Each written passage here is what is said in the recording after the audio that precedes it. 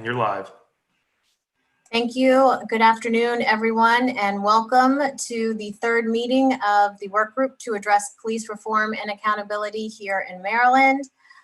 Good afternoon to Madam Speaker who is joining us and to my colleagues.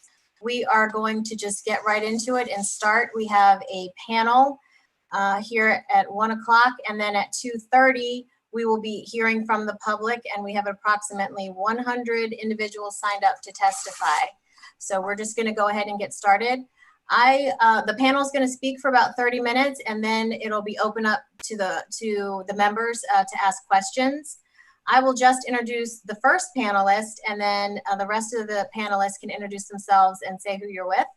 And I'm happy to introduce the first member who is speaking of the panel, President Willie Flowers, who is a Howard County resident. Yay, and is the president of the Maryland State Conference of the NAACP. So thank you for joining us, and thank you to the other panelists as well. And President Flowers, go ahead. Thank you. Good afternoon. Thank you, Madam Chair, Madam Speaker, and members of the committee. My name is Willie Flowers, and I'm the president of the NAACP Maryland State Conference, and we represent 24 branches in the state of Maryland. We have joined this coalition from across the state to highlight needed demands that have been propelled by generations of pitfalls in policing and the ills of systemic and institutional racism. We all have a remarkable opportunity to lead the nation in taking legislative steps to mitigate conflict with police and community on the front end, as opposed to the tradition of justifying misconduct that is often the case on the back end of family and community crisis with policing. What we are saying with our statewide coalition is that we can work as a collective to build a better future for policing in the state of Maryland. In addition, we have the support of 33 delegates and senators. This year alone, we have had the tragedy of citizens dying in police custody in Prince George's and Baltimore County within a 2-week period. At the same time, a grandmother was shoved down and arrested in her front yard in Baltimore County as well. Not to mention the prior shootings occurring gangs and the many lives lost in Baltimore City, including Freddie Gray. For these and many other reasons, we put forth the following demands for consideration. 1, allow investigations into all police misconduct to be disclosed under the Maryland Public Information Act. 2, create statutory limits on the use of police force by law enforcement. 3, repeal the Law Enforcement Officers' Bill of Rights. 4, give the people of Baltimore the ability to govern the City of Baltimore Police Department. And 5, take law enforcement out of the schools.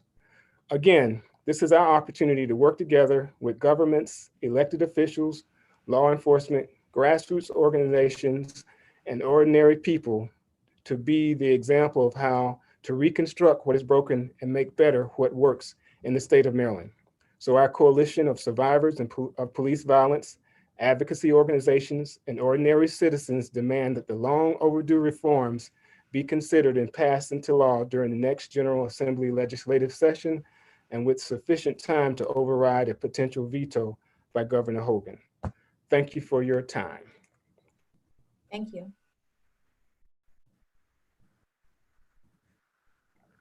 And the next, I think, Matt, is Ms. Roth, who needs to be unmuted.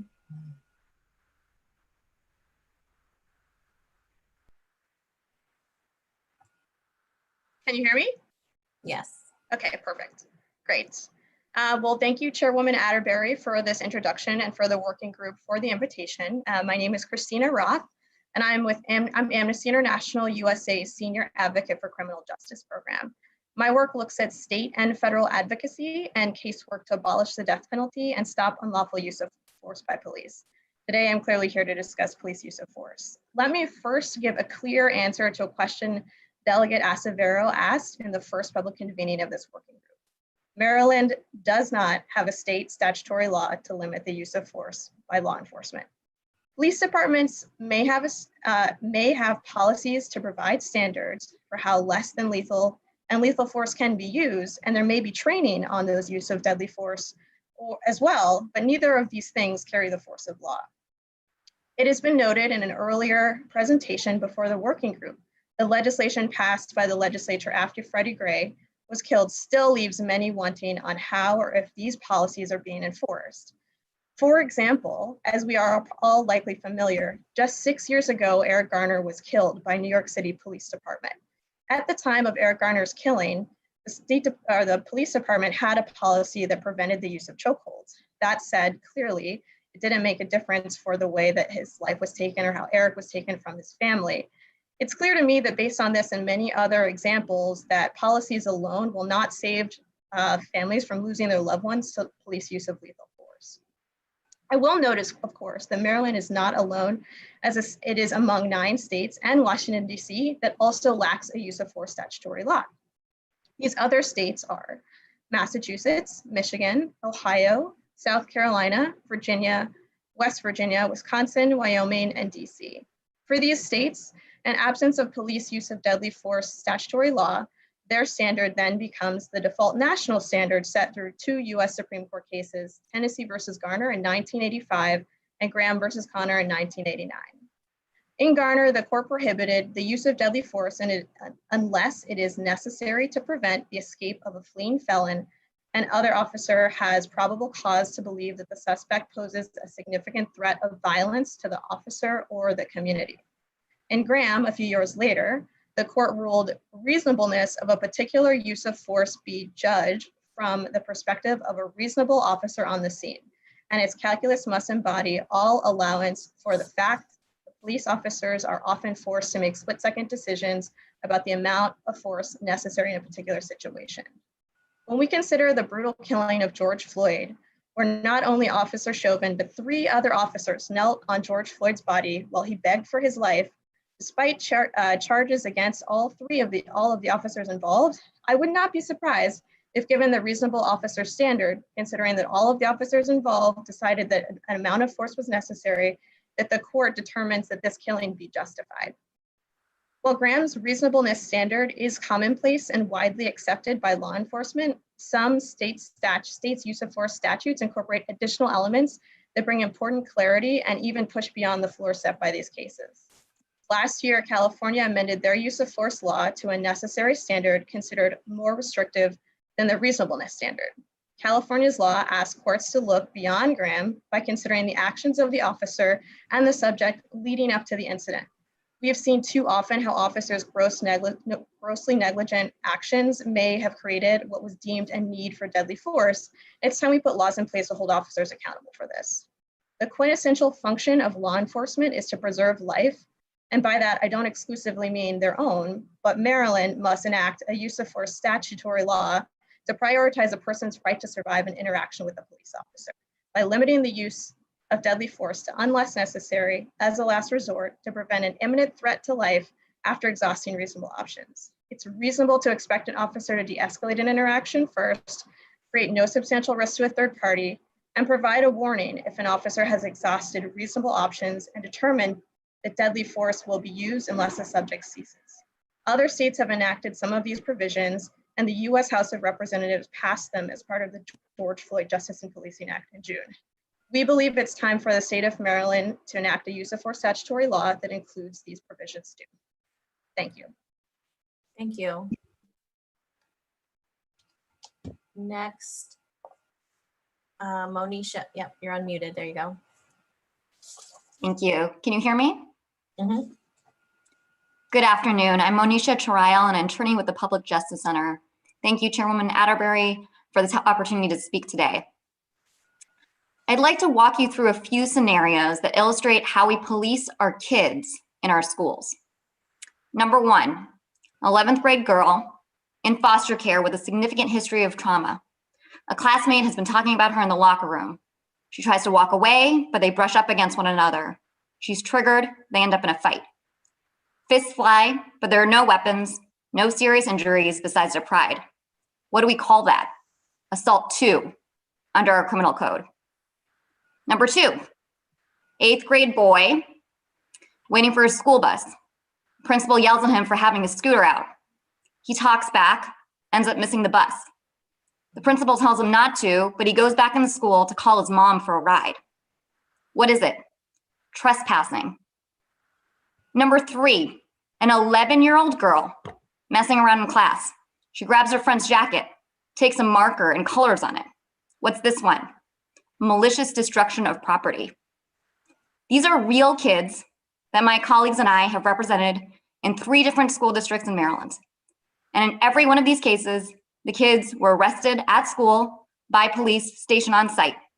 In 2 of the 3, officers exerted force, taking the children to the ground, pressing a knee into their backs, causing them to cry and yell out in pain. Not only are these stories true, they are common. There were over 3,100 arrests of students in our schools last year. 70% were for fights not involving weapons and for offenses like disruption, trespass, small-time theft, and the like. Most of the remainder are for drug possession, like marijuana in a backpack. 56% of students who are arrested are Black, even though they're only about a third of our student population. A child in a school with a police officer is 5 times as likely to be arrested for disorderly conduct and twice as likely to be arrested for a fist fight. We are arresting kids for being kids in the very setting where they're supposed to learn how to grow into successful adults. And we're doing it because the cops we assign to our schools are, by definition, responsible for enforcing the law. When they see horseplay in the hallway or one student ride off with another's bike, they don't necessarily see children who need to be taught, children whose brains are still figuring out impulse control or who don't yet have the tools to constructively resolve a conflict. They see a person committing willful disturbance of school activities, a crime, or a robbery, even if the person is 15, even if the person is 8. And the impact on the children themselves is devastating. Research has shown that even one adverse encounter with a cop is likely to traumatize a child and derail his education for years to come. When we consider these impacts, it begs the question, why do we have police in schools at all? We say it's for safety, a response to Columbine and the shootings that have followed. But there is no real evidence that the presence of officers decreases school violence. One analysis by a professor from the University of Maryland concluded that for no crime was an increase in the presence of school police significantly related to decreased crime rates. And that has been the finding in study after study after study. Some have actually found a correlation between increased police presence in schools and student misbehavior. If we really want to keep schools safe and prevent students, particularly students of color, from experiencing fear and trauma in their classrooms and cafeterias and playgrounds, we need officers out and social workers, school psychologists, counselors, restorative approaches practitioners, and community school coordinators in. Research has shown that when you build positive relationships among students and between children and adults in schools, you make it easier to resolve conflict peacefully. When you provide students who have suffered adverse childhood experiences with mental health care, you bring them out of fight or flight mode so they don't lash out when provoked. When you make schools welcoming, students and staff alike invest in one another and feel safer. We need legislation to achieve this shift. Instead of telling schools to invite in the police, as the law currently does, we need them to hire student support and mental health professionals. We need to reinvest the $10 million per year that we currently spend on school police under the, quote, Safe to Learn Act towards student mental health, wraparound services, and restorative approaches. And we need to do that this year to respond to the legitimate fear that many Black children feel when they encounter an officer in school after seeing the endless footage of police killing people who look like them. And in recognition that in the age of COVID, so many more kids have suffered trauma and need our help. We hope you'll join us in supporting this effort so that schools can truly be safe spaces for all children to learn. Thank you. Thank you. Next is Mr. Roca. And as soon as you're on, there you go.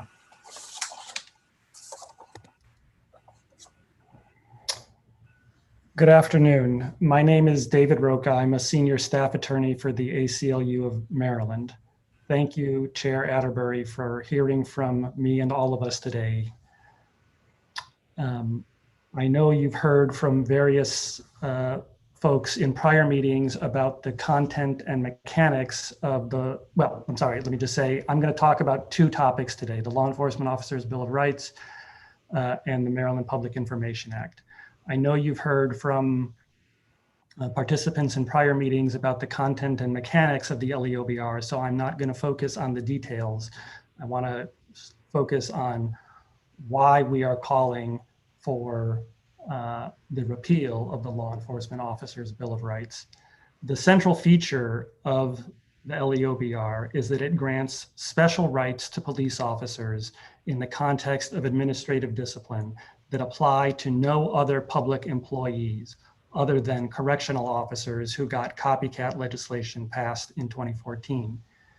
The central feature of those special rights is that officers cannot be disciplined unless they are convicted in a mini trial generally judged by other officers. That is simply no way to run an agency, and it is certainly not required by any of the constitutional protections of due process, which all public employees, whether a law enforcement officer or not, are entitled to. And in the context of today's hearing, it's critical to recognize that the only agencies in which employees have these special rights are those that have the most far-reaching and disproportionate contact with Black and Latino, Latina Marylanders, the police, and the correctional systems. I also want to be clear that repealing the LEOBR will not by itself solve all of our problems with policing or even police accountability. That's because LEOBR's worst provisions are mirrored both in local ordinances or in collective bargaining agreements. But unless and until we repeal the straitjacket that is the LEOBR, we cannot even begin to address these problems on a local level. And unless and until we repeal the LEOBR, we cannot even begin to create alternate methods of police accountability that allow for greater civilian control. Some of the questions that we have heard raised include the following. Does the LEOBR need to be replaced with something else? The short answer to that question is no. The LEOBR is a regressive law that never should have been enacted. Most states, the vast majority of states in the United States, do not have such a law, and the sky has obviously not fallen in those places. Would repealing the LEOBR mean that police officers would have no due process rights when it comes to discipline? The answer, again, is clearly no. They will have the same constitutional and statutory rights that other state and local government employees have. The constitutional minimum or the constitutional right is set by the Supreme Court's decision in Cleveland Board of Education versus Loudermill in 1985 and subsequent cases.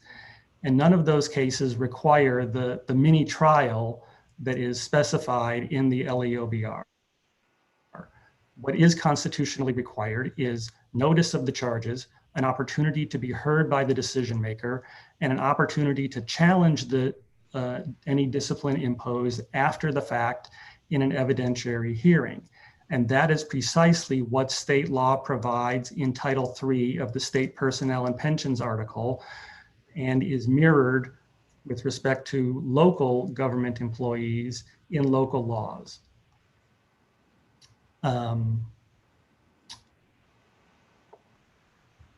Is the LEOBR necessary to ensure accurate investigations or prevent abuse? Here again, I think the answer is clearly no.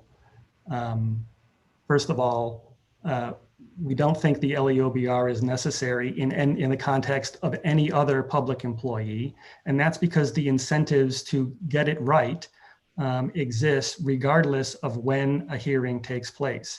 And there's something simply absurd about saying that we don't trust police to investigate police when we trust them to investigate and charge all of us. At the last workgroup meeting, I think Delegate Anderson asked whether repealing the LEOBR, how that would affect current police union contracts. And the short answer is that it wouldn't, The contract would remain in force for as long as the contract is in force. The LEOBR is a state law that limits police chiefs' ability to discipline officers, and that limits limits the type of disciplinary process that police agencies can set up. If the LEOBR is repealed, those limits would be lifted, so chiefs and jurisdictions would have more flexibility both in negotiating contracts and in administering discipline. I want to close the LEOBR part by saying that bills of rights are rights given to people to protect against government abuse. The LEOBR is a bill of rights intended to protect government actors against accountability to the people that they are supposed to serve. It has turned the idea of a bill of rights on its head, and it is long since past time for it to be repealed. And I'm going to close by talking about the need to repeal the Public Information Act. The lack of transparency over how police discipline or how police agencies hold officers accountable is a real and critical problem. As you know, Maryland is in the minority of states that prohibits police departments from disclosing disciplinary records.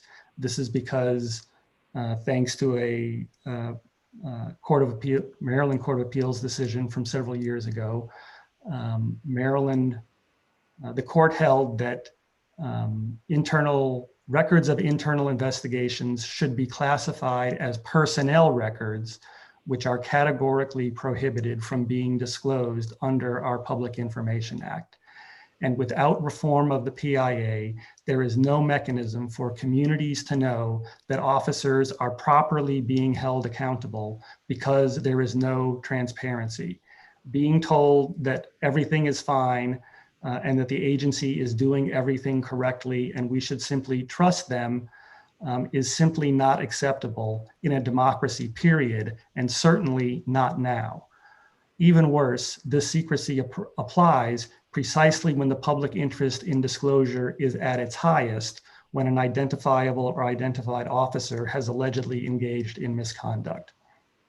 And it's critical to recognize also that the interest in disclosure is not limited to an individual complainant, but is held by the public at large, particularly through the press. Making internal affairs records or classifying internal affairs records as investigatory records rather than personnel would mean that those records are subject to the same rules about disclosure as every police record about each of us. It would not mandate disclosure, it would simply allow it. It would allow for redactions, but it would require police agencies to offer a justification for redactions subject to judicial review. In closing, I want to thank you for hearing from me and from the others on the panel. We strongly urge the work group to recommend a full repeal of the LEOBR and comprehensive reform to the MPIA that allows for full transparency over disciplinary records. Thank you. Thank you. And Mr. Love? All right, good afternoon, committee and fellow panelists and general public. Davon Love, Director of Public Policy, Leaders of a Beautiful Struggle. So the panelists have said a lot of, what I think is important to say. Where the way I want to tie it all together is to really talk about the frame in which we believe legislators should be using to interpret and navigate many of the proposals that are going to come before you. I think too often in the public mainstream, a lot of the conversation around police accountability is in this framework of community police relations. And I urge the legislature to change that frame to emphasize the importance of community oversight and control. What I mean by that is, to the extent to which reform is understood to be substantive should be to the extent that the community has more control and oversight over law enforcement. Other legislative efforts I would classify as, in many respects, legislative empty calories. When we look at the 2016 legislation that passed, I think part of the problem that myself and other advocates have had with it is that it uses this frame of community police relations and not this frame of what gives the community more power and oversight over law enforcement.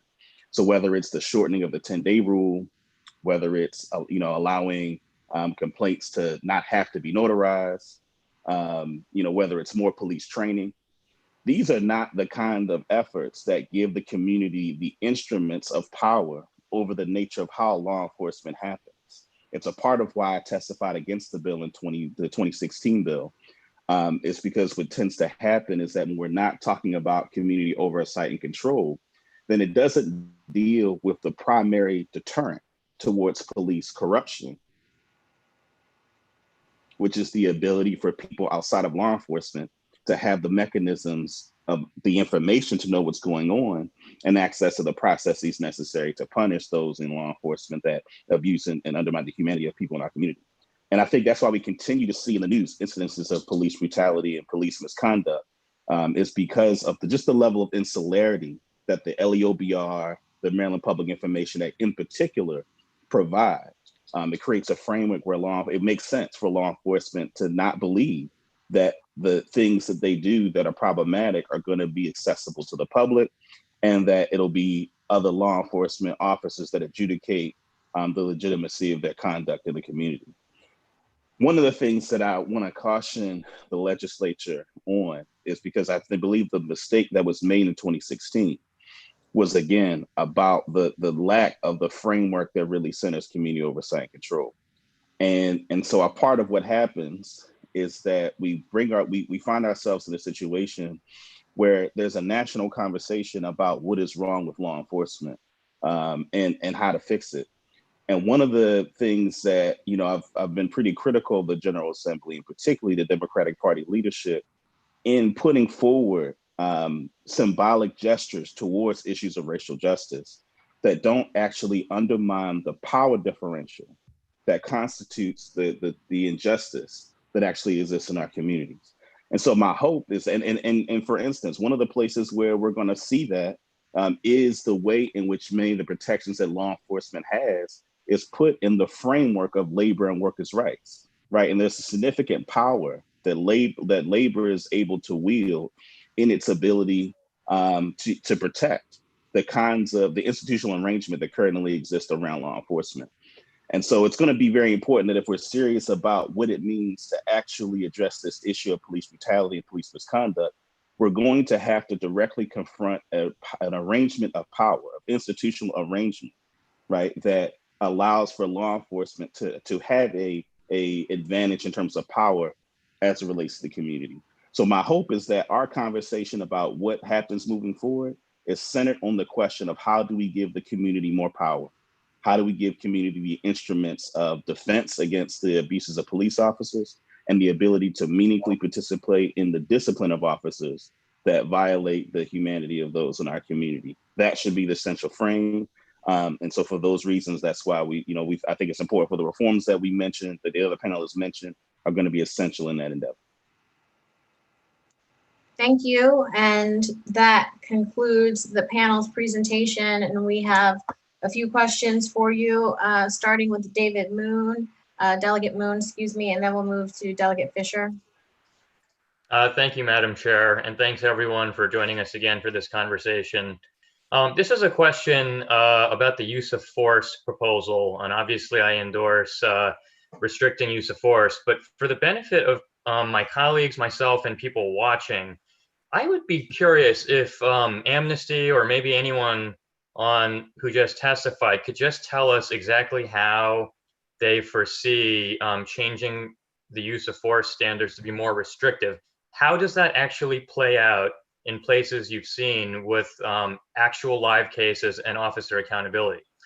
And by that, I mean, all right, so we have a new standard. We're making it less likely that you're gonna see an officer shoot.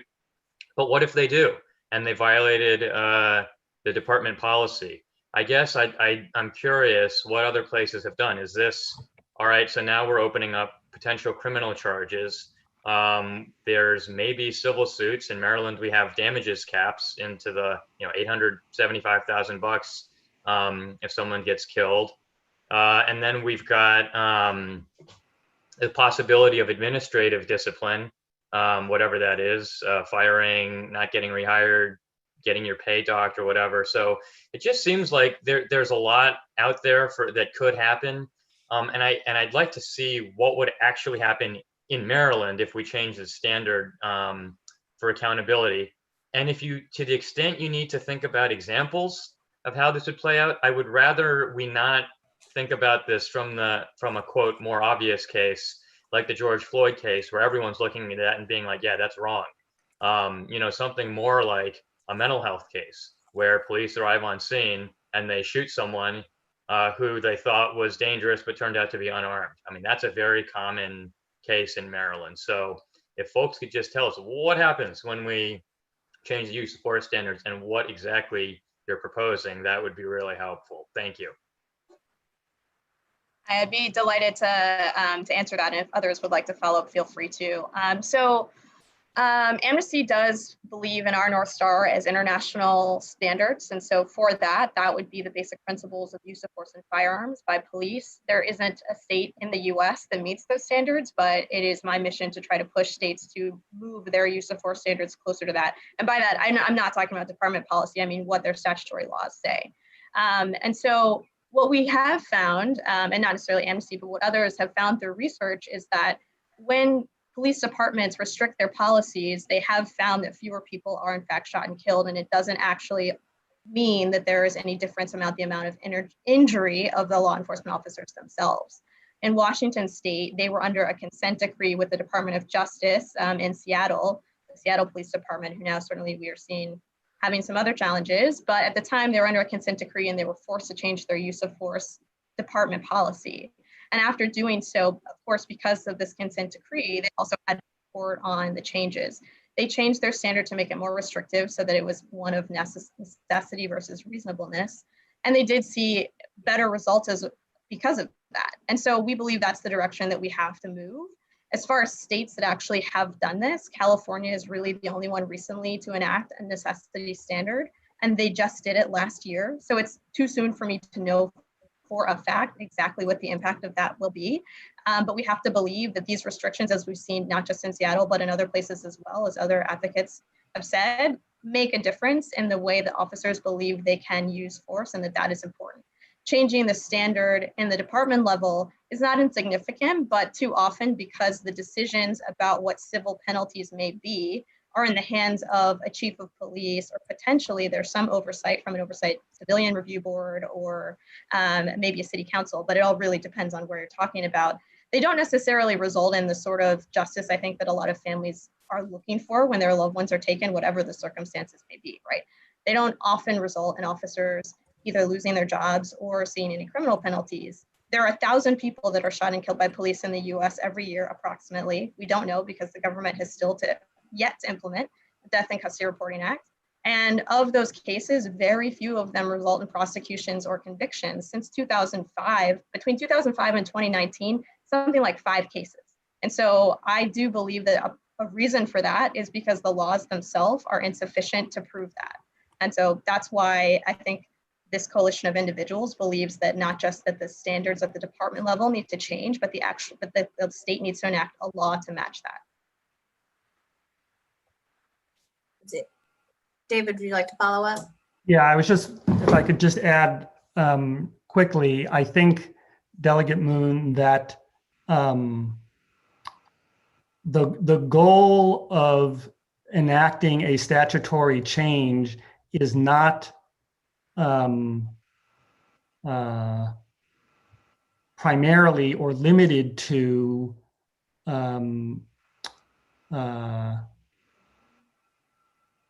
punishing an officer. The primary goal is to change officer behavior. And I think the need for a statutory change is rooted in the reality that absent a change like that, the behavior is not likely to change.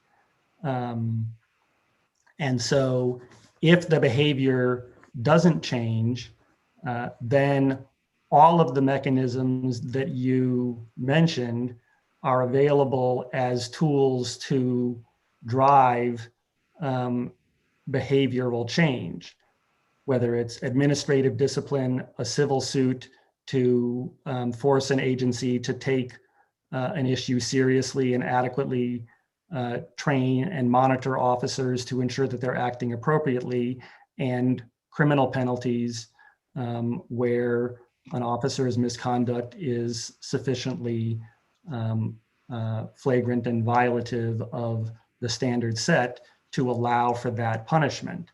And in practical terms, I think one important thing about changing the standard to necessity is that it broadens the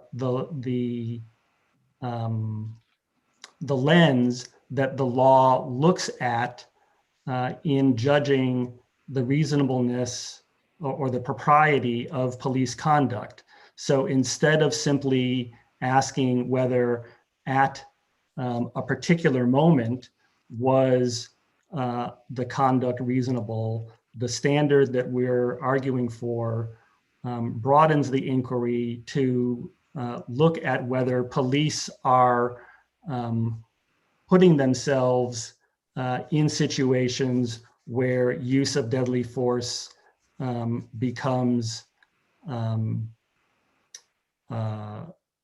either permissible or even inevitable, and aimed at ensuring that that doesn't happen in the first place. I'd like to add to that I think policy is important and training is extremely important. David Roker can testify to the fact that in 1999, when Martin O'Malley was elected in Baltimore City, he put forth a very aggressive policing strategy that escalated not just arrests, but these other challenges that we have with trust and a lack of trust between the police and the community. And none of that was done with community input. It was just a political decision to basically make a military force in Baltimore City. Arrests went up, and the city of Baltimore is still recovering, and there's no trust between the police and the community. So this whole thing about who sets the tone, if it's the political leadership that's going to set the tone, then you're going to get these negative situations with policing. But if the community comes together, then we have opportunity to frame it so that human services is a concern, mental health is a concern, and significant case management can be a concern when we're making police stops. And because it should never be the case that someone should be killed for something as simple as a police stop on the side of the road. So I think that training is important. I do think that the mindset of the leadership, police, and the city governments is also important. Thank you. The next question is Delegate Fisher, and then we'll move to Delegate Rosenberg. Thank you, Madam Chair, and thank you to our panelists. I feel like I have so many questions, but I'm gonna just narrow it down to two. My first one is something, and I apologize to my work group members who sit on judiciary with me, because I know they've heard me say this like 50,000 times, but I have a real issue in our state with inconsistency amongst police departments and the variation that you get county to county. And as state lawmakers in this work group, at least for me, I think one of the goals is to create accountability that's consistent throughout the state of Maryland. Could any of you delve into some ideas or some resources for us to implement systematic accountability amongst departments, regardless of who the chief of police is and regardless of who said county executive is for that county? So that's my first question. My part two question is expanding a little bit on a different angle on use of force. There have been ideas of, should we have a different type of criminal code? For example, in my county, Mr. Green was shot and killed by a police officer from Prince George's County handcuffed in the passenger seat of the vehicle. So if you're a prosecutor, is that a regular murder as if I killed someone, or should police officers have a different murder standard as they have public trust and when they're committing that crime? So those are my two questions. I know that's a lot and I appreciate it. Thank you. Well, I think it's impossible to have a standard for everyone in the state of Maryland. We have the same challenge with police, not just police, but we have it with school districts. It's just a very challenged situation. Right now, the state conference of the NAACP, so that it's, in the open here, we have a challenge with the discussion about SROs in schools, because we have so many different relationships in these 24 branches with police and the school districts. So I don't even know if it's possible, but what is possible is for us all to work to have the attitude that we have to do the community organizing at the grassroots to get everybody to pay attention to the disparity in the social determinants of health that create these challenges that happen in all communities. Anyone else like to chime in on that? Yeah, I'll try to answer a little bit. I hear the question and the concern, and I think if the legislature wanted to go further than simply repealing the LEOBR and limit local jurisdictions' ability to to replicate the provisions of the LEOBR, either in local law or in collective bargaining agreements, the legislature certainly has the power to do that. I think the difficulty in specifying particular disciplinary mechanisms is that we have police departments that are very different in size, and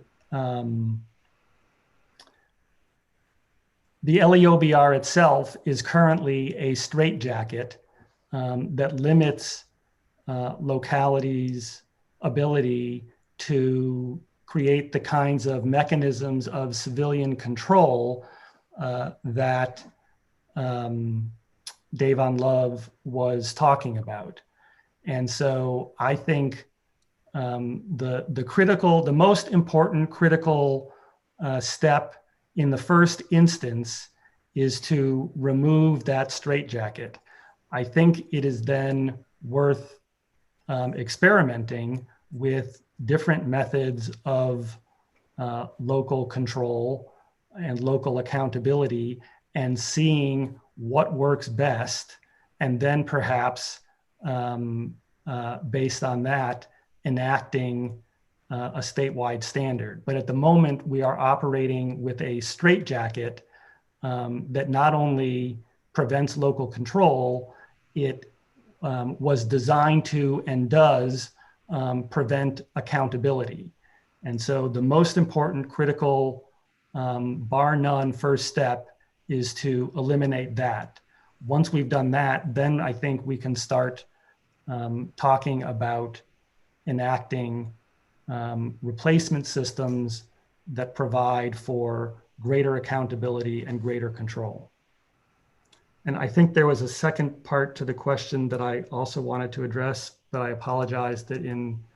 It's okay. It was just seeing y'all's opinion on the criminal aspect of acts that police take. You know, I've had police departments tell me, well, that wasn't an action of police, that was an action of a criminal. And they agreed with that. Okay, so then should that person face the same day in court that I do? But you had public trust when you committed that murder. So is that the same?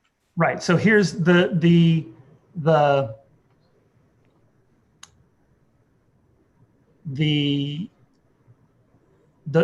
difficulty with police is that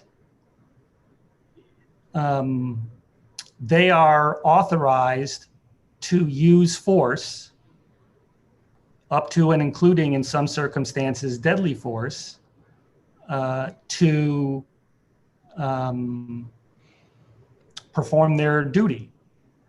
And so any law governing police use of force has to grapple with that inherent tension. And so as long as we have police or anyone, I mean, that right is not, there are circumstances in which you or I are also authorized to use force. It's not in the performance of any official duty, but in self-defense, et cetera.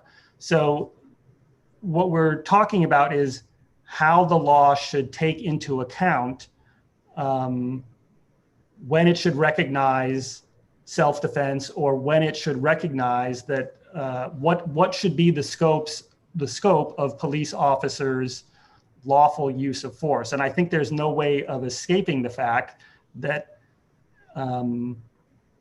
if we're going to have police officers who are empowered to coercively enforce the law, that's what police do, then there is going to be some scope of force, and we have to decide how we're going to cabin it. I think, yeah, Ms. Roth wanted to answer as well. Thanks. I agree with a lot of what David said, but I think, to the point that's being made, certainly there are state actors who have the ability to use deadly force. That also includes corrections officers, I imagine, in the state of Maryland. I know it does in other places. And I think it's reasonable to assume that we have laws that then provide for everyone the same standard for how that force can be limited, right? I don't think it should be a different right if you're talking about Charles County or Montgomery County or other counties in Maryland. Why would that doesn't make any sense, right? And at the very least, there needs to be a standardization of police departmental policy. But I think absent of a law for the state of Maryland, you are going to find yourself bereft of accountability. And the hope behind the law, in addition to a policy or instead of a policy, is that serves as a deterrent for force being used to a particular degree anyway. As I mentioned before, the use of force by police laws across the country, not only are they insufficient for international standards, they're insufficient. Some of them don't meet constitutional standards, and they're very different all across the country. So that in and of itself is a problem that the US has, despite the problem that we were talking about today in Maryland. And I think that it is incredibly important there be a standardization of that, and that the necessary standard is something that is feasible. And while officers have pushed against that, it's clear that other states have enacted it. So I find that argument to be a little bit lacking. So I would just say that, of course, use of force is an important aspect towards accountability, but there are other things as well. And because in Maryland, you also do have a law enforcement bill of rights that does stand in the way of some of these changes that have been pushed for in the state prior. So there's no silver bullet to the answer of accountability. It's an amalgamation of reforms that the state will need to consider. But I do think certainly that you would be lacking if you didn't address policing in schools and the use of force standard for the state. Next, we're going to move on to Delegate Rosenberg and then Delegate Schlega. Thank you, Madam Chair. Mine is a request to committee staff. That is, when we consider the issue of police in the schools, that we become aware of what does Kerwin require in terms of social services. It's my best understanding or recollection that Kerwin would require that in certain schools that there be social work staff, broadly speaking. So I think we should know what that would be, as well as the general public, as we look at the issue of if we are going to say there shall not be police in the schools. Thank you. Thank you. Delegate Schlega. Hopefully we can hear you when you unmute.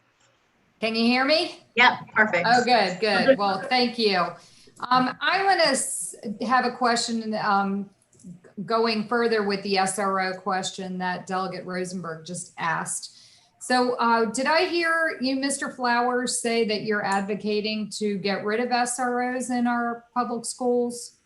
The demands for am I on? Hi, The demands for the coalition are to remove SROs from the public schools. yes. Except I'm in the midst of a hearing that I really should be listening. Okay. We still have Sandy on the line. Well, I would say, Mr. Flowers, that I haven't been in the legislature that long, I think 10 years, but long enough to remember when we had a horrific shooting in one of our schools in St. Mary's County, and the school resource officer saved countless lives by being there.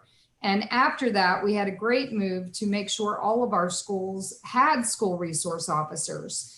And so I think we agree that community policing is something where the community gets to know the police and, you know, has a better relationship with law enforcement is great. And that's the focus of most of our SRO programs. I know in Harford County, we made a financial decision to put an SRO in all of our middle and high schools because people who live there wanted that.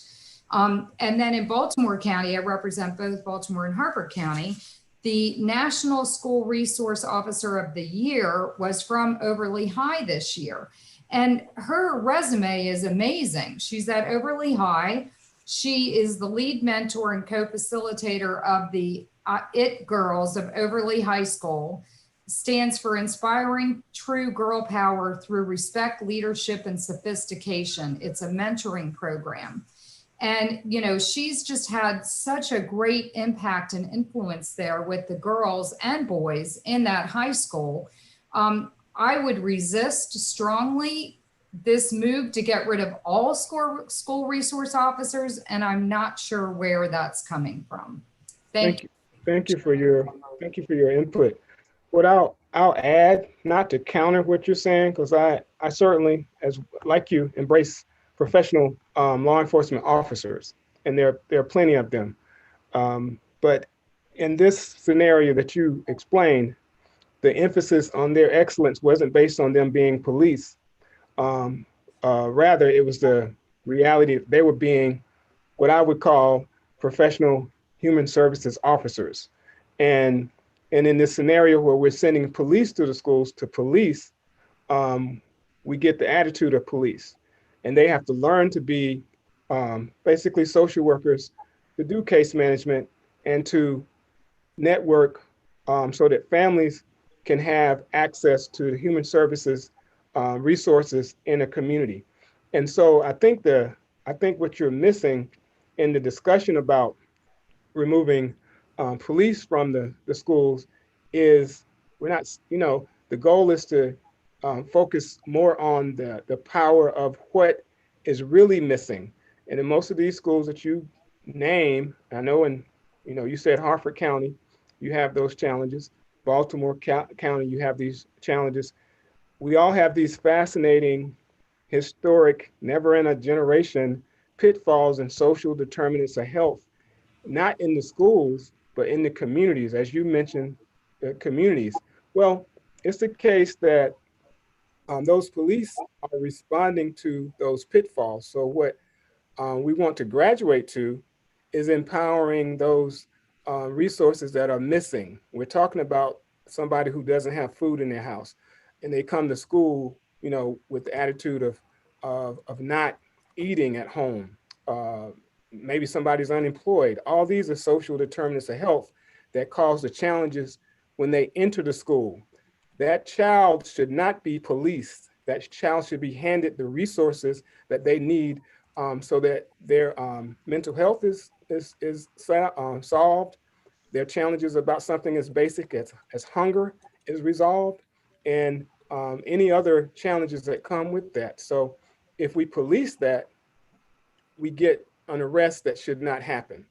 Well, with all due respect, Mr. Flowers, I think you started out by saying attitudes of policing.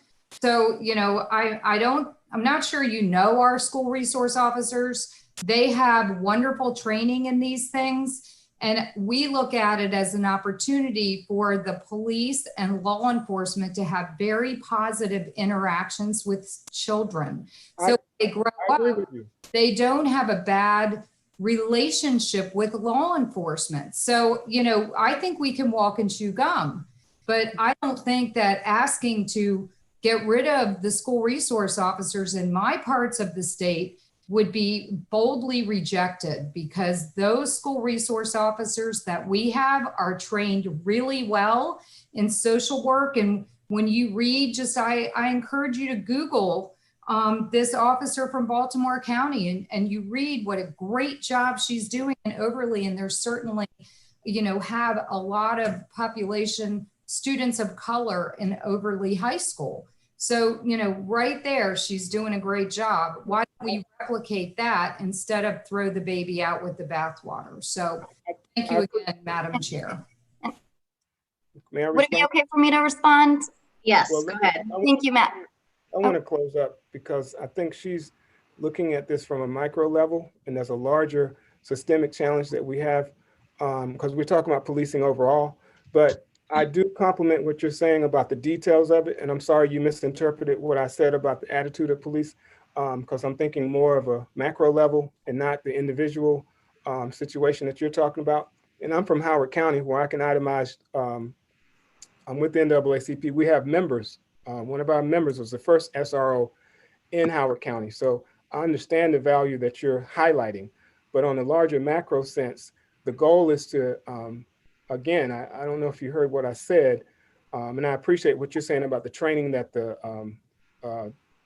SROs in Harford County or Baltimore County have, but we wouldn't be having this conversation if we didn't highlight this demand. And instead of, I guess, only hearing the removal, please understand that we have a police structure in the state of Maryland that has gone unchecked. And until we work together to get them to focus on this, the greater significance of human services design, we won't have these types of conversations. So we've accomplished something here, and I thank you for highlighting that, because it's very important to hear both sides. Thank you. I think Monisha wants to respond. Thank you, Madam Chair, and thank you, Delegate Jalika, for your question. You had a lot there, and I want to be able to respond to it. It may be true with respect to the question of school police acting as social workers or counselors. It certainly may be true that some try to play that role, but the reality is that they don't have the years of education and expertise on mental health and child development that these professionals do and have to have in order to be certified. A one-week course just isn't going to make a cop into a mental health practitioner. So if we want, I don't think they have a one-week course. I think you're making some assumptions that don't match up with the facts. And I'm sorry, but if you want a 24-year-old social worker right out of college and you're going to match their talents with an SRO that's been doing it for 20 years, you're making some very broad sweeping comments that I don't think are true. Okay, well, I'm certainly happy to follow up with more facts for the work group, but I think it's fair to say, I think it's probably not a controversial statement that people who are professional social workers and counselors have a set of skills that cops are not trained to have. And if we want folks to have those services, we want them to have mentors, we should hook them up with educators and coaches and counselors who can play that role, not folks who have the responsibility and authority to arrest kids if they screw up. So that's one point. And I do also want to— I think I would disagree with you. So you said we agree on that. We don't all agree on that. So I think police officers, SROs, do have special training, and there is a lot of value in the SRO program building relationships with law enforcement and children. And they do a good job at that. And all of our public schools have guidance counselors, and they have other counselors in schools, so we can do both. I reject your notion, so I would say we don't have broad agreement on that. Okay, well, I do want to also, I appreciate your response. I do, again, want to share for purposes of the committee, since you did raise the question about school shootings. I appreciate that question, because certainly the concern about school shootings is what's prompted a lot of the expansion of police in schools here in Maryland and nationwide. We've steadily and exponentially grown as a result of that. But folks have studied this.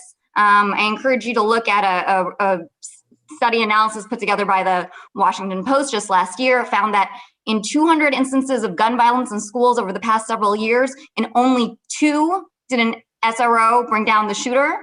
And many of those episodes occurred in schools with police. The Parkland shooting is a perfect example. There was a police officer in that school and he was completely unable to stop that shooter. And as for Great Mills, we really don't know, right? The student who brought the gun to school killed himself. We don't know, whether he would have done that himself, regardless of whether an officer was there. So the bottom line is, school shootings are horrific. I'm a parent too. I've got my daughter in school, and it's absolutely horrifying to think about the prospect of children being in danger in that way. Fortunately, it remains true that this kind of incident is incredibly rare. It's an incredibly remote risk. There is no clear evidence demonstrating that police actually reduce school shootings or any other type of school violence. So even though we put officers in schools to respond to those remote risks around active shooters, what we see happen is that instead they end up arresting and criminalizing students, oftentimes students of color, for everyday misbehavior that is developmentally predictable. So we put them in because we're concerned about school shooting, but that's not where they have the impact. They have the impact on the minor behaviors and getting kids caught up in the system when they don't need to. I guess you could say that unless it was your child that wasn't shot at Great Mills because that police officer was there. So, parents have different concerns, and I just don't want us to make blanket statements about schools everywhere across the state looking the same and having the same needs. Okay, I think Delegate Acevero has a question. Right. Thank you, Madam Chair, and thank you to the presenters. I have just one question to come back to the issue of police in schools, because I think it's important for us to frame this. When we talk about school resource officers, we're talking about police in schools. My question is to Mr. Rocha and Ms. Sherry Yield. Are you both familiar with the U.S. Department of Education Civil Rights Data Collection, CRDC? You do, all right. And are you also familiar that they put out a report in essence about police interactions with students, and they give a demographic breakdown from age, race, gender, etc., correct? All right, and time and again, that data that is put out by the U.S. Department of Education continues to show that students of color not only tend to go to schools where there is a high presence of law enforcement or police officers, but that when police are present in schools, that Black, Latinx, and LGBTQ+ students and students with disabilities have a higher, in essence, chance of not just being arrested, but their education disrupted. We talk about the school to prison pipeline, et cetera. There is data that continues to show that again and again, right? Can you talk to me about a little bit more so that I think, so that folks can understand, because I think it's our responsibility to wrestle with data and to then craft public policy, right? Not on any particular feelings, but on what the data shows. And when we see data that shows that police presence in schools continue to disproportionately impact students of color, students with disabilities, and LGBTQ+ students, right? Can you, in essence, speak to why it is and the role that, we talk about guidance counselors, but social workers as well as counselors can play to handle some of these situations within schools, to mitigate some of these circumstances, rather than us having police presence in our schools. And to Mr. Rocha, just really quickly, I know ACLU put out a report titled No Cops But Counselors, or something to that effect.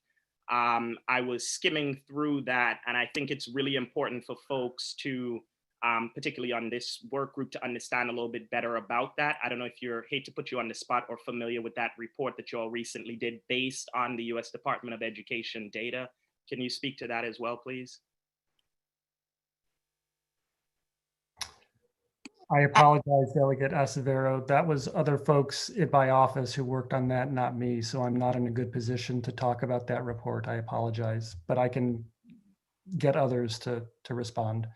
Is it possible for you to make that report available to the work group? Because I really think it's important to the discussion that we're talking about here about police and their presence in schools and what it means for Black, Brown, LGBTQ, and students with disabilities, because that's what we're talking about. The data continues to show that there is a problem there, right? And as public policy makers, it is our responsibility to wrestle with that data and then to pursue the policies that would mitigate that, right?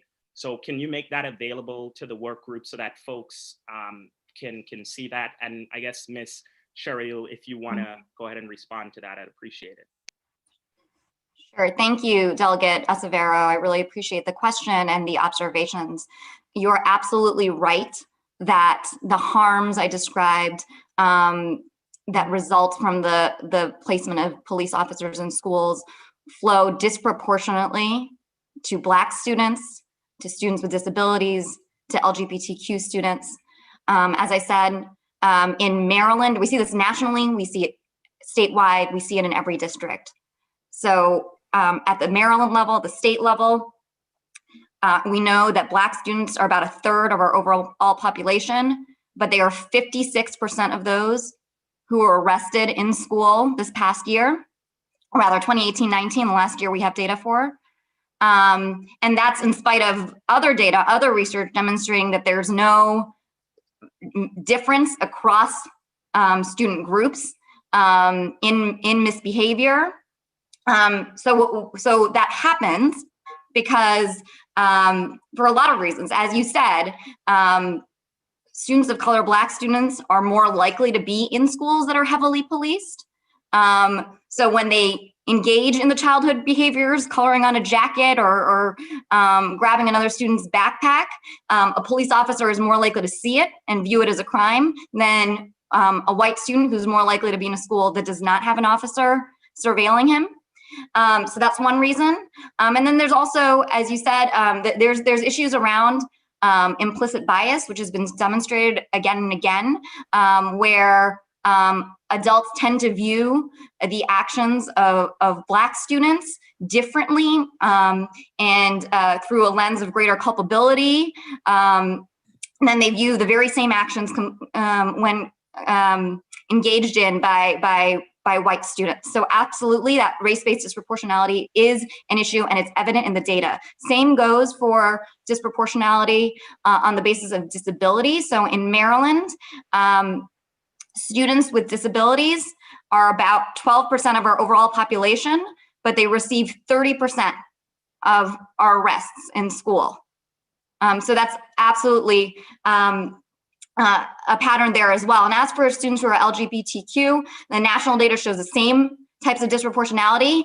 Our arrest data in Maryland doesn't necessarily collect that particular measure, but absolutely the national data gives us reason to be concerned about disproportionality confronting that group. So absolutely, what it comes down to is that some kids get to be kids, get to screw up, get to be taught to do it better.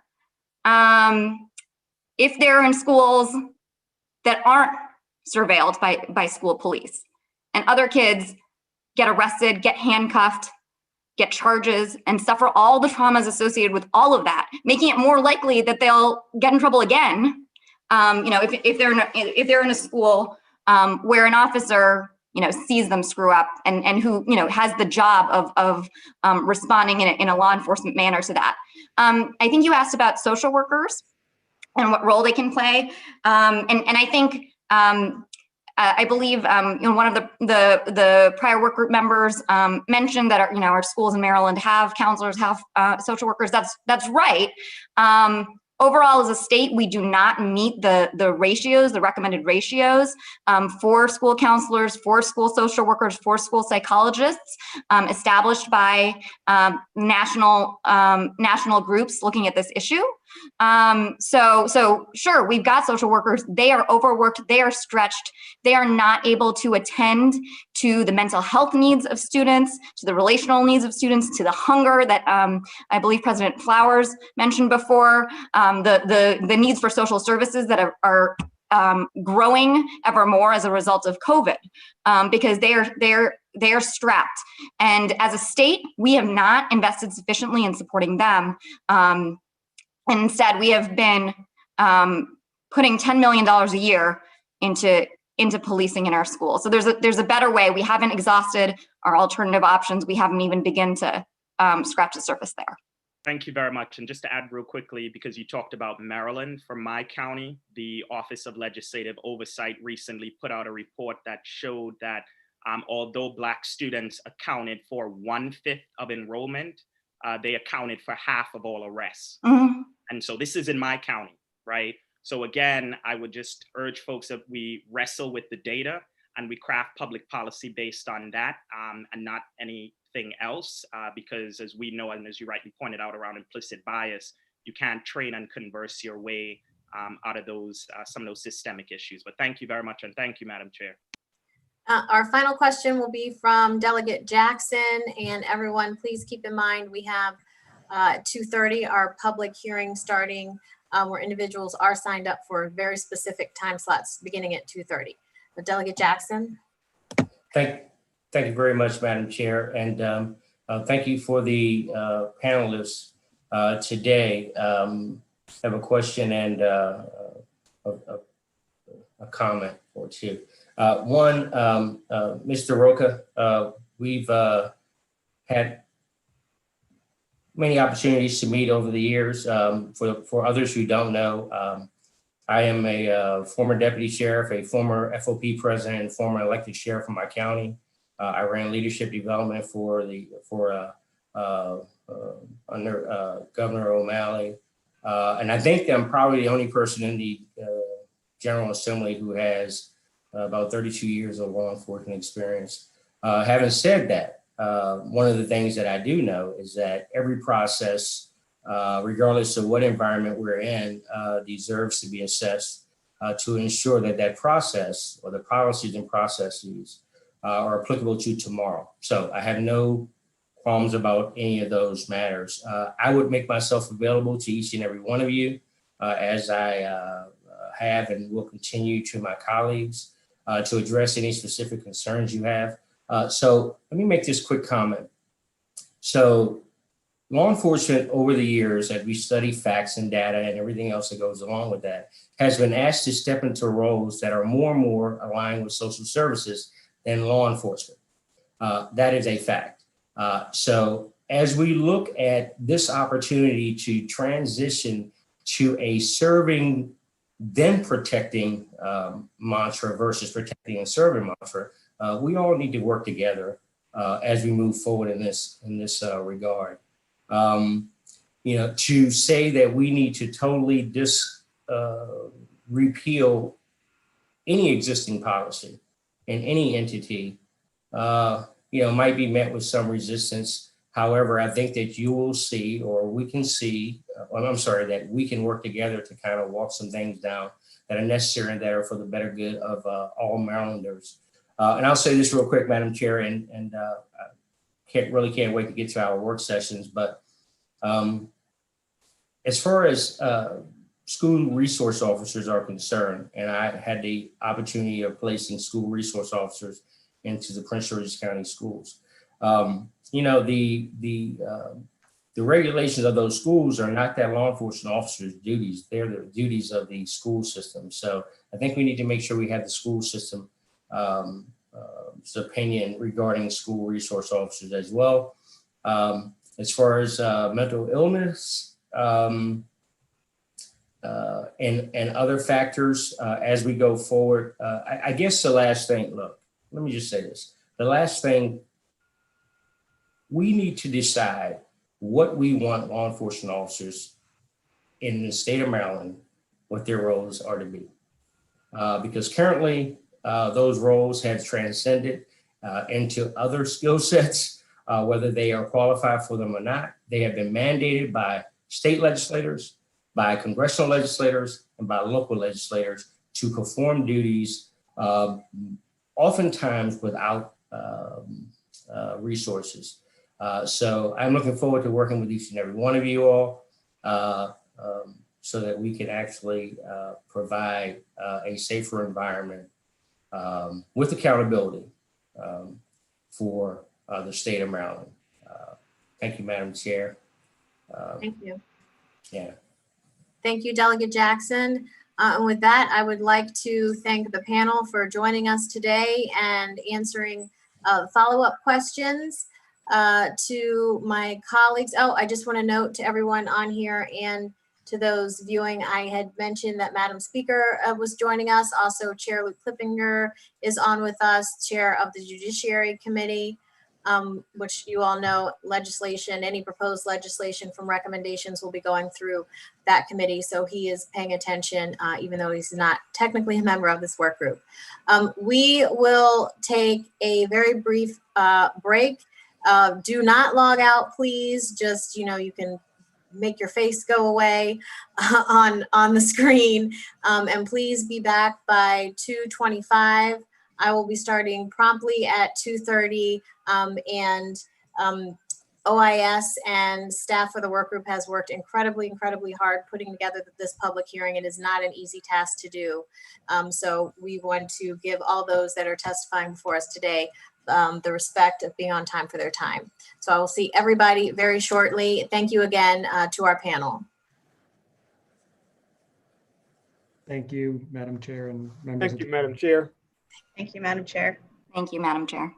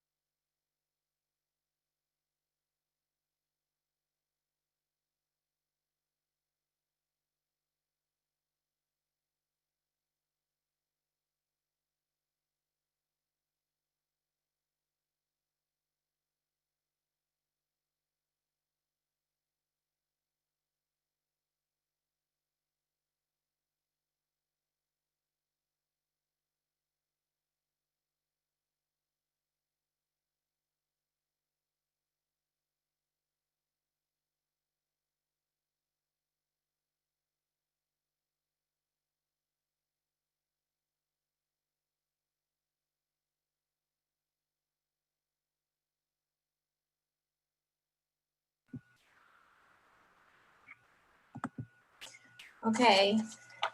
Hello, everyone. We are back, and we are now going to begin the Police Reform and Accountability Work Group's public hearing. We have approximately 100 individuals that have signed up to testify. I would ask all those individuals who are testifying to please use your name or the number that you use to register. Otherwise, we won't be able to recognize you and we won't be able to let you in the Zoom to participate and to testify. I would like to thank our staff who worked really hard to put this together, Claire, Matt, and Ken, and I would like to thank OIS. This is a very big undertaking to do this virtually, so thank you very much. We also have some video testimonies that we will be hearing as well.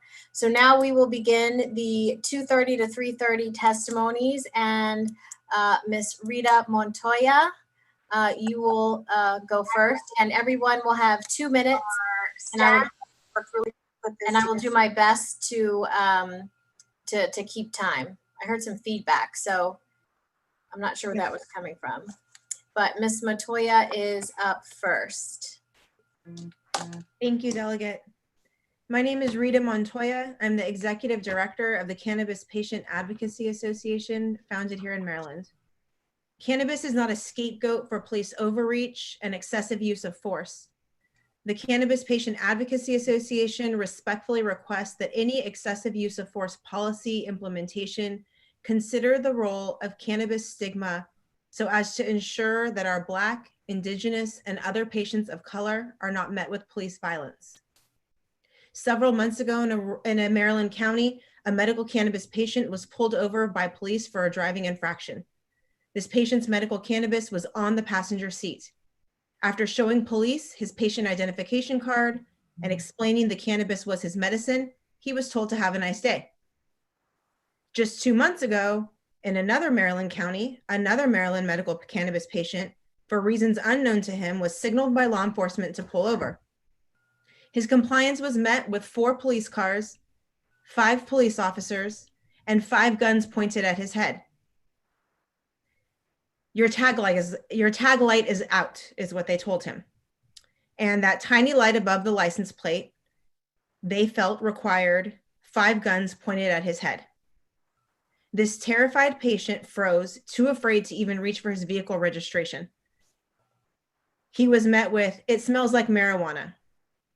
That observation was factually impossible for the situation that was occurring.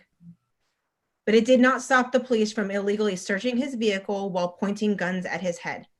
And when they did, they found his medical cannabis, and he showed them his medical cannabis patient identification card, as patients are instructed and advocates are instructed, will be what saves them from police entanglement such as this. But that is not what happened.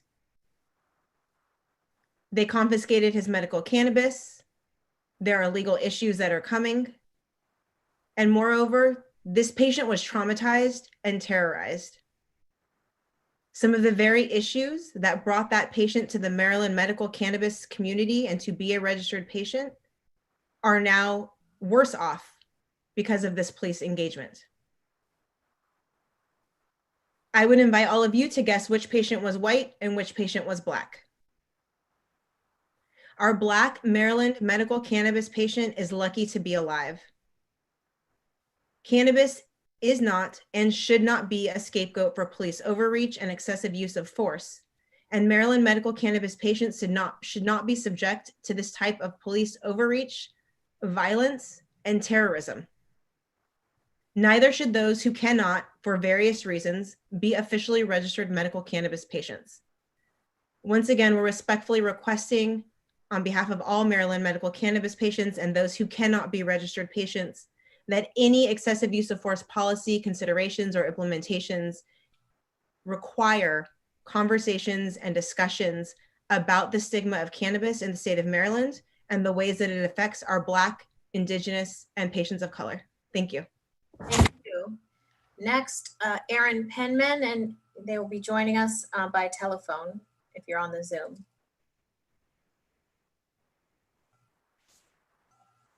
Aaron, are you there? Yes, can you hear me now? Yes, there you I'm go. sorry. Good afternoon. My name is Aaron Penman, President of the Harford County Deputy Sheriff's Union. On behalf of the entire Harford County Deputy Sheriff's Union, I thank you for the opportunity to discuss these topics that may be used to influence legislation in the near future, which will greatly impact law enforcement and the communities across our great state. For the sake of brevity, I will discuss each question and my concerns. Investigations of police misconduct. In Harford County, like most law enforcement agencies, all misconduct investigations are investigated by the Office of Professional Standards, our IA division, in concert with the Office of the State's Attorney's Office. The union would have no problem if a separate, independent organization were to conduct a parallel investigation. With that said, the independent organization should have law enforcement experience to understand the requirements and demands of the profession. A comparison can be made from the review panels of doctors and lawyers, which are made up of members of that profession. Investigations under Maryland Law Enforcement Bill of Rights. I believe there is a misconception that the LEOBR protects law enforcement in criminal cases. LEOBR only relates to administrative agency issues and is technically more restrictive than the rights that defendants are afforded during a criminal investigation. In a criminal case, cop or no cop, you never have to participate or incriminate yourself during a hearing. In the LEOBR, you must give an interview in 5 days. But again, LEOBR only applies to internal police violations. If a police officer is charged with a crime, LEOBR has no considerations. Body-worn cameras. I fully support the use of body-worn cameras. Cameras are a great help during administrative agency issues and criminal issues involving law enforcement. I only hope the state finds funds available to assist with the purchase of body cameras and the storage space needed. Uniform statewide use of force and arrest policy for police officers. This could be the most impactful and deadly proposition. Every situation is different and requires different considerations of escalation or de-escalation of force. Law enforcement trains continuously to become proficient.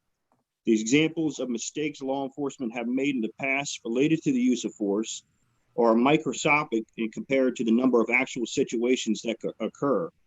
I should note that mistakes are made in every profession that also have catastrophic or deadly consequences. If you mandate these split-second decisions or limit the resources available, I promise you it will result in law enforcement or community members being hurt or killed. Again, I thank you all for the opportunity to address these important topics and welcome any further discussions in the future. Thank you. Thank you. Next, Ms. Linda Watts.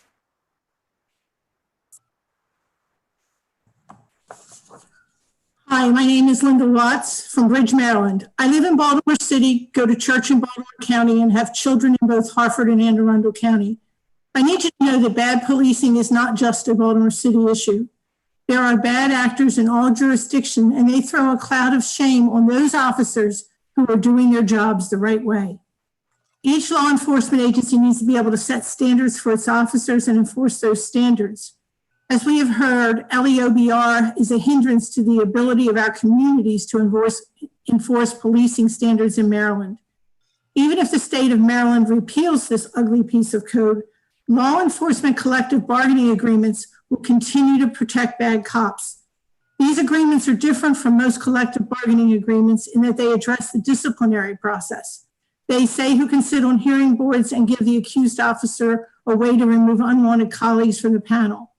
I want to make clear, I'm not anti-union. I believe police have the right to negotiate salary, time off, overtime. This is a system designed to provide absolute protection to bad cops. Most of these contracts allow for expungement for unfounded cases after 3 years. So I'm a bad cop, I have a use of force incident. Because the hearing panel is stacked in my favor and are inclined to give me the benefit of the doubt, they rule it unfounded. I lay low for 3 years and then there's another incident and I'm up before a hearing board. The prior event is no longer on my record, so the hearing board does not know about the prior incident and decides that the evidence is marginal and they give me another pass. I could be on the force for 20 years and have 6 incidents and never be punished.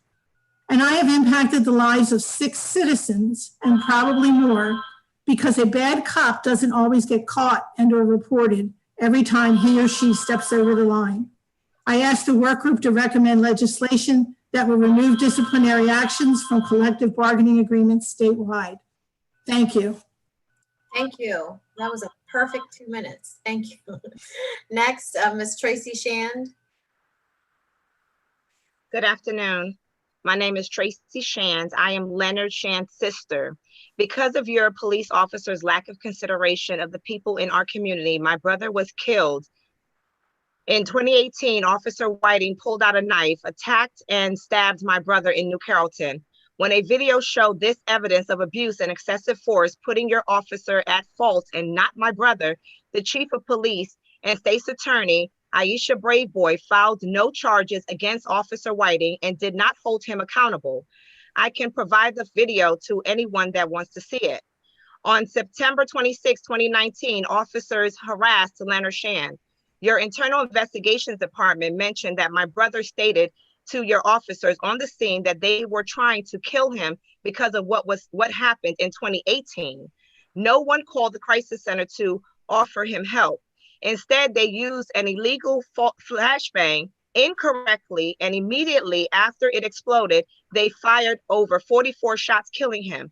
Chief Ahmad Awad reinstated those officers with no accountability.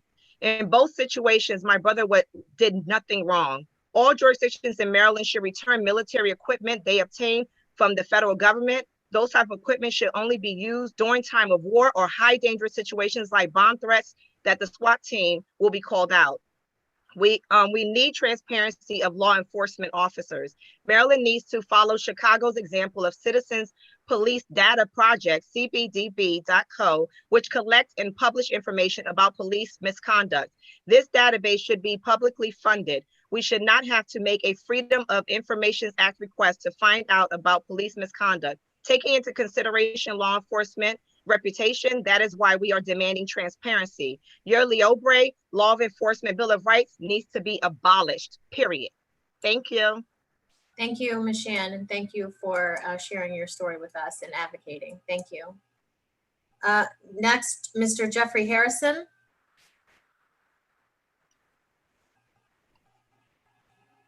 Hello, am I unmuted? Yes. Thank you, Madam Chair. I'm Jeffrey Harrison from Greenbelt. I'm here in favor of police reform and for the transformation of public safety departments. Please make transformative changes now. People tell me that there is no state-sponsored death penalty in Maryland. That is not true. In Maryland, law enforcement officers decide on the death penalty.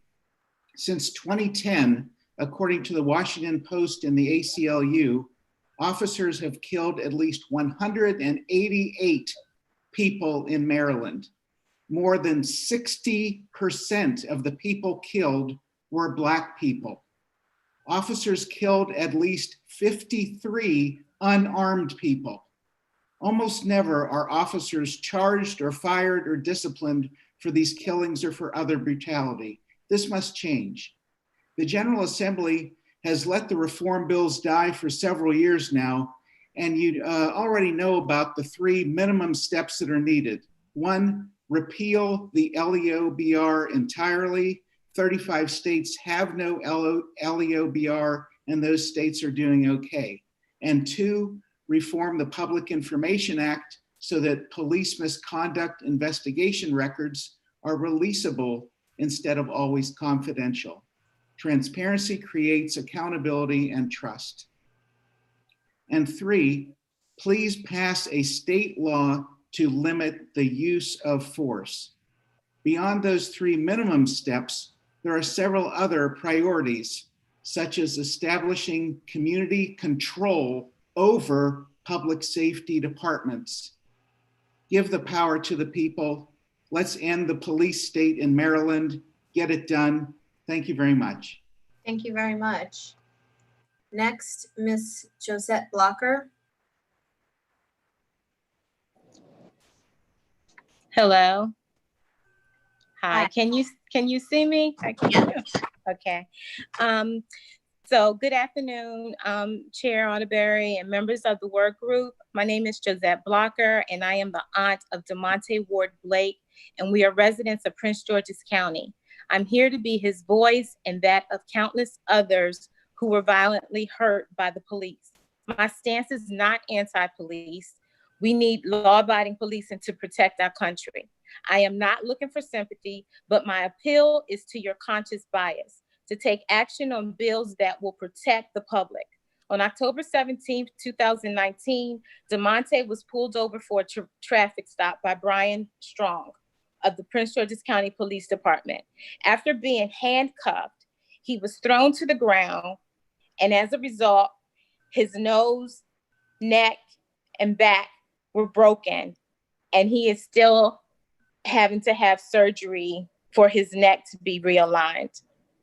The narrative only depicts DeMonte being hostile. It places no accountability on the actions of the police officer, nor is there any transparency of an investigation with any consequences for the role the officer played.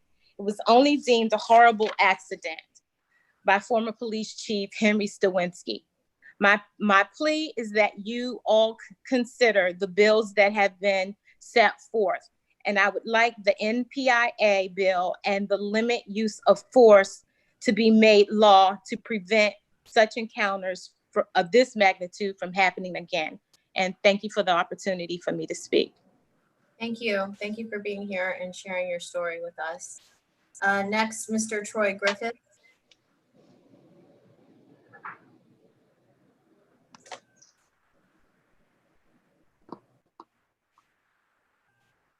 Mr. Griffith, are you there? Yeah, can y'all hear me clearly? Yes, I can see you and hear you. Am I supposed to go or am I waiting on? No, you can go ahead, please. All right, cool. So do I just go ahead? Yes, just to tell us what you would like to share. All right, my understanding is about Maryland police work reform. Just typed up some stuff. I'll start off by saying thank you all for having this conversation. I totally appreciate it. As I begin, there's another significant origin of American policing that we cannot forget, and that is slave patrols. Though law enforcement looks very different today, the profession developed from practices implemented in the colonies, unquote. I pulled that quote directly from Law Enforcement Museum website, lawenforcementmuseum.org. The article is titled Slave Patrol, an Early Form of American Policing by Chelsea Hansen, written on July 10th, 2019. You see, it's very important that we speak of the origins of policing. The police are living up to their origin. There's a lot of talk about train the police, train the police. The police have been training since 1701 to, quote, provide a form of organized terror to deter, unquote, Black people. And that is another quote from the aforementioned article. The only thing I did was take away slaves and added Black people. So if you're talking about police reform, you have to talk about dismantling white supremacy. According to the Baltimore Sun, former Prince George's County Police Chief Hank Stawinski had to resign due to, quote unquote, systems of discrimination, unquote. This talk of reform, whatever the outcome, Maryland legislatures should do everything within their power to ensure its Black citizens that they will not be the next decedent of state-sanctioned terror. The outcome of quote-unquote police reform should entirely be focused on avoiding another Ayanna Stanley Jones, who was 7 years old when she was killed by the police, Natasha McKenna, Tarika Wilson, and more importantly, Breonna Taylor's killers have not been arrested. Thank you. Thank you. Next, we will move on to Ms. Greta Willis. Hi, good afternoon. Dear Chairman, Vice Chair, and members of the work group. My name is Greta Willis, mother of Kevin L. Cooper. I am also a volunteer with Moms Demand Action for Gun Sense in America and the co-founder of the Kevin L. Cooper Foundation, created in my son's name. Let me explain to you why I'm here today. On Saturday, August 12th of 2006, my 14-year-old son was shot and killed by an inexperienced Baltimore City police officer with 1 year on the force. My son was experiencing a mental health crisis. I called the police seeking help for Kevin. Instead of receiving help, Kevin, while holding a plastic dustpan, was maced and shot in my home in front of me as I was holding my 10-month-old granddaughter. 2 officers initially responded, but 1 officer left stating the call was abated, meaning it was over. The other officer stayed and antagonized Kevin, then shot and killed him, think. If the other officer was in danger, why did his partner leave a rookie still on the scene alone? He became the judge, the jury, and executioner of Kevin's life. There were no criminal charges placed against the officer. During a hearing, my family was offered $10,000 to settle the case. We refused. There is no police accountability in Baltimore City Police Department even now. If the department would have investigated our case a little further, instead of covering up and declaring on the same day of the shooting that it was a justifiable homicide, please explain to me, how can you justify a homicide that just had occurred at 9:30 a.m. on the same day it occurred? Impossible. Why?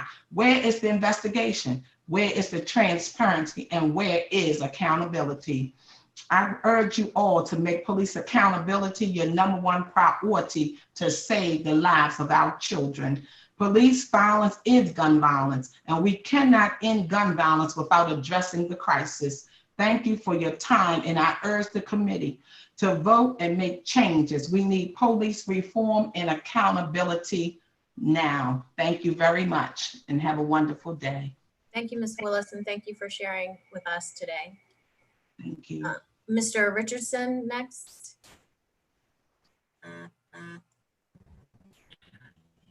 Yes, good afternoon, Chair Arterberry and members of the committee. My name is Brandon Richardson, and I was a resident of Baltimore City. We need to repeal LEOBR completely and make internal affairs records transparent so that what happened to me doesn't happen to anyone else. On Saturday, April 14th, 2018, the Baltimore City Police Department violated my rights. On that day, around 4 p.m., I was pulled over by an unmarked car and immediately accused of being a drug dealer. How much drugs have you sold today was how I was greeted. When I asked the reason for the stop, the officers simply responded with a drug investigation. At this point, I was forced out of my vehicle, searched, and placed in handcuffs. The officers searched the vehicle and found nothing. While handcuffed in the back of the patrol car, the officers would antagonize me further about how I shouldn't be selling drugs in the neighborhood and how they were going to impound my vehicle, although they found nothing in the car.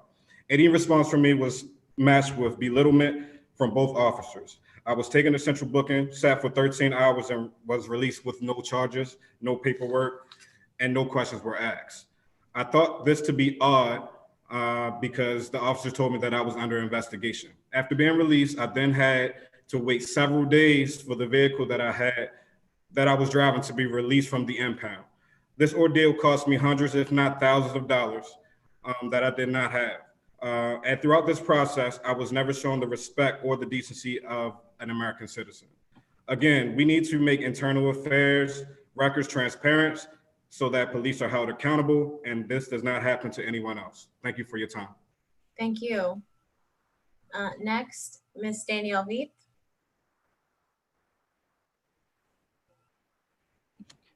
Hi, my name is Danielle Veith. I'm the Maryland chapter leader for Moms Demand Action. I'm here today on behalf of thousands of mothers and others to say, when George Floyd called out for his mother, every mother heard him. We can't end gun violence without police reform.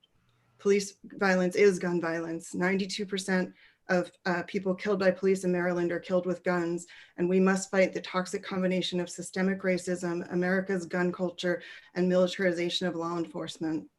Everytown for Gun Safety, the umbrella organization of Moms Demand Action, Students Demand Action, and the Everytown Survivor Network recently released a policy platform for reducing gun violence centered on 5 principles. 1, strong standards barring the unnecessary use of force by police.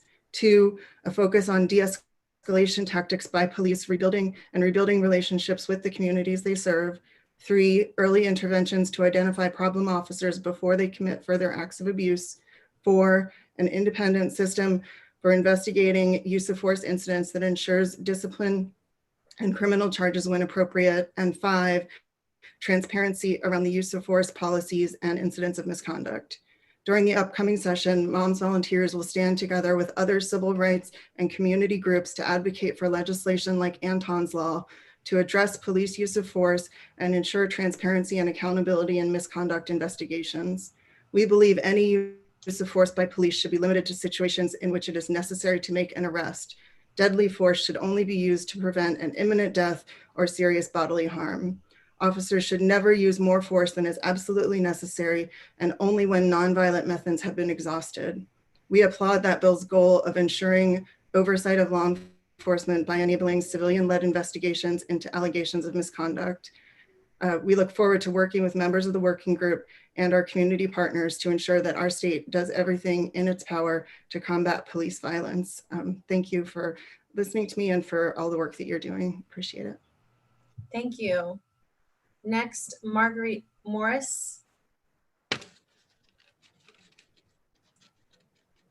Yes, good afternoon. I'm Reverend Marguerite Morris, mother of Catherine Sarah Morris, a beautiful 22-year-old who lost her life May 6, 2012.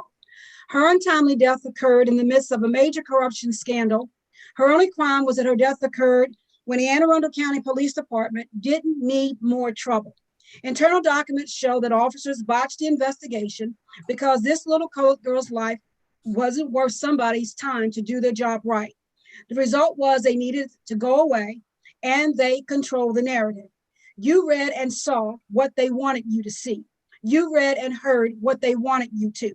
In the last 12 hours of her life, allegedly Kathy was in her car under the purview of 4 separate cameras in a busy parking lot on a Saturday night with up until about 2 a.m. with people moving about until about 2 a.m. The surveillance footage from all 4 cameras went missing at 11 p.m. The first year, the police told me the footage was missing because of compatibility issues. In the second year, police changed the story to the missing footage being because cameras were motion sensitive, therefore implying no motion, no recording in a busy parking lot on a Saturday night. In 2018, Chief Altamari changed the story once again. He stated the video had been deleted, but wait a minute. That deletion happened in 2012. Yet in 2013, they sent this mom with the available footage to the FBI to get the footage that had been deleted to play. Then in 2013 and 2014, they wrote reports citing the false narrative. This false narrative was viewed by the FBI, the state's attorney's office, the office of the chief medical examiner, the NAACP, the governor's office, a homicide panel, Department of Justice. So for 8 years, this mother was dragged around and manipulated because they wanted to control outcomes. They controlled what you saw and what you heard. Internally, did anyone ever answer for this? So in closing, no truth, no peace. In closing, no transparency, no peace. In closing, not striking down the secrecy of Libra will allow them to leave in place this cruel and inhumane treatment of persons, and it has to stop. Thank you very much. Thank you. Thank you for being here today. Ms. LaToya Hawley.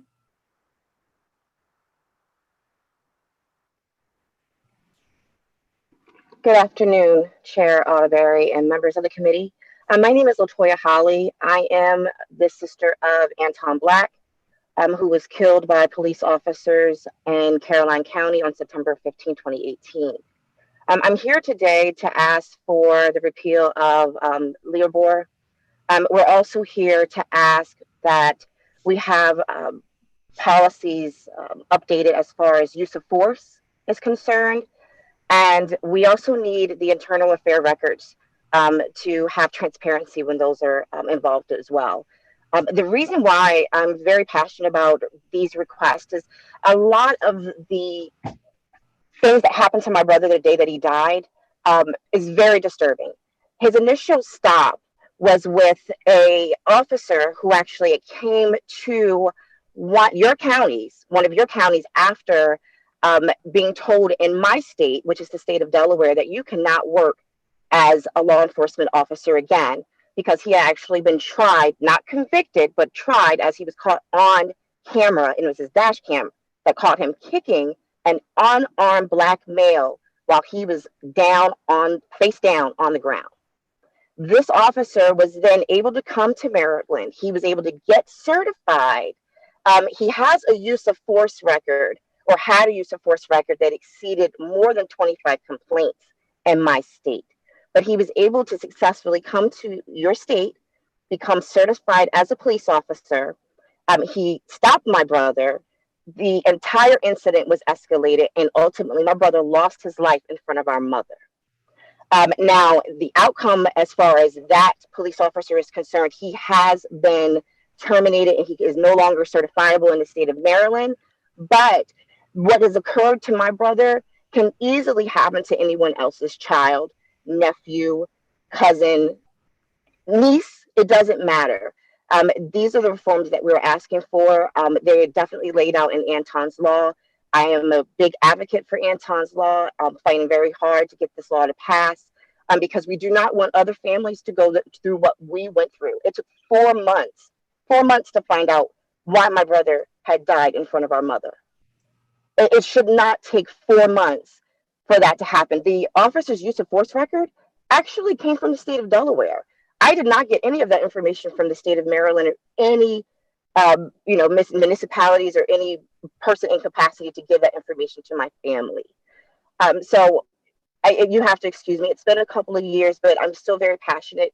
It hurts a lot, the loss that we've experienced. And just to see it continuously happening in different states to other families, it's very disheartening. I'm just hoping that we can go ahead and work together and get these changes taking place so that we can go ahead and help other families and hopefully prevent other tragedies such as what we've gone through today, or excuse me, what we've gone through with Anton. Thank you for allowing me to speak today. Thank you, Ms. Holly, and thank you for continuing to advocate. Next, Ms. Brown, Ms. Dior Brown. Oh, hold on one second, you're muted.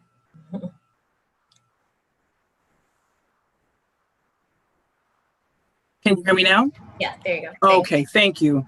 Good afternoon, Chair Alderberry and members of the committee. My name is Dior Ashley Brown, and the incident happened in Montgomery County in downtown Silver Spring. We need to repeal LEOBR completely and make internal affair records transparent so that what happened to me doesn't happen to anyone else. I am a musician. Myself and a friend were on our way home from a music studio in Silver Spring. Around 10:11 p.m. the evening of our incident, I was pulled over for a broken tail light. Fast forward to earlier during the day, I received a warning in PG County from an officer who told me if I was pulled over again to share the document with the officer. I was pulled over again that day for the same reason. Immediately, I shared with the officer the warning and gave him my license and registration, telling him I was aware and sharing the instructions I was given from the previous officer. The officer told me to get out the car. I asked him why. He said he smelled THC in the car and there was no THC. He grabbed my arm when I got off the car and told me to sit on the ground. They searched my vehicle without permission and no warrant. While we were on the ground, the officer harassed us using language treating us like criminals, such as, "I'm sorry, I have to press you out." The officers found nothing to incriminate me. They were unsatisfied. They gave me back my information and asked for my friend's information, who was a passenger, who had every right not to share his information. He was not the driver of the car. He complied and had nothing on him to be incriminated. While they reviewed his information, they played with our time and emotions, asking him to imitate an alcohol test. My friend was in fear of his safety. Though reluctant, he complied. They found an old discrepancy on my friend's record that he fulfilled and took him to jail overnight, releasing him at 12 p.m. in the afternoon the next day. I am deeply traumatized and remember the incident like it was yesterday. I remember the officer's face and eyes knowing that he would have done anything to disrupt the smile that was on my face when he pulled us over. I felt like a pawn. I felt helpless to see my friend in handcuffs for no reason. I have felt a layer of guilt every time I think about the incident because he did nothing, we did nothing to deserve what happened. I never looked at law enforcement the same way again until my rights were violated. And I thought that I could be killed for fighting for my rights, and the night could actually cost me my life. Thank you so much. Thank you. Thank you, Ms. Brown. Next, Ms. Danette Dezern.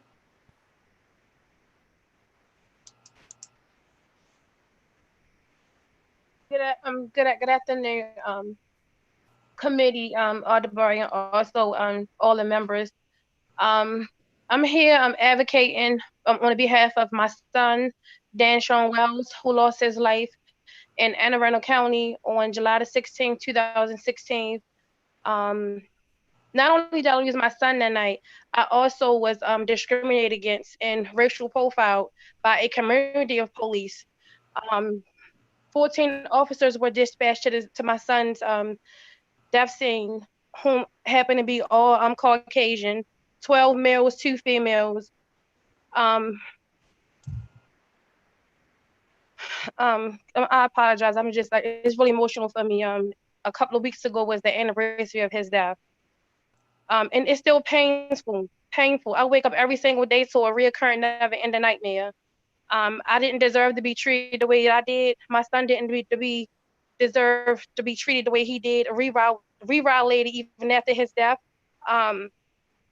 It's so many different variables that had went wrong within my son's investigation. My son, he was only 14 years old, not of legal age to purchase a pack of cigarettes, no alcohol in the state of Maryland. Under no circumstances should have his blood alcohol levels been tested without my permission nor consent, which happened to come back negative for everything, but yet the driver not get a breathalyzer on the scene. 5 days after I lost my son, I went to public record, Maryland Judiciary Court search, and by doing so, I was able to print off 37 pages of this man's criminal and driving record. This man has immunity. He has a license for several states that took the life of my son, but yet on his Maryland license, he has 0 points, still a valid license, still have the freedom to use his vehicle as a weapon to take the life of other people. His license has already been suspended twice in another state due to records of negligent driving. I want to go back to, again, me being discarded on the scene of those last critical seconds of my son's life as a destroyed, discarded mother by, again, a community of police officer. It hurts. It hurt, like it cut extremely deep. It didn't knock my door, it blew my door off the hinges. Under no circumstances, an officer should have been allowed to say what he said to me. It was evident that I was a mom of that child that was on that ground that night.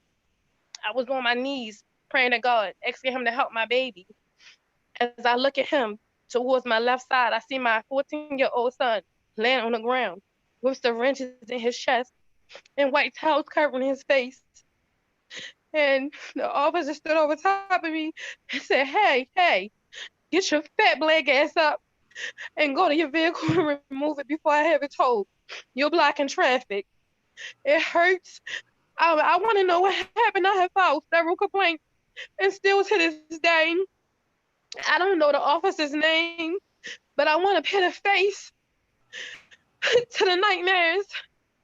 I wish I could unhear what my ears have heard. I'm distraught by this, and for all that my ancestors have endured for centuries to know that racism still exists. Under no circumstances, publicly, nor not even in public, should this officer have had no emotion, compassion, sympathy, empathy, even common courtesy, was taught as a basic child in the household to feel comfortable with saying what he said to me. I mean, had no regard at all for my child, for me. My baby was 14 years old. As his body laid in the middle of the road, I dared him to say what he said to me. I filed complaints and I don't know what happened. And I don't know what to do. I feel like I'm just being discarded because not only did I lose my child, like I'm still in shock to this day. How dare him? I don't have no trust in law enforcement. I'm not racist. I come from a biracial family, but I'm gonna just say this in my opinion, Anne Arundel County is definitely racist. And thank God they're getting rid of the bad apples. I went to Chief Altamari on Millersville and I told him what happened. And this man did not respond back to me, but yet within hours, he sent an internal email within the department telling people to be very cautious of what they say to me because I'm very vocal on behalf of my son. They racist. They racist and it's not right. I'm hurting. I'm still hurting. And I'm forcing myself every single day to be a mother to my surviving children. But I want to know what happened. It's not right. Because of the color of my skin and my child's skin, like something needs to be done. I'm hurting. I'm struggling every day, forcing myself to hold it together for my children. Because I can't do it for myself. I just want to die. because it hurts so bad. I want to know what happened. Why did this officer still have his job and have the right to wrongs amongst the community? Was I the first one that he did that to? How many officers asked me? And nothing has been done. He still got his job. Not only him, the 11 other officers. It's no way. Something needs to be done. I need closure. My children deserve to have a mother. I'm grieving. I want to know what happened. I should have not been treated that way. Mr. Zard, thank you. Thank you. I know that was very hard. So thank you very much for coming and sharing your story with the work group. Thank you very much. Next, Miss Nikki Green.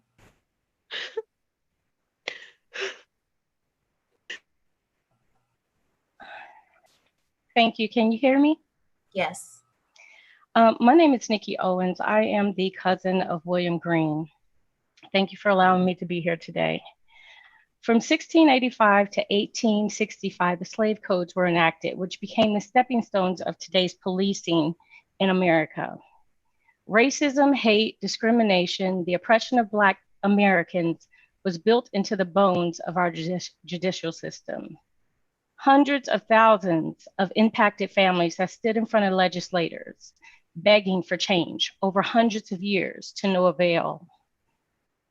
Since 1685, hundreds of millions of Black Americans have been brutalized and murdered under the US policing policies with no justification and no justice. All of these families today were asked to attend this session to speak again about the pain and destruction of their family unit due to police brutality to yet another group of legislators. This is a bigger problem than policing. The fact that there are elected officials with the power to stop the brutality and murder of innocent Americans by tax-paid officers, yet you choose to have panel discussions to consider it, shows again the lack of importance of people of color to our elected officials. This shows you feel a sense of security in allowing rogue law enforcement to brutalize innocent Americans simply because of the color of their skin. You choose to be part of the problem, although you were elected to be part of the solution. On January 27, 2020, William Howard Green was shot 6 times, handcuffed in the front seat of a police cruiser driven by Officer Michael Owen, murdered. And you could have saved his life. Thank you for giving me 120 seconds of your day to tell you the story of William Green. Thank you, Ms. Green. Next, Colin Byrd. Mr. Byrd? Yes, can you hear me? Yes. First of all, thank you, Madam Chair and honorable members of the work group. In the interest of time, I will present at a 10,000-foot level my recommendations, which are threefold: accountability, transparency, and urgency. Number one, support the complete repeal of the Maryland Law Enforcement Officers' Bill of Rights, or LEOBR. Anything short of completely repealing LEOBR will, in my view, be insufficient. As a Black mayor, I believe humbly that this law's biggest fundamental issue is that it greatly inhibits government's ability to discipline and/or terminate officers if and when they use excessive force, violate civil and constitutional rights, engage in other forms of misconduct. Due process for officers can exist outside of LEOBR, as it does in the majority of states that do not have an LEOBR. It is also worth noting that Minnesota, the home of George Floyd, and Kentucky, the home of Breonna Taylor, are among the minority of states with an LEOBR. Number two, support amending the Maryland Public Information Act so that police disciplinary records and complaints are made available to the public. In the name of public safety, we uniquely authorize police officers to put people in handcuffs, in jail, or in a body bag. But over and over, we have seen so-called bad apples repeatedly abuse this authority, with those abuses increasing in severity and lethality over the course of their careers to the effect of public endangerment. And so, like New York just did, we must allow the public to know which officers are prone to abusing their power and what is and what is not being done about such abuses. Number three, I respectfully urge this group to promptly support a special session of the General Assembly. If the will is there, this group can produce preliminary recommendations within the month even if final recommendations must wait until later. I believe that for many Black Marylanders in particular, this is an urgent matter of life and death, and we must, in the home of Frederick Douglass and Harriet Tubman, urgently respond to the largest protest movement in American history. The phrase Black Lives Matter denotes the present tense, which means Black lives don't just matter in 4 months, Black lives matter right now.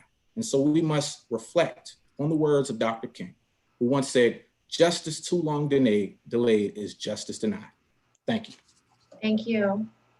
Miss Marion Gray Hopkins.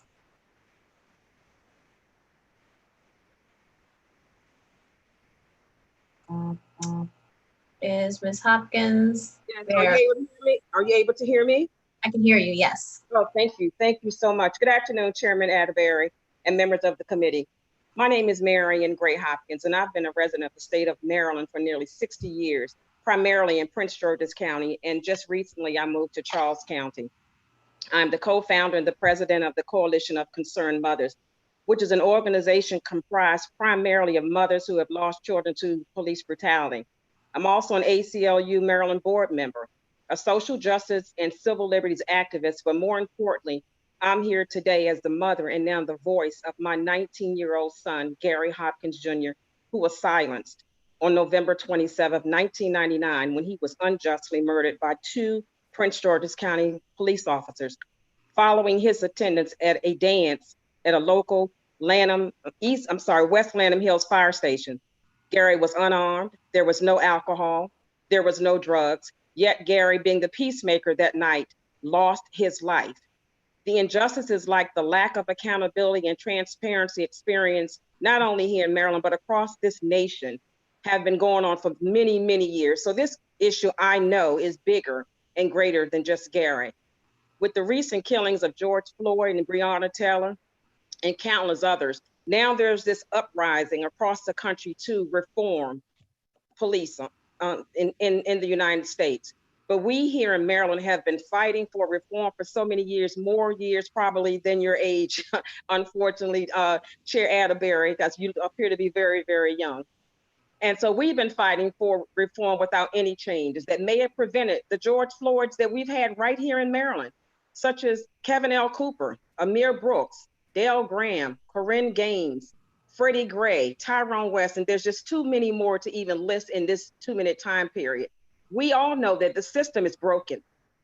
It failed Gary and my family through this entire process, from the day of the incident to the unbelievable acquittal of only one of the officers because the second was never charged. Unfortunately, within 2 minutes, I can't go into all of the details, but I do welcome an opportunity to stand before you and the rest of this committee and other legislators to talk about it. If we want to restore the trust between the community, the police, and our elected officials, we need to, but we must reform and repeal the Law Enforcement Officers' Bill of Rights, make internal affairs records transparent, and change the use of force policy so that what happened to my family and so many others in the state of Maryland and across this country, so that this doesn't happen to anyone else. I'm hoping that when this time in history is written, I pray that Maryland is going to be on the right side of justice. So thank you for this opportunity, and I look forward to partnering with you all in the future. Thank you, Ms. Hopkins. Thank you. Next, Ms. Darlene Kane. Good afternoon, Madam Chair. Thank you for having me. Thank you for allowing me to do my testimony today. I am Darlene Kane, the mother of Dale Graham. I'm the president and founder of Mothers on the Move. I'm also working with Teenagers for Trauma and Grief, and I also work with my community. Mothers on the Move basically is helping mothers and families to get resources and also how we can also get different police reform and changes in the state of Maryland. I thank you so much again for your time, because my son was a promising law student, and because of Officer Stevens Cabral, his life was shortly timed, 29 years old. I got different versions of the story of how my son died. I was told that he only was shot 3 times. I found out at the morgue that he was shot 5 times. He was shot in the back. So they didn't tell me the truth of what happened to my son. And also we need accountability, because the officer that took my son's life, he was able to retire in 2013. I never got my chance or my day in court, but I pray to live to see the changes where we can get the records of the officers' behavior, and we can get to find out how many people that they have misconduct with or how many people they have murdered. And also, I just look forward to working with you as well. I thank you so much again, because this is so needed, the changes in our cities and in our states across America.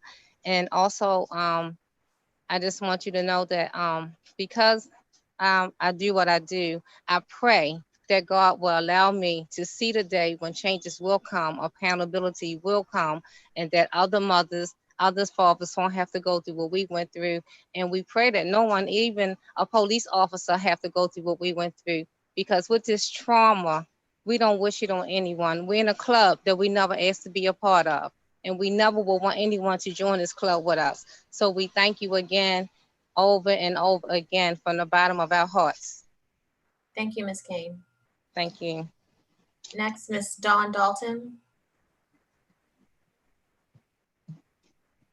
Good afternoon, Chair Atterbury and members of the committee. My name is Dawn Dalton. I am a resident of District 25 and the mother of Lupe Hawkins, a young man who was beaten, arrested, and falsely charged by PGPD. There is no way for me to share my family's terrifying experience with you in 2 minutes. And so with that being said, I believe it is very important for me to state how grateful I am that my son is among the living. He has breath in his body, unlike many others that have testified and will testify today. My son was not physically killed at the hands of PGPD. However, I need to make it clear to you that my son, like so many other men of color in Prince George's County, are among the walking dead.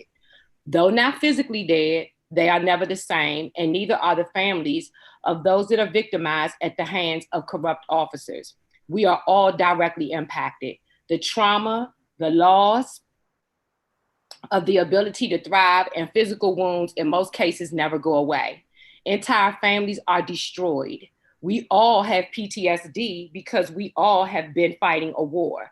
Yet, unlike military war veterans, we are given no support and expected to be productive members of the community who at any time could have to interact or have an encounter with the very same officers that have terrorized us or our loved ones. Please try to imagine that for yourself or your loved one. I realize that not all officers are corrupt. In fact, some are great. However, it is a known fact that the culture within the Prince George's County Police Department has shielded many egregious police officers at the expense of community members' lives, not to mention the millions of dollars spent fighting lawsuits defending corrupt officers. We need to repeal this bill, make internal affairs records transparent, and change use of force policies so that we can save lives and create a culture of trust between the police department and the community. To do anything less is to aid and abet a culture of terror and corruption, and a clear statement to the community that our lives do not matter. When will enough be enough? The time for change is now. Thank you so much for your time. Thank you very much, Ms. Dalton. Thank you. Next, Ms. Erica Hamlet. Good afternoon, everyone. Thank you for having me. And like many others stated before, 2 minutes would not give you any details about the past 3 years of my family's life. In November 2017, my 16-year-old son was in our community in Howard County. An off-duty plainclothes Baltimore City police officer approached my 16-year-old son because he stated that he looked out of place in the community we lived in for 7 years. When he approached my son and started to question him, my son asked several times that he be left alone because technically, to my son, this man is a stranger. During the conversation, the officer pulled the gun on my 16-year-old son. I filed a peace order against this officer. I went to the Civilian Review Board, and going to the police station. My son was laughed at and told at least we didn't die, go home and wait until Monday. Throughout this entire process, it has been where police officers and the LEORB have been allowed to change the narrative and tell the story the way it suits them, and not the truth, and not follow any laws or any rules or any regulations. 13 Baltimore City police officers cases were just dropped because the statute of limitation ran out. Not because the charges were not filed, they were, but because officers did not sign off on them in a timely enough manner. So now 13 Baltimore City police officers go back out on the street and go back to doing their job after they were charged with something, some kind of acts of violence, some kind of disorderly conduct, some kind of criminal act that they performed. We are asking that reforms be made, that officers and the LEORB is not allowed to just make up rules as they go along, that there are clear, defined processes and procedures that have to be followed.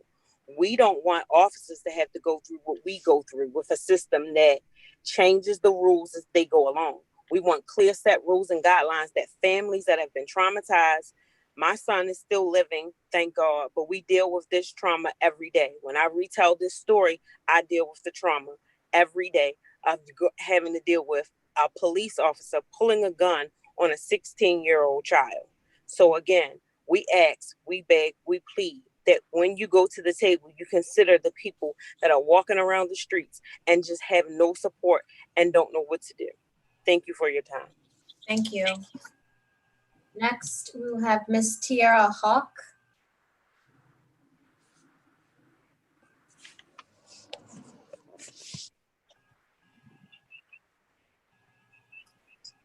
Ms. Hawk, are you there? Okay, I thought I saw her there.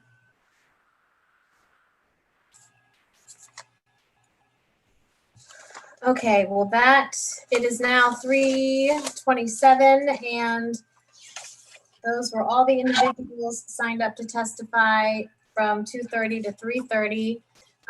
Members of the work group, we are going to just roll right into the 3:30 to 4:30 slot. And there are some individuals who were not confirmed for this hour. So we will also be showing some videos that were submitted, some video testimony. So we will start with, let me also add, excuse me, folks who are coming in to testify, please use the name and phone number that you signed in with. We have some folks in the waiting room we can't recognize. So please use your name and number that you signed up with so that you can be recognized and let in so that you may testify. With that, and we will begin with Ms. Giselle Morch. I hope I pronounced that right. Oh, hold on. Delegate Daryl Barnes, do you have something to?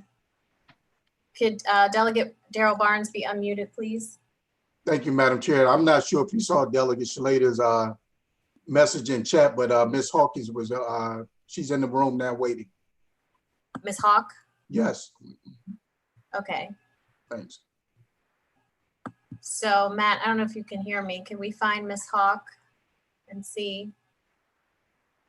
Hello, can you hear me? Yes, okay, thank you. Thank you, Schlager. Thank you, Ms. Hawk. Good afternoon, Chairwoman and members of the committee. My name is Tiara Hawks, and I'm a member of the Baltimore City Civilian Review Board, also known as the CRB. LEOBR prevents the CRB from conducting an investigation that leads to discipline. This means that the CRB has to rely on the often compromised investigation of the police department, which renders the CRB virtually toothless to hold police officers accountable. The LEOBR prevents the CRB investigators from questioning and subpoenaing accused officers. The CRB is barred from knowledge of the final disciplinary outcomes for officers in the same cases that we investigated and issued disciplinary recommendations for.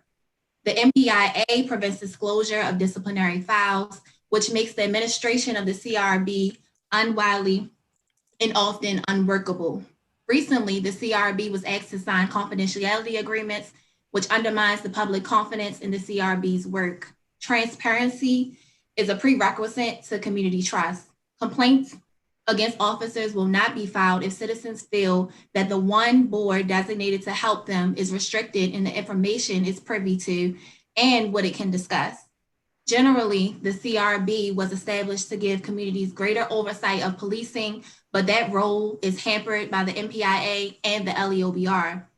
More importantly, beyond the logistical challenges posed by the MPIA and the LEOBR, the lack of transparency and accountability undermines community faith in the CRB's ability to seek and get justice for victims of police abuse.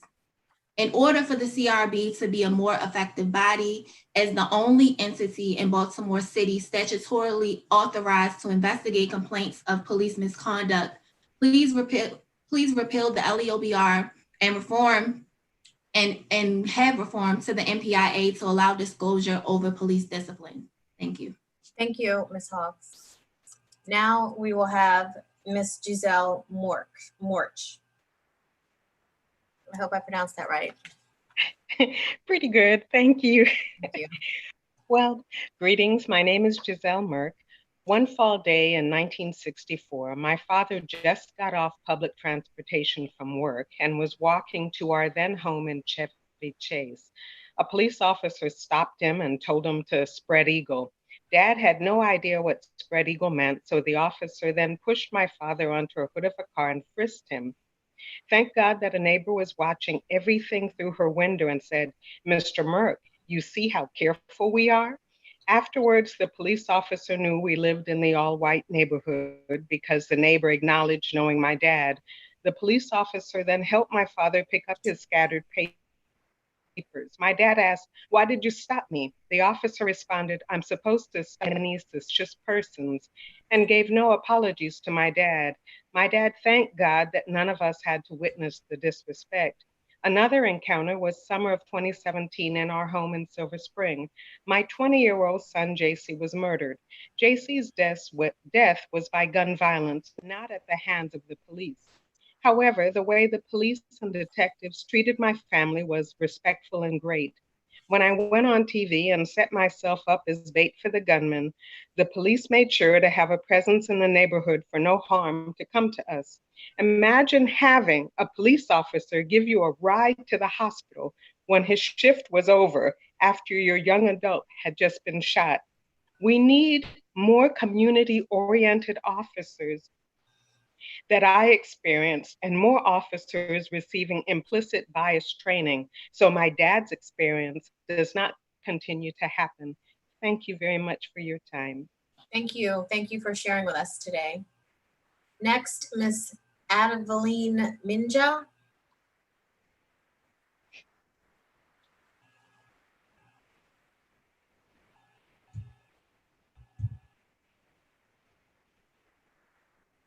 You'll be unmuted in 1 second.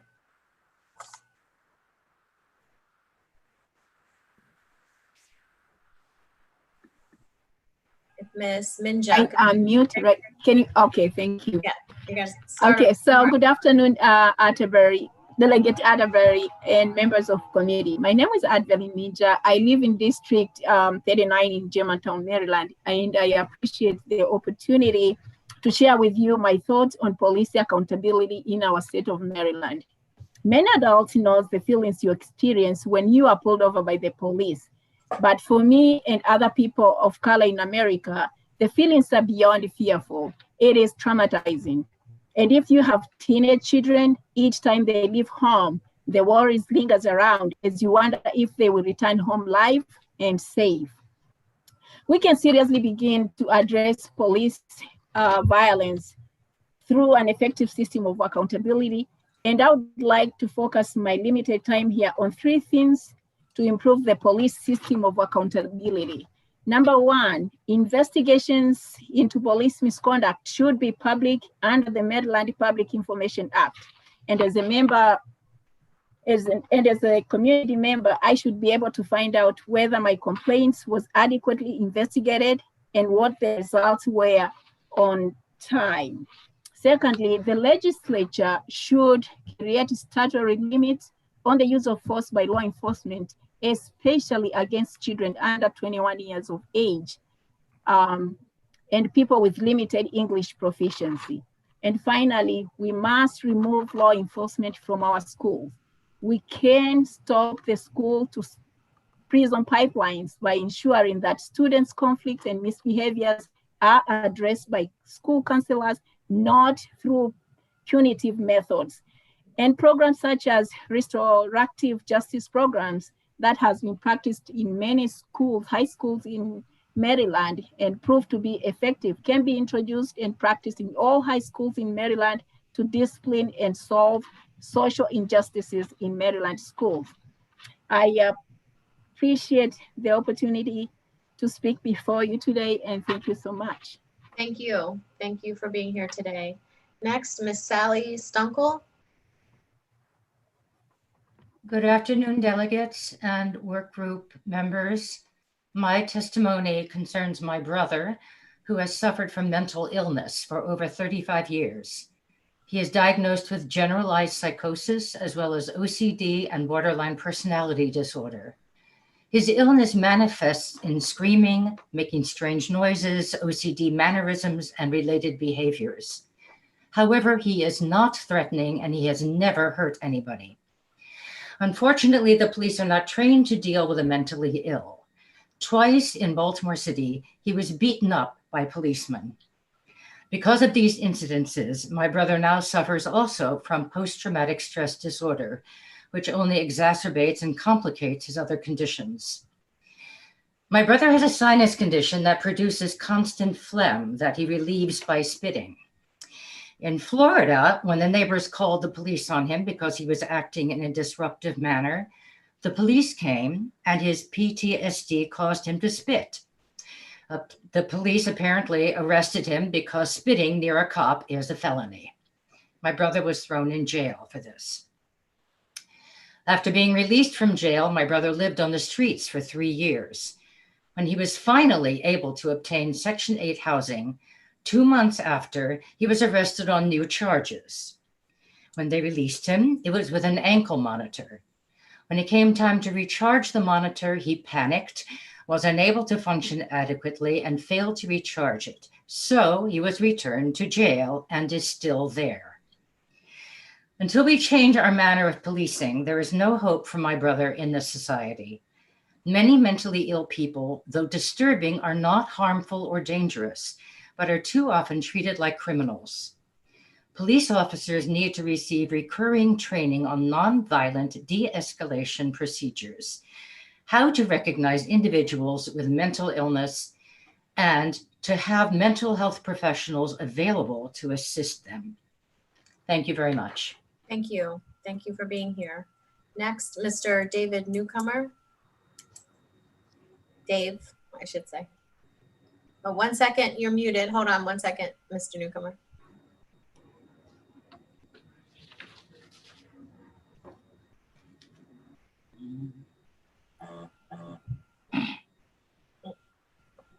There you go. We're good? Okay. Yeah. Thank you. Good afternoon.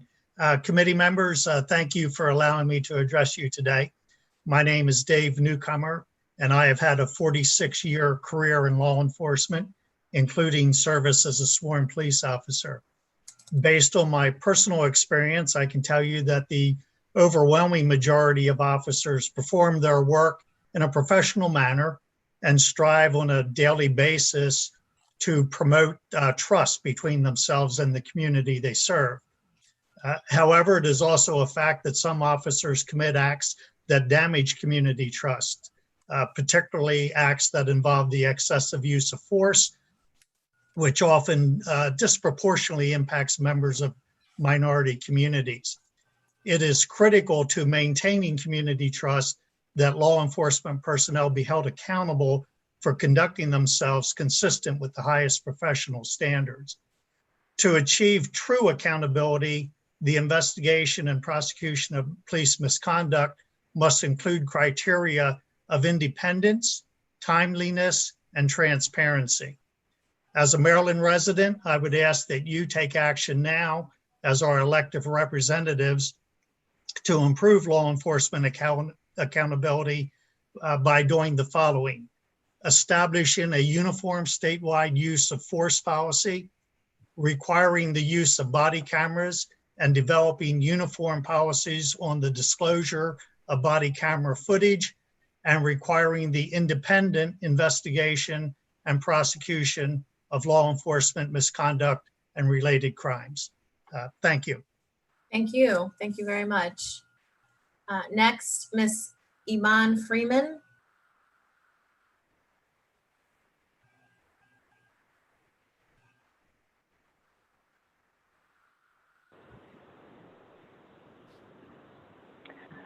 Thank you. My name is Iman Freeman, and I am the Executive Director of Baltimore Action Legal Team, a Baltimore-based organization that supports local communities that builds power for the movement for Black lives.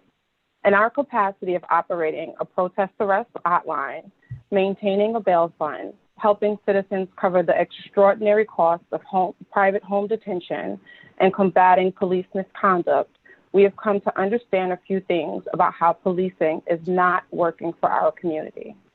BALT believes that the General Assembly needs to repeal the Law Enforcement Officers' Bill of Rights to ensure meaningful investigation and accountability. Officers should be treated the same as citizens and not given specialty status. Currently, LEOBOR makes officers an elite class of citizens that can take extraordinary and violent measures beyond the bounds of their position.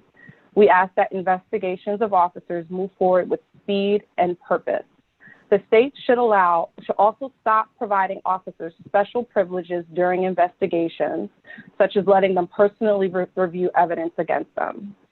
BALT also asks the General Assembly to mandate the police employee performance files be made open to review as investigatory files under the Public Information Act. We recognize the importance of privacy in employee employee records, but investigations should be disclosable.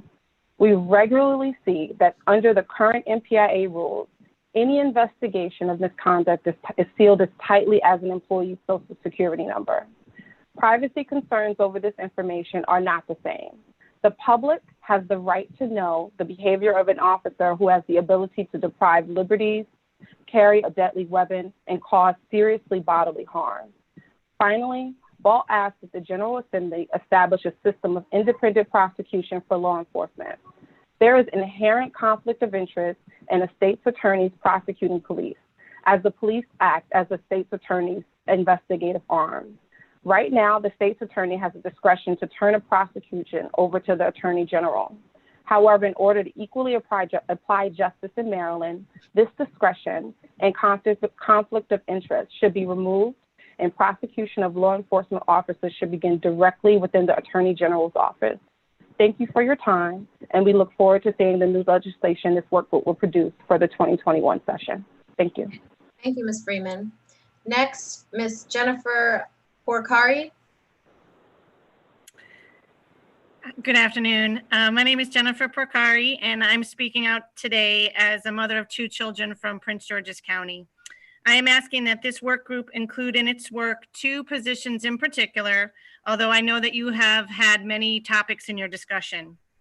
The first is that we need a strong legal standard barring unnecessary police use of force that requires other officers to intervene and stop the abuse.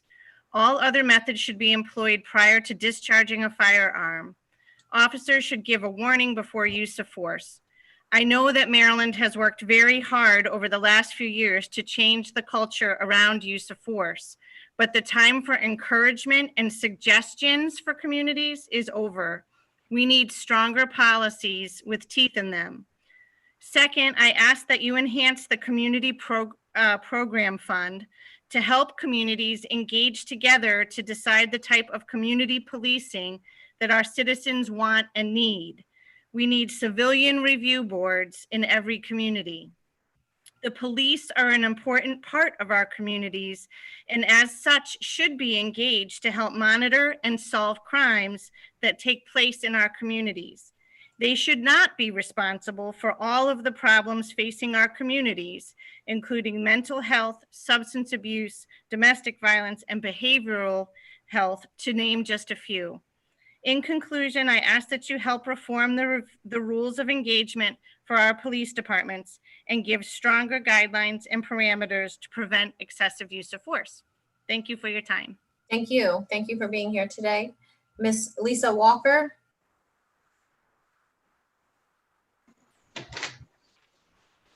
Good afternoon. I'm Lisa Walker. As an African-American woman growing up in the urban areas, my relationship with the police has always been one of fear. Many of the families in our neighborhood were working class with strong values, trying to make a life better for themselves. However, many of our youth, particularly our young Black males, were often stopped without just cause, harassed, and often excessive force used. When crimes were committed in our neighborhoods, the police were either slow to arrive or in some areas, not at all. Many law-abiding citizens were respectful to the law. However, many felt the same respect was not reciprocated. I personally have known individuals that have been harassed just for standing on the street. We are seen as criminals before proven innocent. There were a few neighborhood cops who volunteered with the community organizations, schools, to build relationships with the youth in the neighborhoods. Unfortunately, over the years, I've seen less programs involving the community and the police, and an increase in killings with Black people. A good friend of mine's son, Dale Graham, was killed by the police because they felt threatened, but no evidence of this was found. There needs to be an initiative to build trust within a community, which entails the police officers having an understanding of the community that they police, having an intervening liaison to enhance the relationship between the community and law enforcement, and more participation by police officers to be a part of preventive programs for our youth and to serve our neighborhoods in a positive manner. A time for change is now, for we have lost too many. Thank you for your time and appreciate the opportunity. Thank you. Thank you, Ms. Walker. Next, we will have Ms. Denise Reed. My name is Chaplain Denise Reed. I want to thank first this distinguished panel for this opportunity to talk about police reform and accountability. I'm with Baltimore City Police Chaplain for the last 4 years, and it's a privilege to work alongside Baltimore finest officers post Freddie Gray. I'm also a proud resident of my beloved city and advocate for 43 years since 1977.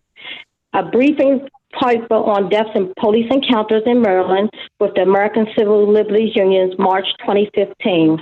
Between 2013 and 2014, the ACLU heard from individuals and families across Maryland whose loved ones had died in police encounters. These families were searching both for ways to make sense of what happened and for ways to ensure that other families would not suffer the same loss. Shockingly, there were no centralized state or federal reporting requirements when people died in police encounters. There are more than 140 state and local law enforcement agencies in Maryland, but no official tracking of how frequently or under what circumstances they are involved in the loss of civilian lives. Key findings from that report: at least 101 people died in police encounters in Maryland between 2010 and 2014. These deaths were dispersed throughout the state in 17 counties in Baltimore City.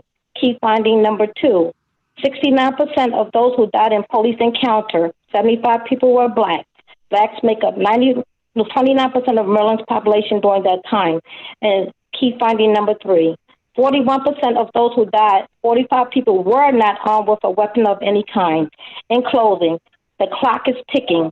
It is our moral obligation to ensure our great state of Maryland upholds democracy and set a standard across the nation and strategies of de-escalation, implicit bias training, and the like. This is our clarion call, Isaiah 58, verse 12. You shall be called repairs of the breach. Thank you again for this opportunity to speak. Thank you. Thank you very much for being here. Next, Ms. Pamela Decore.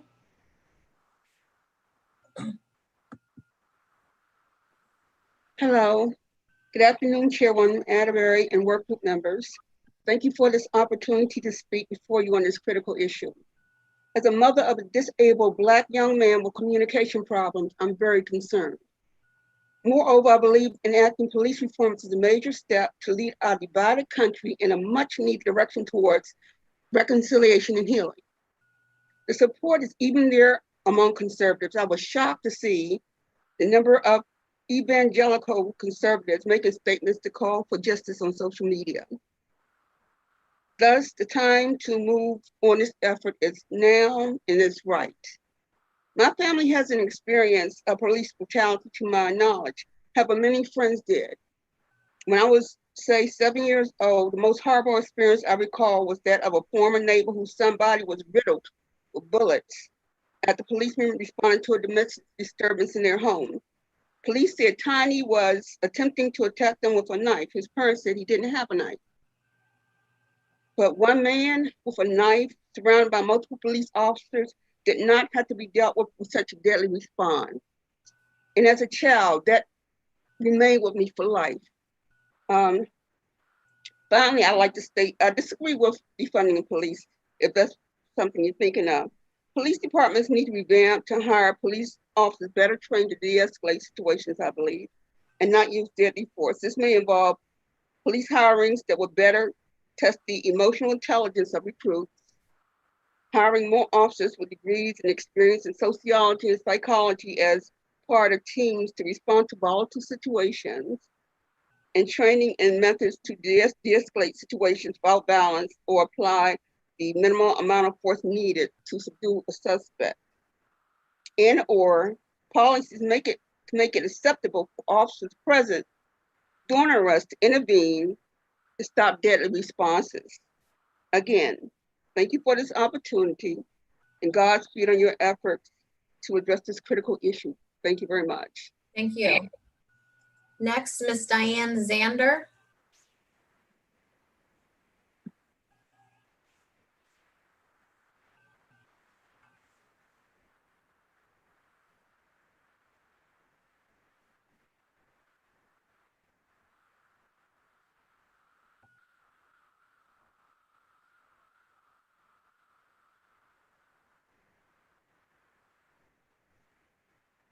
We're going to Ms. Diane Zander next.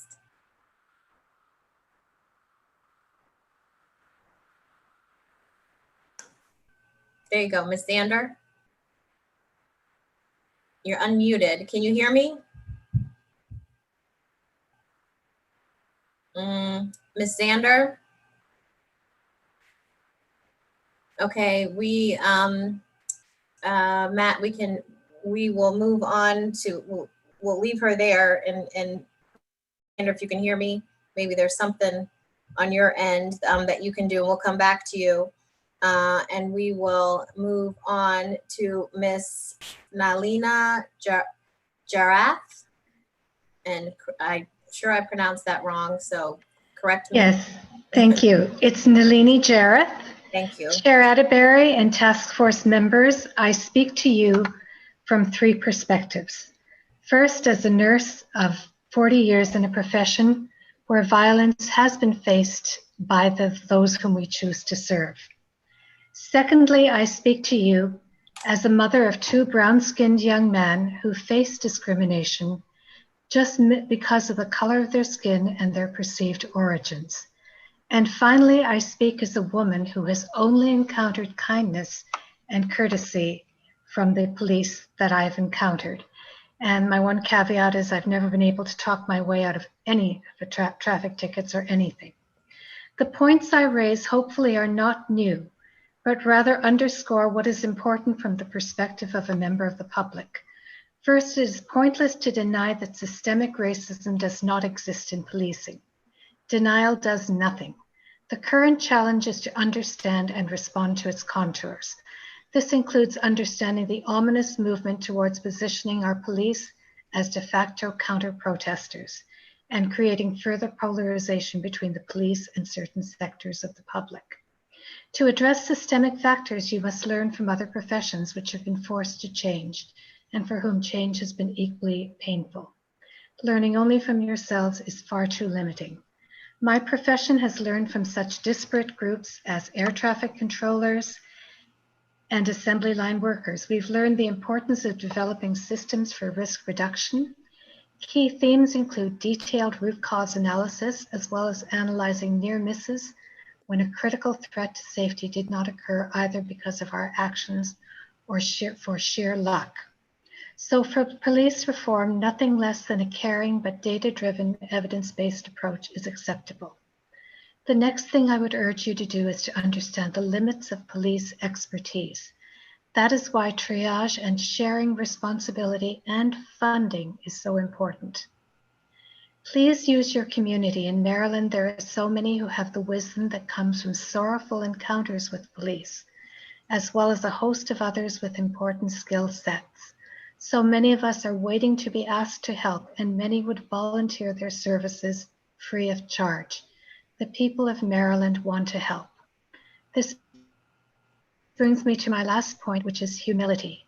Changing systemic racism and improving policing requires this true sign of strength. We want our police force to succeed. Thank you for listening to my testimony.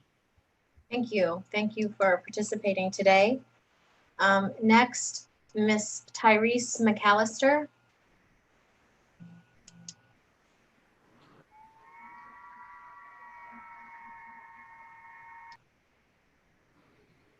Ms. McAllister?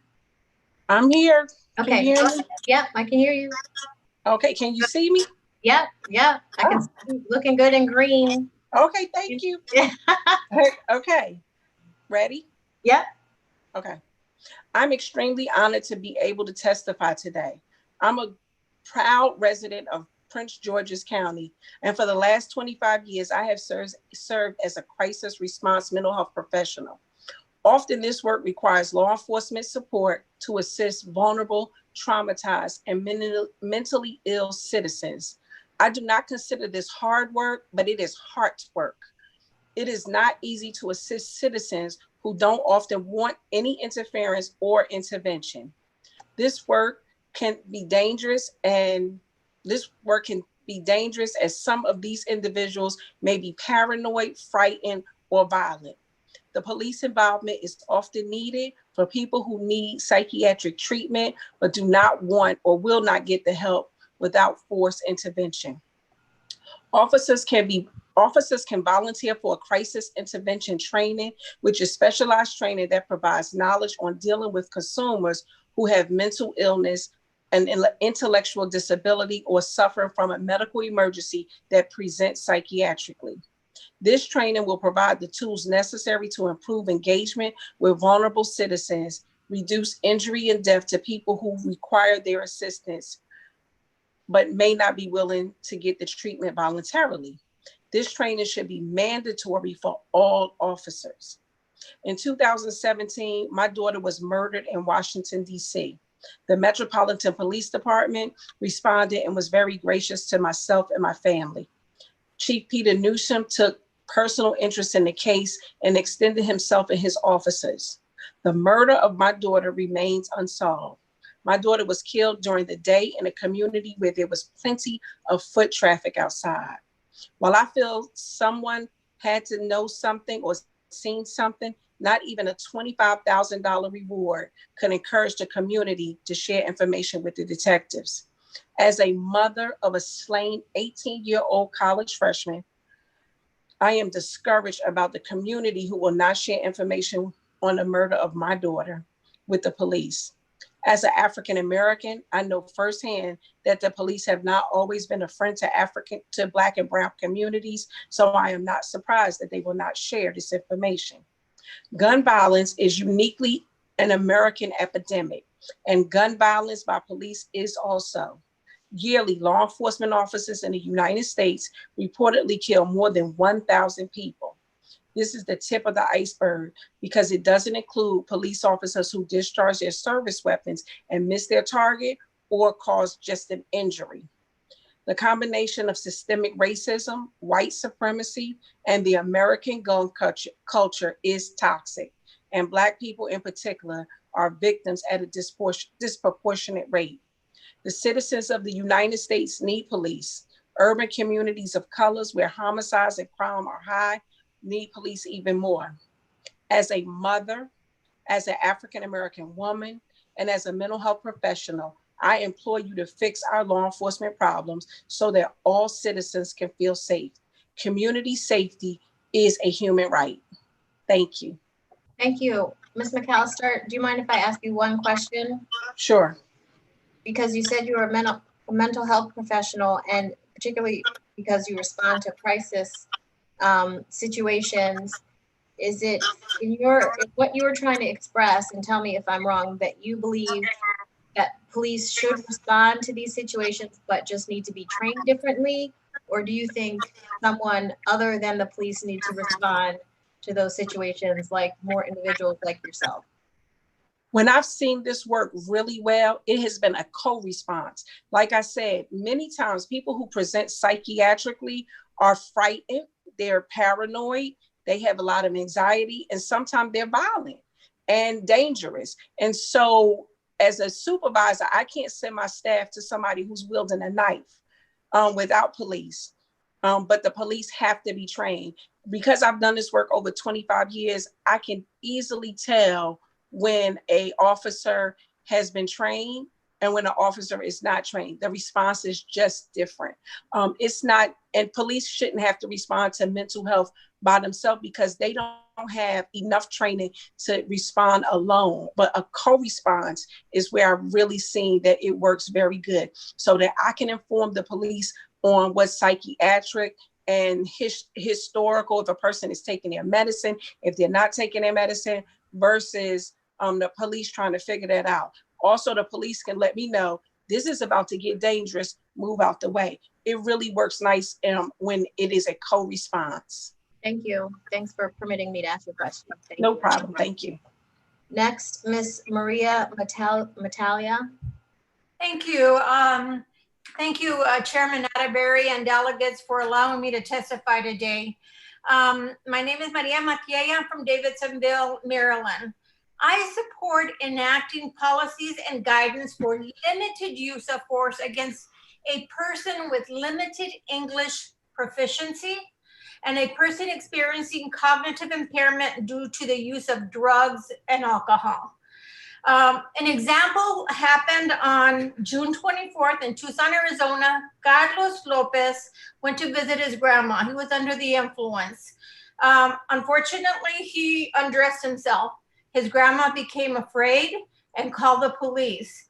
When the police got there, he profusely apologized. He knew he had done wrong. He was just hot because he was under the influence of alcohol, and he was in, cocaine, and he was in Tucson. And so he apologized. Unfortunately, the police slammed him on the ground and tied his hands behind him, wrapped 2 blankets around him, and put a head sock on him. And he kept asking his nana, his grandmother, for help. He kept asking for water, and he kept telling them he couldn't breathe. 12 minutes later, he was dead. He died in front of his grandmother at his grandmother's house. And this undue use of force was not necessary. And again, we have to implement policies that forbid it, and that we put professionals at work in these areas where you have non-criminals that just need to be diffused. And so thank you so much for taking this on. Thank you. Thank you for testifying today. Next, we will have Miss Nancy Hafford. Oh. Hello? Hi, we can hear you. Oh, good. Thank you. I'm sorry. I'm having a little difficulty with my computer. That's fine. I thank you so much for taking the time to talk to me today and allowing me to speak. I'm Nancy Hafford. I'm the director of the Towson Chamber of Commerce. I've been here, the director, for about 15 years. And I've run about 100 pre-COVID. I run about 130 events in the Towson area that bring almost 500,000 people to our community. And doing this, we have to work very closely with our police department, not just for our events, but I'm not sure if you're familiar with Towson, but we're a very rapidly growing community. We've gone from a suburb to an urban environment. And we don't work with our police officers just on our events. We work with them with our bars and restaurants because we're a college town. And so Towson University has about 23,000 students. Goucher College has about 3,500 students. And we want to make sure that our bars and restaurants are paying attention to the law, not allowing underage drinking, and not causing a problem for the surrounding businesses. So during my 15 years as director, I've worked with 6 different captains. And the one thing that I found is that our community has respect for our police officers, and our police officers have respect for our community. And I watch the news, and I've heard some other people give testimony, and it breaks my heart because I know there's some bad officers out there. But just like citizens don't want bad officers, I know our good police officers don't want bad officers either.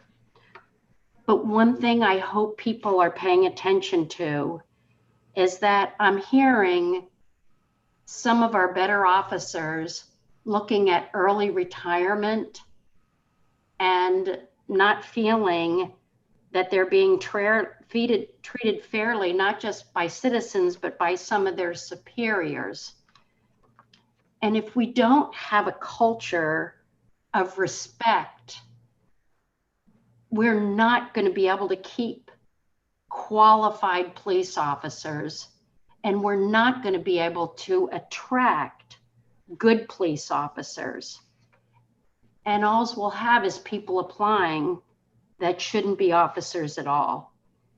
So the only way we can create positive reform is if all involved come to the table with an open mind, looking for creative ways to keep good police officers and to entice good officers, but also we have to swiftly remove an officer that abuses his or her authority.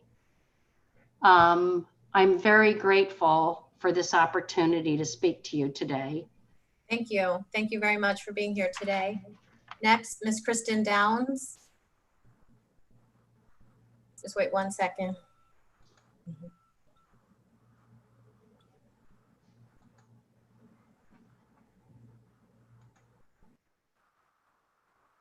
Oh, there you go. Good afternoon. Thank you for this opportunity to speak with the work group to address police reform and accountability in Maryland. I am Kirsten Downs. I am the District Public Defender for Baltimore City. Every day, my office represents Baltimoreans who have been subjected to police abuse and police misconduct. The death of Freddie Gray and the activities of the Gun Trace Task Force are probably the highest profile examples, but it has caused Baltimore to rise to the national spotlight in these situations. Although police misconduct issues in Baltimore are probably the most notorious in Maryland, this culture of abuse isn't limited to Baltimore. These incidents affect all communities that are over-policed and unfairly surveilled. These often Black and Brown communities are repeatedly victimized by police abuses and overreach. And often they are re-victimized when their complaints and their demands for justice are ignored or discredited. And so I'm glad that we are now in a moment where these calls for transparency, for accountability, and for justice are finally able to be heard. The national dialogue is demanding transparency and reform, and it is imperative for Maryland to join this movement. We at the Office of the Public Defender believe that the culture of secrecy and immunity allows misconduct to flourish unexamined and unchecked. We cannot address the need for police reform without examining the dire need for greater transparency. As the saying goes, you cannot fix a problem that you cannot see. Acts of abuse and misconduct must be brought into the light. This requires public disclosure of internal investigation files, as well as the repeal of the law enforcement Officers' Bill of Rights. Proper disclosure of the IAD files in criminal cases and improved transparency to the public would allow for abusive officers to be identified and addressed before their actions rise to the level of misconduct that we hear about all too often in Baltimore and across the country. The right of a defense to receive IAD files is clearly established in constitutional law. The Sixth Amendment and Due Process Clause require discovery of impeachment purposes and recognize that such disclosure, even if not admissible in the proceeding, are essential to a fair trial. Unfortunately, claims of abuse and misconduct are generally not credited when they come from the communities that we serve at the Office of the Public Defender. It requires evidence of a history of complaints, allegations, investigations about an officer that is often uncovered only after extensive litigation, that balance fairly shifts. The director of our special litigation unit will speak later on today about the extensive efforts required for us to receive IAD material. These materials are required to be disclosed by Brady, Giglio, and related constitutional principles. We hope to provide more detailed information to the work group at a later date. Even in Baltimore, where the prosecution is heralded to be progressive, the LEOBR and regulations are used to shield against the disclosure of police files, allowing officers to act with impunity and in most cases free from consequence. Without disclosure of this information, there can be no fair trial or no fair hearing. No other profession is afforded this level of secrecy. The disciplinary records of doctors or lawyers are easily accessible by the public. Police officers are amongst the most powerful public servants and should be held up to public scrutiny. When their behavior is abusive or otherwise inappropriate, it should not be shielded. For years, police departments have used shielding laws to escape accountability by making police disciplinary records confidential. Allowing this level of secrecy to law enforcement removes a vital layer of accountability to the public that they are charged to protect. Police officers have the power to take both life and liberty, and that power should not exist in darkness. Repealing the LEOBR is not a silver bullet, but would be an important step forward in the accountability and discipline of abusive officers. It will also place Maryland in line with other jurisdictions which have sought to rein in police misconduct and increase the trust between law enforcement and the communities that they serve. States such as New York, California, Texas, Kentucky, Louisiana, and South Carolina. Transparency is not a cure-all. More is needed to bring about just accountability for police officers, but transforming the role of the police in our society is an important goal, and transparency is a first critical step. Thank you. Thank you. Thank you, Ms. Downs. Thank you. Next, Ms. Cindy Nell. Good afternoon, Chairwoman Atterbury and committee members. My name is Cindy Nell. I am a mother and a retired teacher who taught for 32 years in Prince George's County. I have the concerns of all parents, but I have never worried my children may not come home alive because of an encounter with police over a minor infraction. Those are the fears of my Black friends and neighbors, parents of children with mental health issues, and the parents of many of my former students. Like teachers, most police officers are dedicated public servants who do a demanding and difficult job to improve the lives in the communities they serve. But recent incidents highlight there is a need for reform of policies regulating police departments to provide safety for all of our citizens. I ask you to please make the following changes in state law to transform the role of police in our communities. Require police officers to be trained to de-escalate encounters with the public. Prohibit unnecessary police use of force. All other options must be exhausted before police officers fire a weapon or use other lethal force. Require police to intervene in proper use of force by other officers to prevent the kinds of tragedies we see far too often. repeal the Law Enforcement Officers' Bill of Rights to provide more transparency, and provide funding to school and community counselors, social workers, and other professionals to address community problems such as mental health, substance abuse, domestic violence, and behavioral health before these problems become police problems. Our country must live up to its ideals of equality and justice for all. I believe Maryland can be a leader in making the reforms that make this possible. Thank you for your time. Thank you. Thank you for being here today. Next, Ms. Mara O'Neill.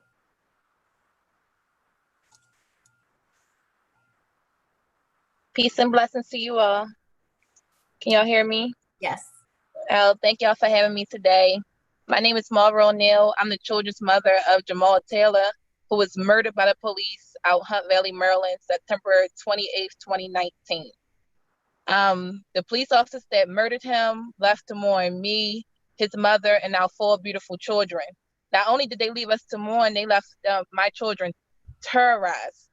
My children are traumatized, they are grieving, and we're going through a lot. And not only am I grieving, I'm sitting here having to fight for him, fight for his accountability, and fight for his justice. It's too many families have become hashtags that have to continue to fight this fight for accountability. And while the murderers go home to their families, while the murderers go home and sleep at night and still have their job. It's too much of that going on. We're tired of symbolic victories. They'll write Black Lives Matter on the streets, the same streets that they'll shed our loved one blood. We're ready for people to make a change. We're done with people kneeling. Of course, kneel, please kneel. Do anything you can to get some type of, do anything you can to get the word out there, to make people see what's going on. But we want a change. Too many years we've been marching and marching. Y'all heard our cries. Y'all heard our voices. We've been marching till we can't march no more, and it's been going on for a while. Now it's time to change laws. It's time to put law changes into play. The police should not be immune to killing people. The same accountability you hold for other people in their job is the same accountability that should be held against the law enforcement, especially people that's paid by taxpayer dollars. A traffic stop should not be a death sentence. Any type of crime they should be able to deal with. They can't just come there and kill. So we're going to keep fighting this fight. We're going to keep moving. We're going to keep seeking justice for our families, but this should not be a thing. It should not continue to be hashtags. Our family should not continue to be hashtags. Jamal Taylor wasn't the first one killed by the police, and he won't be the last until laws are changed. Thank y'all for having me. Thank you. Thank you, Ms. O'Neill. Next, Mr. James Warmack.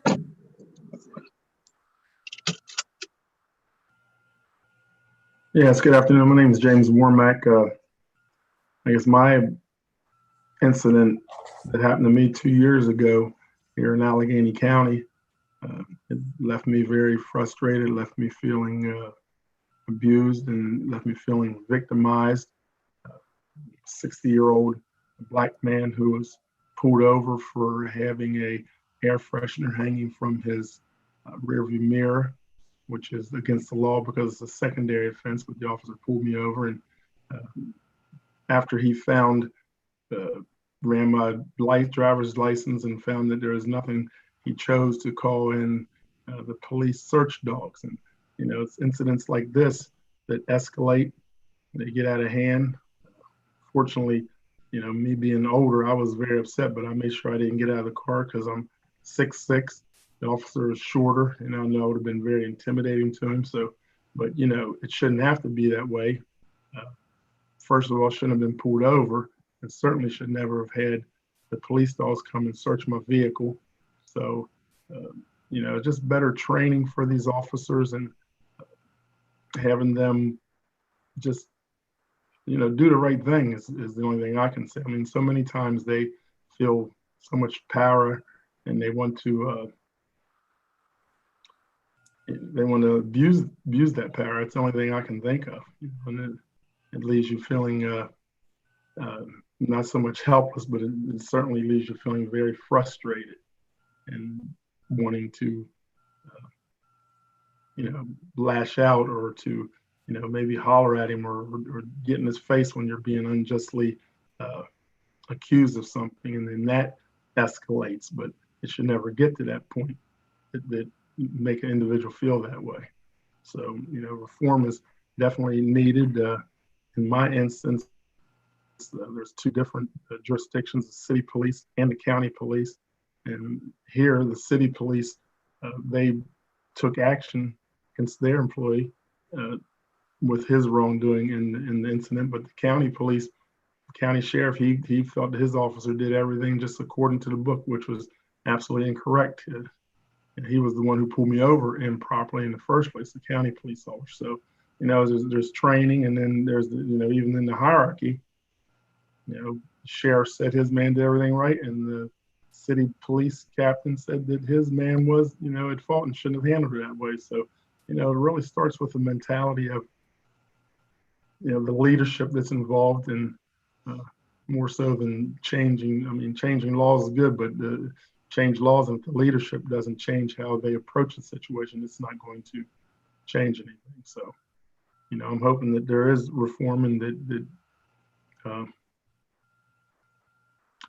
they are governed accordingly for whatever the reform is, and that the officers feel that they can address situations that when they see their partner doing something, they can pull him up without having to worry about retribution or retaliation. They can stop instances from occurring as they're occurring. So I think that's a big part of this whole issue, is making sure that the good officers aren't taken down with the bad officers just because of their inactivity or their lack of wanting to get involved in the situation. Thank you. Thank you for allowing me to testify. Thank you for testifying today. And we're going to circle back to Miss Diane Zander, and hopefully we can hear you. So let's try that again. Hi, are you able to hear me? Perfect, yes. Oh, perfect. My husband, Mark, was murdered at the hands of a retired Baltimore police officer. He was our next door neighbor, and we learned early on of his aggressive nature. He told us he was a rooster in his prior neighborhood and also would be in ours. Through conversations with other police officers in his precinct located in Baltimore, Maryland, we learned that he was not wanted as a partner for fear his misconduct would cause a death and or jeopardize other officers' reputations. Yet after his exit as a police officer, he was allowed to carry a concealed weapon. Because of several unlawful actions on his part over a period of years before he shot my husband with his concealed gun, that privilege was revoked twice. For 2 separate hearings, he hired an attorney to represent and speak for him and was granted the carry concealed privilege back. This information was provided for me by the state police. This man was well known for his sense of entitlement. The process to obtain a concealed carry permit is extensive, except for police officers. They are not required to provide a good and substantial reason. LEOSA allows exemption for qualified officers. For most of our respected and appreciated for their service police officers, this is fine. However, once you abuse that privilege, it should not be reinstated. Once, shame on you. Twice, shame on us for allowing this bad behavior to continue without consequences. I believe there needs to be an evaluation process performed, not just allowed, for a retired or discharged officer to carry a concealed weapon during the exit period, and most importantly, in the event of a revocation circumstance. I am hopeful that the House Work Group will consider my request and concerns.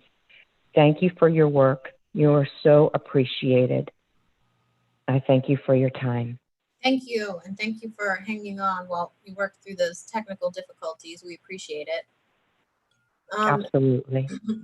Members of the work group, we have about 5 minutes before 4:30, at which time our next group who has signed up to testify will testify between 4:30 and 5:30. We do have about 16 videos, but we don't have enough time right now in this brief break to upload them and let everybody see them. So we are gonna, they will be uploaded on the website for the work group, and folks can take a look at them there, but I will let everybody take a quick 5-minute break. Please come back promptly at 4:30 because folks will be let in so we can get the next group to testify. So use the restroom, grab something to eat, and see you in a couple minutes.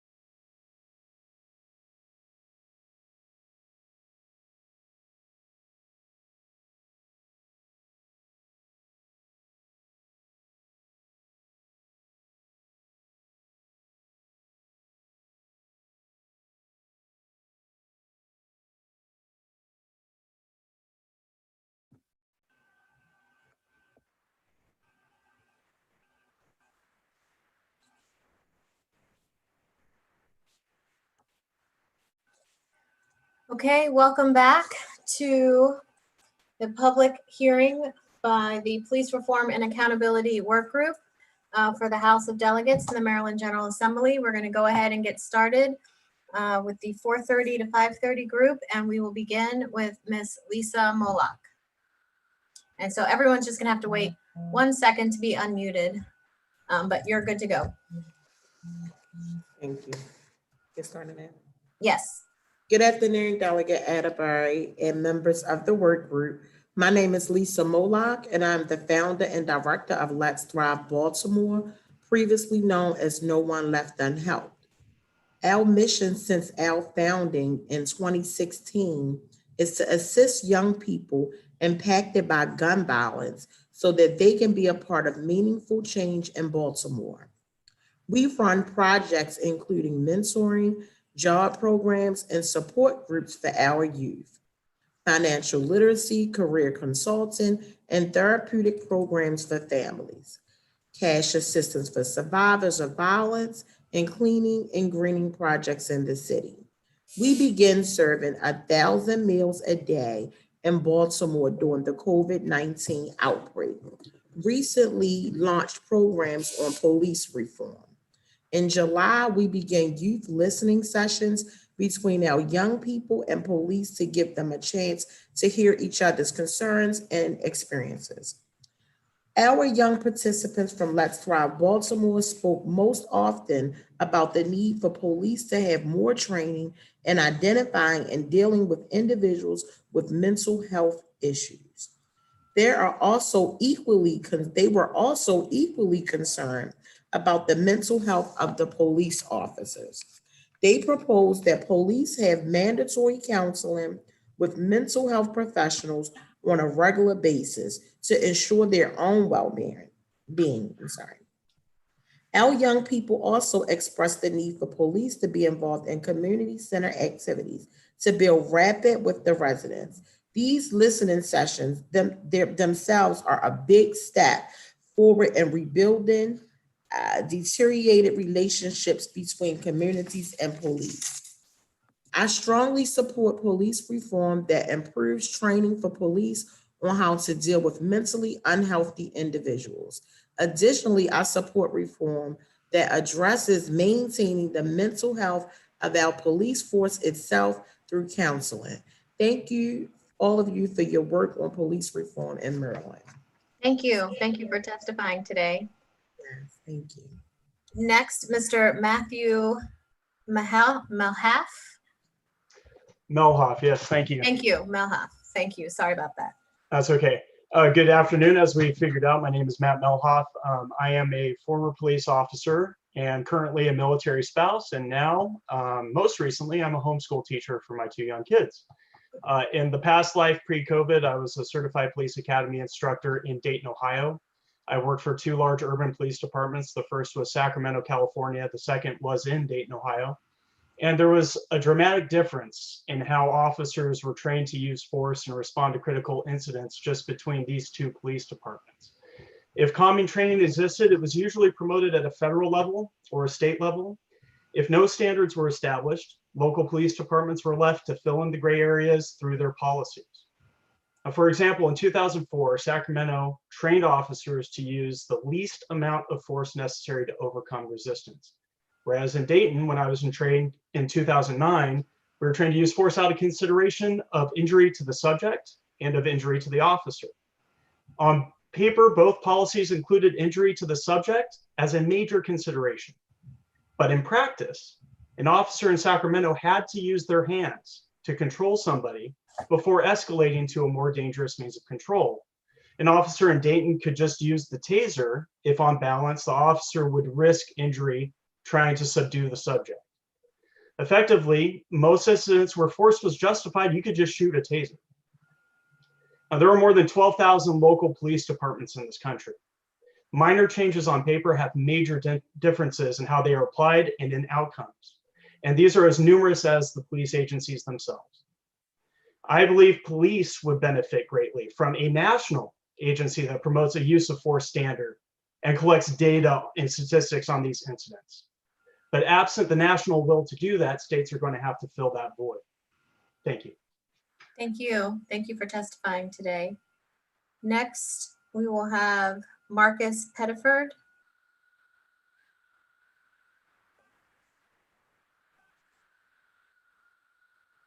Can everybody hear me? Yes. Oh, yes. Back in 2012, my father, Anthony Anderson, was murdered in Baltimore City by the Baltimore City Police Department, down on Moffett and Biddle. They said that they observed him having a hand-to-hand transaction with an unknown assailant. To this day, they still don't know who that assailant was. They followed him quickly behind him through a parking lot that's centered across from the fire department. They hoisted him above their heads, and he slammed him on his head and neck area. Immediately, he started going into convulsions. Everyone rushed to the corner. My grandmother, my 2-year-old niece, at the time, which we were preparing for her birthday party on the same day. So the police told my grandmother, to back up away from them, or this will happen to you too. She explained to them, like, that's my son. What are you doing to my son? So the results of the whole encounter, his injuries were blood force trauma to his head and neck area, 6 broken ribs, as well as a ruptured spleen. So they beat my dad to death on that empty lot that day. So the fire department, of course, they were located across the street. They rushed to help him immediately. They tried to hold him up for an extra 2 hours and try to get them to botch the report, saying that he just overdosed on some drugs. There was no drugs on his person. There was no money on his person either. So the hand-to-hand transaction thing was null and void. So once he got transported down to Johns Hopkins Medical Center, the medical examiners deemed it a homicide right out the way. Since then, we have been fighting for justice with Tawanda Jones, part of the West Coalition, and we've been fighting alongside of her ever since. We actually just got back from Minnesota a few weeks ago. We went to visit the George Floyd Memorial, things like that. And things got violent there too as well. They started shooting at a couple of us that were visiting the gravesite at the time. So we look at it as a simple way of, this just needs to stop. I believe they need to get rid of the Officers' Bill of Rights, because it has a lot to do with the response that they give to everyone, especially the inner city youth, as well as the Black community and the urban communities. It's a big difference on how they handle certain communities and certain officers. Not all of them are bad. We understand that, but there's enough of them that make the bad apples overshadow the good cops. I also say that to say this. This is why me and my wife do what we do. We own a semi-professional football team called the Maryland Cougars. 17 and older is the age groups. We realize that the kids have a lot to do, but it's nothing really for the young adolescents, as well as some of the older guys. So we figured if we get them out off the street, give them something positive to do, that's one less person that the Baltimore Police Department or any police department could chase down the alley and potentially kill, because they feel like they're threatened for their life with an unarmed Black man. Thank you. Thank you for sharing your story with us today. Thank you. We appreciate it. Thank you. Next, Ms. Kelly Davis. Yes. Okay, I can hear you. Okay. June 7th, 2015, my husband 41 days after the death of Freddie Gray at the hands of the Baltimore City Police Department, my husband, Keith Davis Jr., was wrongfully pursued, shot at over 30 times, and wounded 3 times by Baltimore City Police. He would go on to be relentlessly prosecuted and wrongfully convicted by the current Baltimore City State's Attorney's Office. And the 4 officers who shot him and completely did not follow any protocol whatsoever that day were never held accountable because they were protected by the law enforcement officer's Bill of Rights. They were given far beyond the 5 to 10 day window to give a statement surrounding their use of force and what happened that day. Instead, they didn't give a statement for 7 to 8 months, while Keith languished in jail for crimes that he did not commit. Catherine Filippo, one of the first officers to shoot him and would be the one to essentially carry the narrative used against my husband, would later be allowed to just merely resign after it was made public that after it was known that she was under federal investigation for using her police powers to sell drugs and guns while on duty and so forth. The reality is that during my husband's latest trial, his attorneys had such a hard time getting the information from IED files for all of these officers. Some of the most egregious things came out in his trial after a fight for these IED files that should be made public, such as firearm examiners who are unable to see, firearm examiners who have physically assaulted each other while on the job, firearm examiners who have cheated on their tests. And these are the things that we're using to send people away for the rest of their life. And so police are the most protected. They're also the least held accountable. They are protected by judges who refuse to turn over the IED files because, after all, police are given the benefit of the doubt. And these judges don't want to open up the can of worms that would essentially put forth all of these police officers' prior acts and things that the public should know. This same police department often talks about being repeat violent offenders.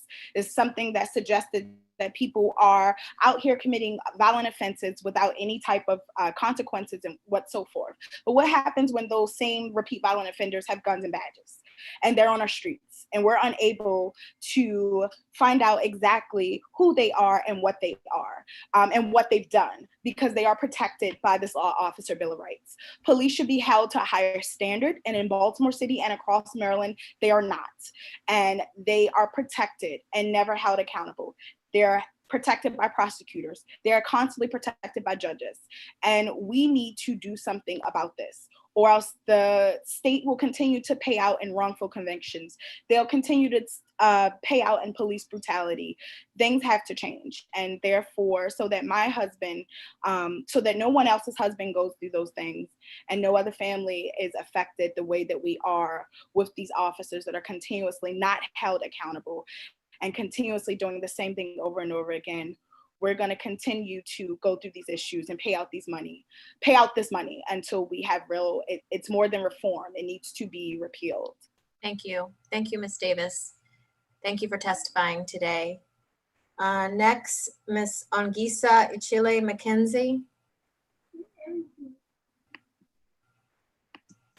Hi, can you hear me? Yes, please. Can you see me? Yes. My name is Ongisa Ichile McKenzie, and I am representing the Southern Marylanders for Racial Equality. We are a coalition of citizens in Charles, Calvert, and St. Mary's who are fed up with the way things currently are.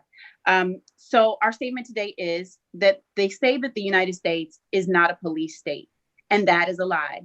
If you're Black or Brown or Indigenous, it is most certainly a police state. From the time you're in preschool until the time you leave school, officers who you may already be afraid of based on your family's history or your own personal history and interactions are following you through the hall and may cart you away for things as simple as childhood meltdowns or simple errors. It's really a case of two Americas taking place in the same space at the same time.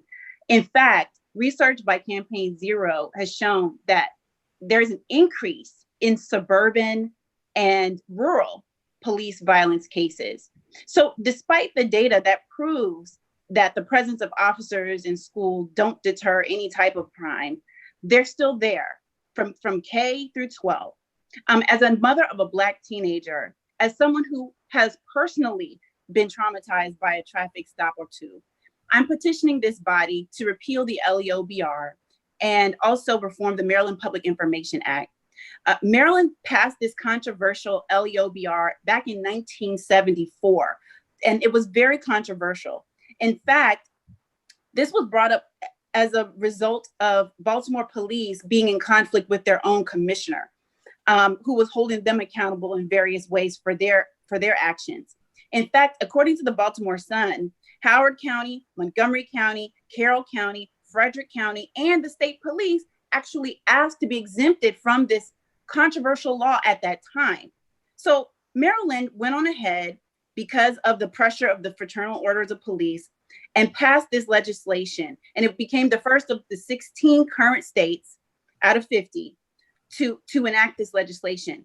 So I feel that Maryland should be the first to repeal this legislation and undo its mistake so that we can hold police accountable, because no one is above the law. And I just want to share that as a person, as a human, it pains my heart to see and hear all these stories from these people, because it's never ending. And I want to know, as a legislative body, how many more stories you need to hear, how many more tales of woe, how many more deaths, how many more names or hashtags it would take before you decide that this is not what we need in our state. And there are more than 30 other states who are doing just fine without having these protections for police. And I think we can do the same. Thank you so much, Delegate Atterbury, and to the whole working group for allowing me to speak. Thank you. Thank you for testifying today. Next, we will have Ms. Chowdhury.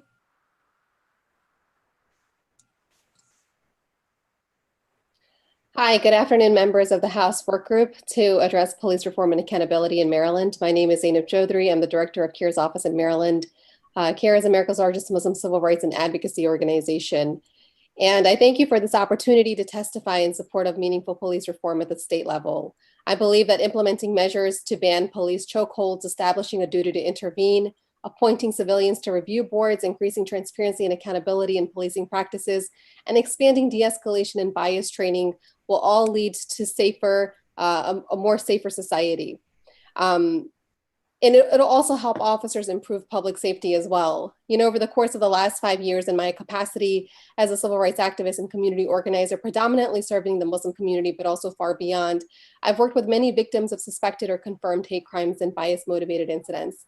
And in many of these cases, despite assurances and explanations on the critical role that law enforcement agencies play in the fight for justice, all too often the crippling fear and mistrust of officers discourages victims and survivors from coming forward to report crimes and incidents.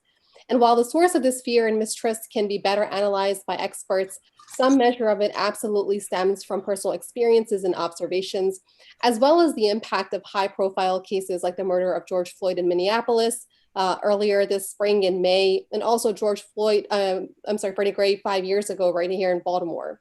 And these kind of instances help to further chasm the mistrust within our communities. This disparate treatment of communities of color, but especially Black communities, that individuals are forced to endure from some members of law enforcement community only serve to create more difficulty in getting justice for victims and survivors of hate crimes and bias incidents. In order to properly serve every resident of our community, we need to do better, and implementing reforms we strongly believe will help enable officers to better fulfill the oath that they took upon completing their certification process, which is an oath to protect and serve. On Monday evening, the Baltimore County Council blocked Bill 7320, as many of you might be aware, that called for police reform, despite the fact that numerous cities around the country have already moved to pass similar legislation. And opposing council members cited that they were hoping that your work group would help to kind of lead the way and mandate these necessary reforms at the state level.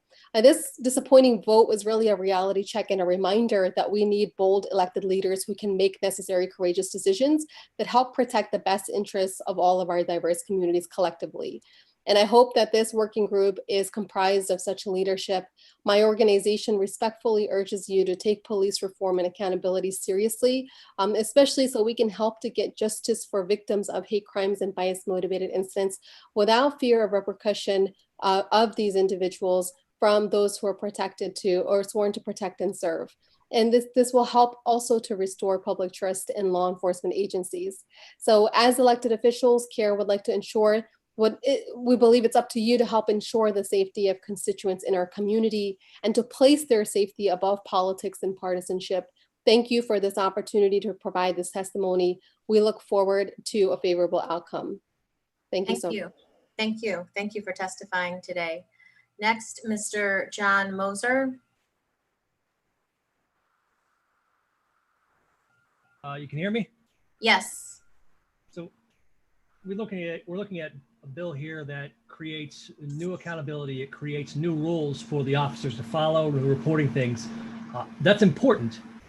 But you know, accountability is important, but also government's built on opinion. So if you have a police force that thinks, you know, well, these are just getting in my way, people will kind of ignore that and try to find ways to get around them. So we need these regulations in place, but we also need to change our society fundamentally. Like we need to stop, you know, we see criminals as like animals. The police will see them like they're chasing a dangerous gangsters instead of like these are human beings. We have people who have done things. Why? Because they grow up in a certain environment. So why do we hand a police officer a gun, a lethal weapon, when you can get things like pepper ball launchers, which is basically a handgun that fires a little round that you can hit someone easily at 120 feet. It burns, and you can get them with tear gas powder in them. If you want to bring somebody down, why do you need to send a high-speed piece of lead at them to put holes in them when you can temporarily disable them? Why are police carrying lethal firearms? You put a gun in someone's hand, it puts it in their head that these people are dangerous, I may need to kill them. Now they live in a fantasy when they're rushing and chasing someone down. We look at things, we've passed bills that say, well, you're a violent repeat offender. We're going to put you back in prison for 15 years. Our prisons don't follow the Nelson Mandela rules. People get thrown in the central booking and they just sit there for the weekend. They're withdrawing from heroin.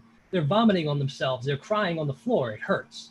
Okay? We don't treat people well in prison. It's not a safe place. They learn to keep themselves safe by maybe being big and dangerous. They learn to get with the gangs. And when you live like that for a few months or a couple years, you come back. What's your mentality? We haven't made it a community where we take care of them and help them become good community members. But we want to see people and say, well, you committed a crime, you have to go to prison. Are they a credible ongoing threat to society? If not, can we control them on parole? If they're not likely to commit more crimes, why do they need to be separated in the prison? That's for people we need to protect society from. Until we start doing things like that, the police are going to say, well, here's regulations. I guess I kind of got to work around it. This is stupid. They have dangerous criminals out here. And then they're going to act on that belief until our society starts treating people like people and saying, why are these people like this? How did they become like this? And how do we help them to come back to our society better? They're not going to look at them and say, that's a human being. I have to try to get him and bring him in so that we can help him to become better, so we can help heal him. They're going to say, I got to chase him down. And if he's going to be a problem, I might have to kill him. So past this, but you also have to be looking forward.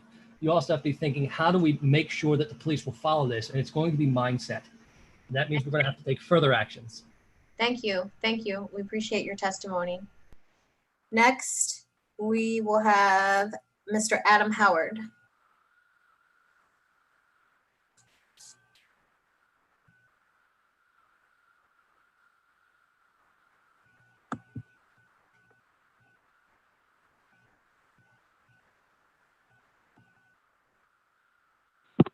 Hello, do you hear me?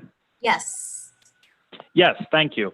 As stated, my name is Adam Howard, and I appreciate you guys allowing me this opportunity to speak to you today about some law enforcement reform and some issues going on, specifically in regards to Maryland. First, I appreciate this committee seeking the input of citizens like myself of the state of Maryland.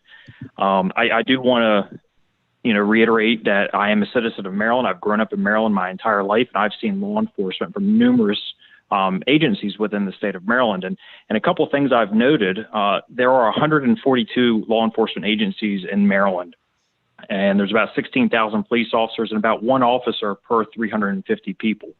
There are a lot of state and local agencies within Maryland. A lot of these departments have different rules and regulations. I think Maryland has done a great job of bringing the MPCTC with hiring standards and also suspending of police powers and some mandatory education requirements. I would like to see that expanded a little bit more. I think MPCTC should maybe look into establishing use of force guidelines for departments and establishing some sort of policy that all law enforcement agencies could follow, from your state agencies that employ thousands of officers to your local municipalities that employ 10 officers. I think it's also important to note that recent events in America, and then even going back in Baltimore in 2015, there seems to be society has a general lack of respect for law and authority. And I think that America and Maryland, with looking at police reform, is treading on thin ice. We need to have law and order in America. We need to have police officers. Without that, society is going to crumble very, very quickly. I would also just like to say that law enforcement officers are professionals. They are highly trained. All the ones that I have come in contact with have treated me with respect. I've treated them with respect too. And like the previous gentleman was stating, I think that we as a society do a horrible job of taking care of these offenders and getting to the root of the problem. I don't believe law enforcement is the root of the problem. I think the root of the problem has to deal with society, with breakdowns of family, with economic issues, with poverty issues, education issues. I think those are the root of the problem that cause the criminal behavior. And then that separates the criminals from the police officers, just like the gentleman was stating before me. I think if we address those issues and we try to solve those base issues, those underlying issues, that we will see better police officers. We'll see less of the events that have recently occurred in America, as far as some of the violence of police officers against citizens. So anyway, so I do appreciate you guys taking the time and allowing me to speak on behalf of citizens of Maryland and of my experience. I do support law enforcement officers. I don't want to see them defunded. I want to see our law enforcement continue and continue to protect the citizens. Thank you. Thank you. Thank you very much. Next, Mr. Keith Lottridge. Good afternoon. Hello. I'm the District Public Defender for Prince George's County, and I believe I'm in a unique position to speak directly to the complete and utter failure in our state in providing defendants any information of police wrongdoing, including acts of racial bias, dishonesty, and violence. As you know, every defendant in a criminal case has a constitutional right to that information. Last year in Prince George's County, we defended over 20,000 people in cases where our clients were facing jail time. In every one of those cases, the state's attorney's office, and by extension, the police, had an absolute obligation to provide relevant internal affairs information. Over 20,000 cases. To my knowledge, there were only 2 cases where we received that relevant information. That is not possible. At this very moment, there is federal litigation against our county's police department alleging racism against their own minority officers. And we have been provided no internal affair records relevant to those claims. We know of acts of violence by officers. Our clients file complaints against officers. We have seen discovery that shows officers lying. And no internal affairs records with that information is provided in over 20,000 cases. We are not alone. A brief survey of our offices across the state shows a systemic failure that is just wrong. There are state's attorney's offices that have no system for reviewing internal affairs files. In those counties, there appears to be a policy of willful ignorance by the state and police. In some areas, they don't do internal affairs investigations for police brutality because they always charge the victim. And the officers don't have to participate in an internal affairs investigation because of the pending criminal case. In some areas, the courts ignore motions for records, empowering further entrenchment and protracted litigation. while states' attorneys claim transparency but stand hand in hand with police in blocking our request. The current system cannot be fixed. It must be changed. In truth, the police cannot police themselves. That's not even fair to them, and it's certainly not fair to our community. We have a two-party adversarial system. At this moment, one party controls access to all the information needed by the other party. There has to be real transparency and there has to be real accountability. That's my statement. I want to thank you for this hearing and for taking testimony on these issues. Thank you very much. Thank you. Next, we will have Mr. Robert Eck testify.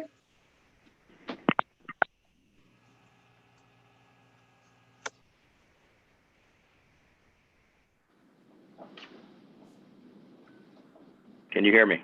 Yes. Oh, good evening, I should say, and thank you for having me. I just wanted to make a few quick points. That one, that as a lifetime citizen of Maryland, I support law enforcement.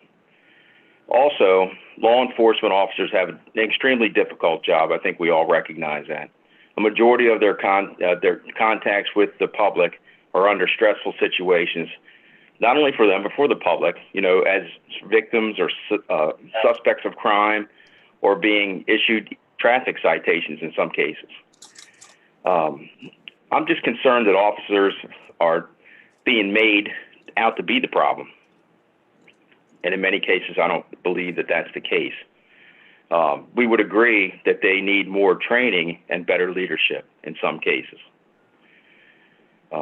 Recently, we've seen police chiefs in other states bow to public pressure and terminate law enforcement officers without any due process.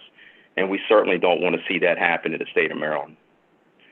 Law enforcement officers should have their right to due process and not have their rights diminished during a disciplinary process.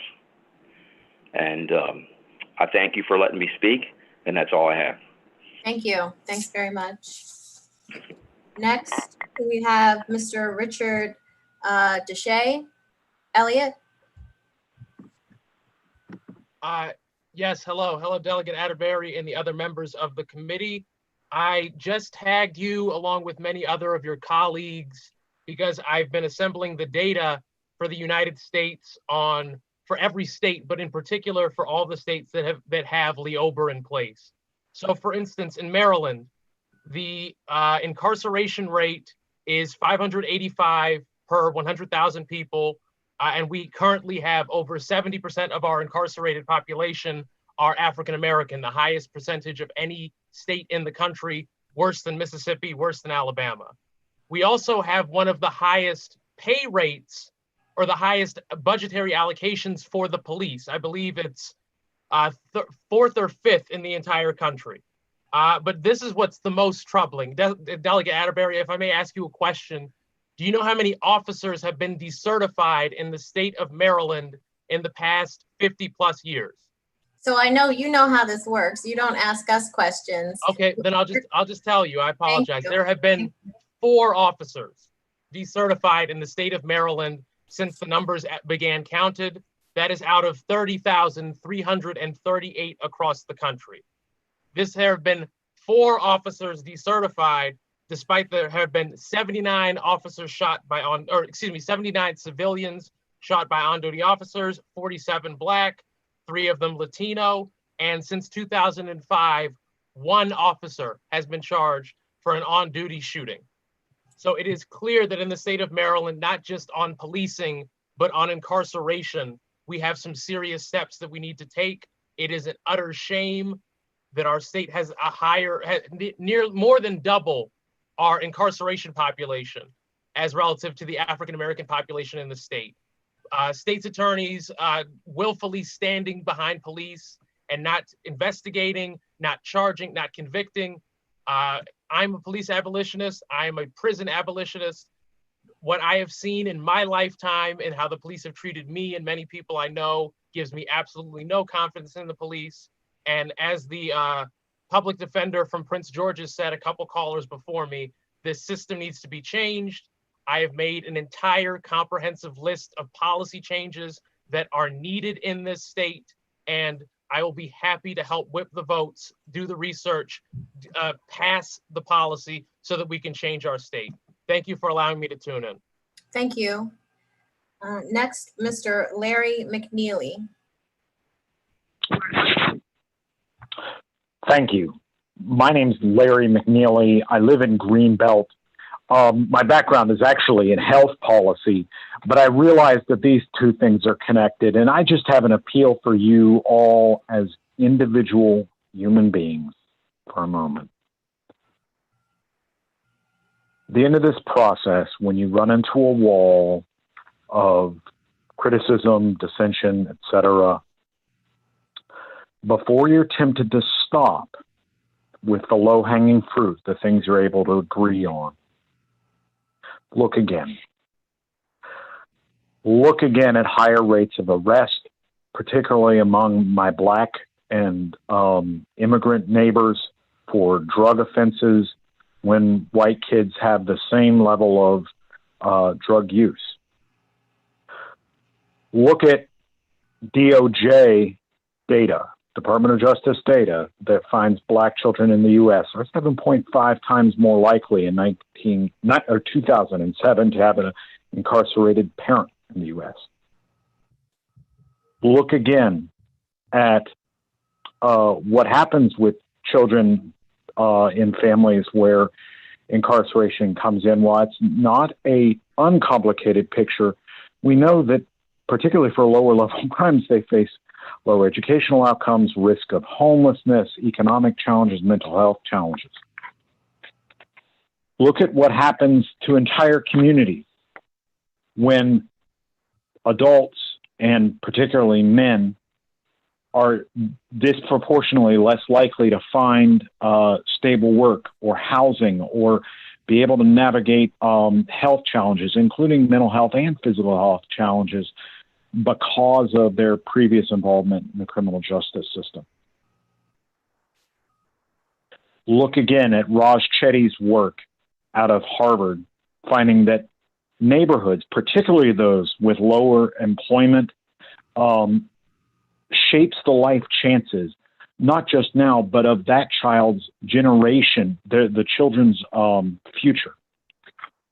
And then look again at bold solutions that reduce over-policing. Yes, deal with bad apples, but deal with over-policing, particularly of Black people, particularly of low-income people, particularly of immigrant communities. That means SROs out of schools. That means Anton's Law, yes, but it also means finding ways to redirect resources to social work and mental health solutions in this state. I'll be working for it, and I appeal to you again to look again when it gets hard. Know that we have the back of those of you who are willing to do that, work together, get this done. Bye. Thank you very much. Ms. Beverly John.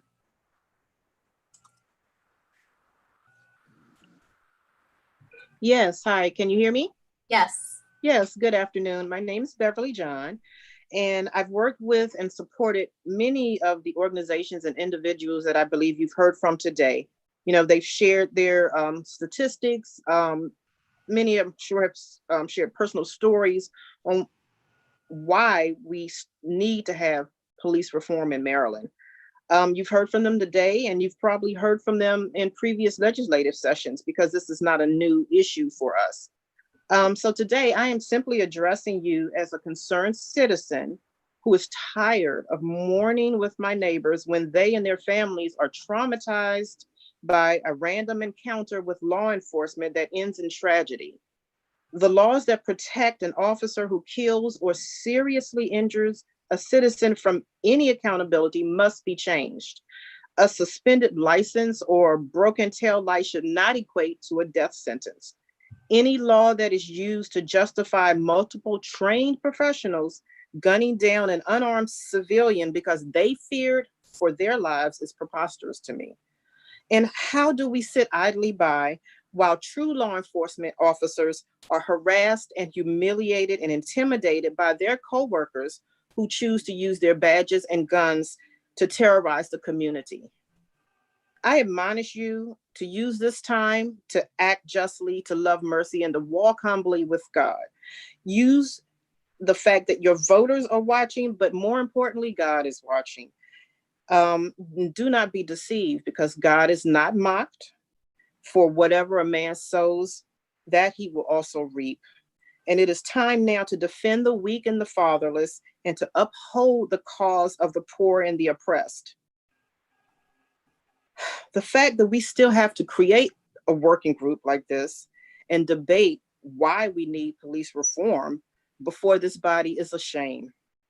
How many times can you listen to the cries of your constituents and turn a deaf ear? Stop fearing what the blue wall may think or do, and really look and fear God and do what is right by his people, so that you do not face his wrath or the ultimate judgment. I thank you for your time. Thank you. Thank you very much. Next, Mr. Landon White.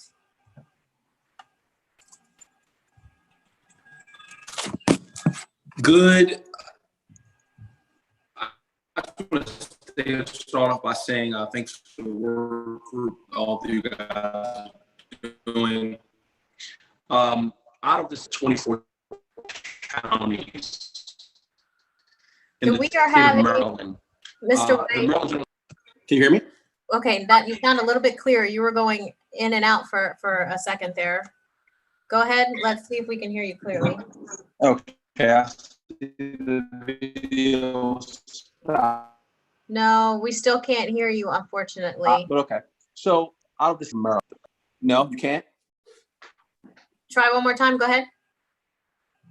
This Maryland General Assembly needs to properly undertake the steps necessary to eradicate the fear of law-abiding citizens dying in police custody.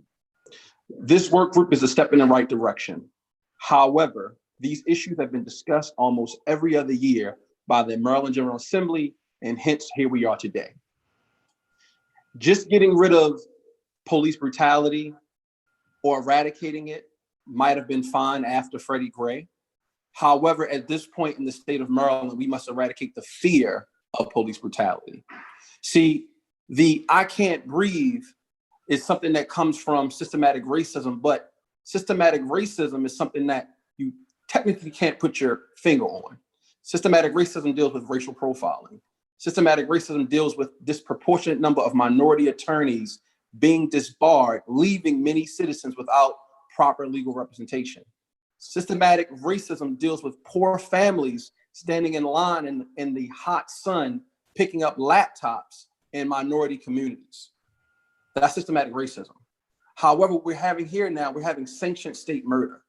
And dealing with my background of not only being a young man in inner city Baltimore, dealing with police brutality on a personal level, but also in the courtrooms of taking on police brutality officers that commit such heinous acts. The citizens of Baltimore County in 2018 stated that Officer Ruby for the Corrin Gaines case was found liable for her murder. However, still to this day, Officer Ruby has still not been arrested by anyone in Baltimore County. Anton Black's officer that was involved in his killing, and we're still getting more information now on today, and on the Eastern Shore. To this day, the commanding officer or the chief was sentenced or was found some type of infraction of misconduct based on hiding the information of the officer in Anton Black's case having what I would call misconduct on his record in Dover, Delaware, which the state of Maryland as well as these individuals knew about it. To eradicate the fear, we must put more pressure than just saying, hey, we're going to put these laws in place to get rid of police brutality. I know I have a short time, but as a Black African-American attorney in Baltimore City, I'm not afraid of being shot by my citizens. I'm not afraid of being shot or being murdered in my city. The one way I know that I'm more afraid of is when a police officer pulls me over, there is fear. And the sad part about it is, I know there's less than a 1% chance that that officer will be brought to justice. With that, and I look forward to you guys. Thank you, Mr. White, for testifying today. Next, Ms. Carol Stern.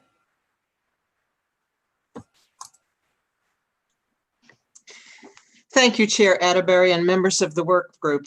My name is Carol Stern. Am I unmuted now? Oh, yeah, we could hear you. Okay, great. I am co-chair of the Equal Justice Under the Law team of Jews United for Justice. JUFJ organizes nearly 6,000 Jewish Marylanders and allies in support of local campaigns for social, racial, and economic justice.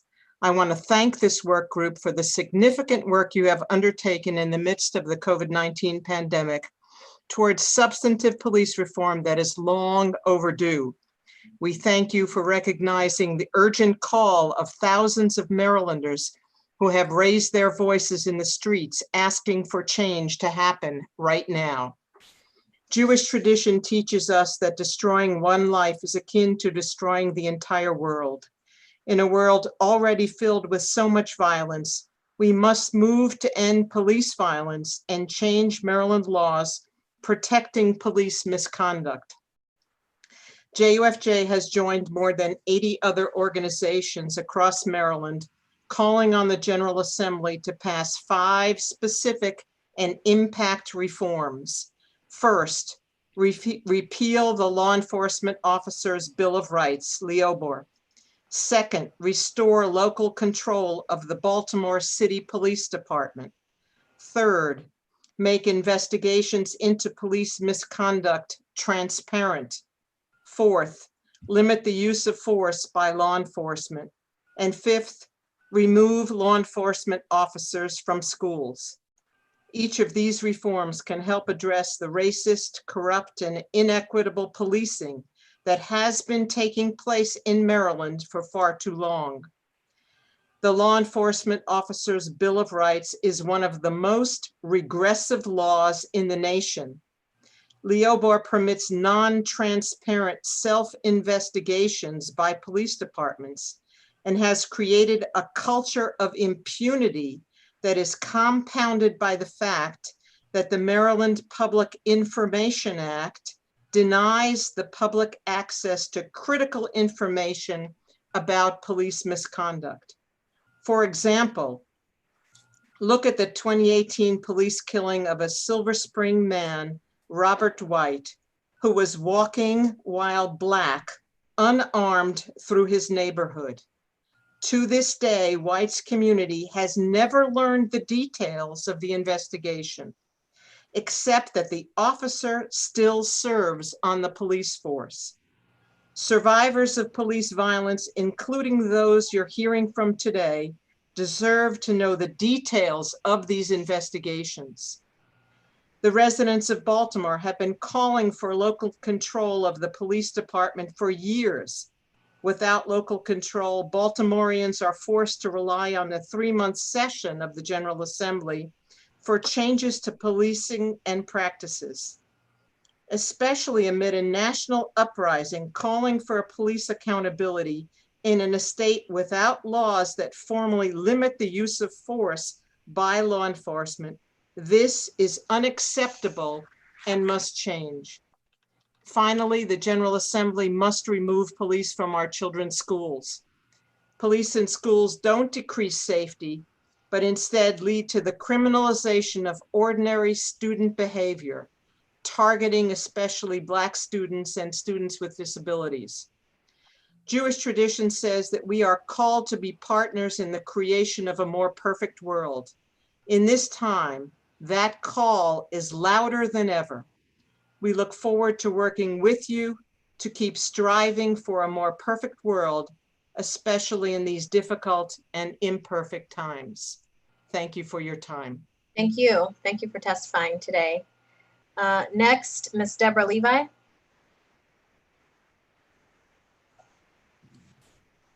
Hi, Chair Atterbury. Thank you very much for having me, and to the committee. It's an honor to be here today and to be in the company of so many eloquent Marylanders whom I'm proud to live amongst.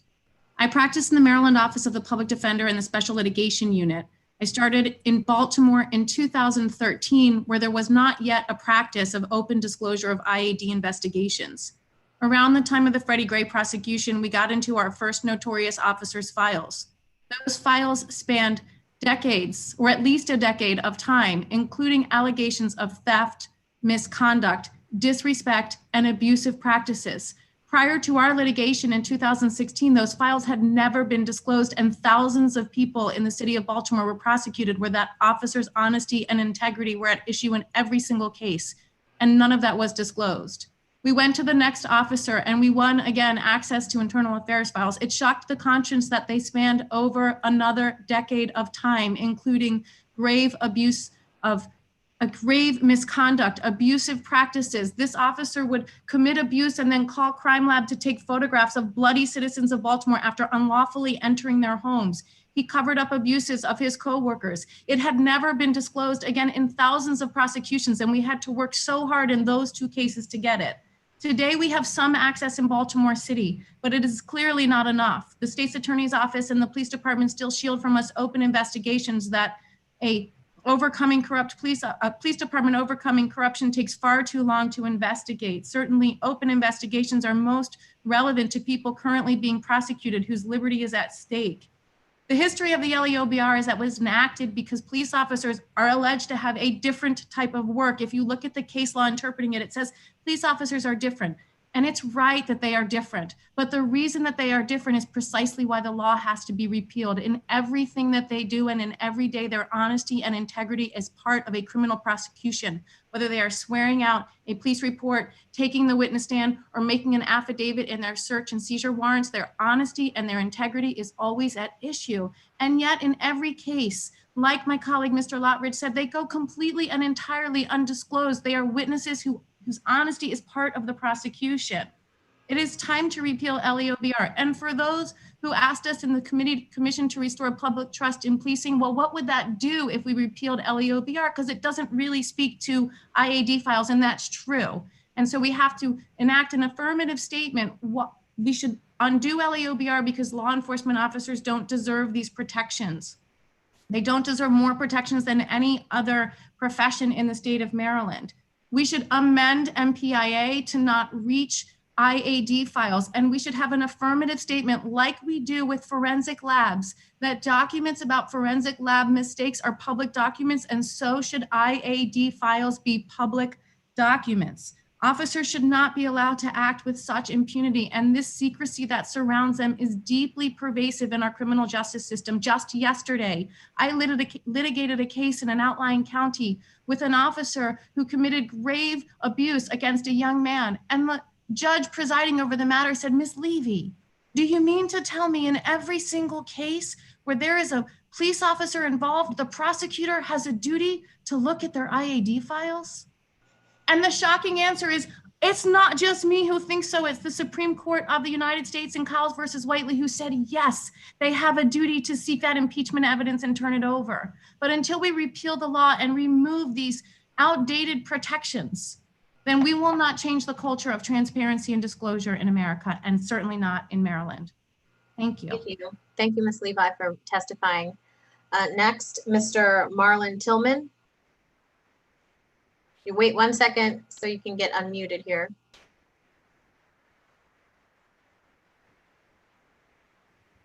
There you go. Thank you. Thank you, Chair Atterbury and Work Group. Reverend Marlon Tillman with Bridge Maryland Incorporated, a nonprofit faith-based organization, and I'm speaking on behalf of the Maryland Law Enforcement Bill of Rights. The Maryland Law Enforcement Bill of Rights does an excellent job of protecting police officers from prosecution or even an inconvenience in their quality of life, should they ever be accused of misconduct. However, the Bill of Rights also does a scandalous job of protecting bad officers making poor decisions and exhibiting bad behavior. To that point, this Bill of Rights, as is written, gives police agencies, hearing boards, and the chief the flexibility of allowing bad police officers to go unpunished without any possible penalty for their actions. This Bill of Rights repeatedly uses terms like may or reasonable to describe actions that should be addressed and not be subject to interpretation, bias, or prejudice. For example, if a citizen's complaint or video recording is clearly a violation of human rights, why is Universal Citation Maryland Public Safety Code 3-112 written with subjectivity and vagueness? And thus, this Bill of Rights, although I originally thought it should be totally abolished, can be reformed by simply changing some key words from may to shall or reasonable to specific periods of time. Because as it stands right now, LIBOR is truly subject to the opinions of the officers who are policing themselves. For example, if you or I were accused of assault and battery, the statute of limitation for charges is 3 years according to Maryland Code Court and Judicial Proceedings, paragraph 5101. However, the statute of limitation for police officers is 1 year when classified as brutality. Likewise, civilians on hearing boards have a voice but no vote. Thus, they have no power to change the outcome against bad officers using bad judgment or, in some cases, repetitive bad behavior. Thus, this Bill of Rights, as it is currently written, does not afford the public any expectation that bad police officers will be judged by the same justice system everyone else is subject to, and thus it needs to be reformed immediately. Bad law enforcement officers should be treated with the same scrutiny as the public, because when police officers remove their uniforms, they are citizens too. Thank you for my time. Thank you, Mr. Tillman, for testifying today. Next, Pastor Murray, Brian Murray.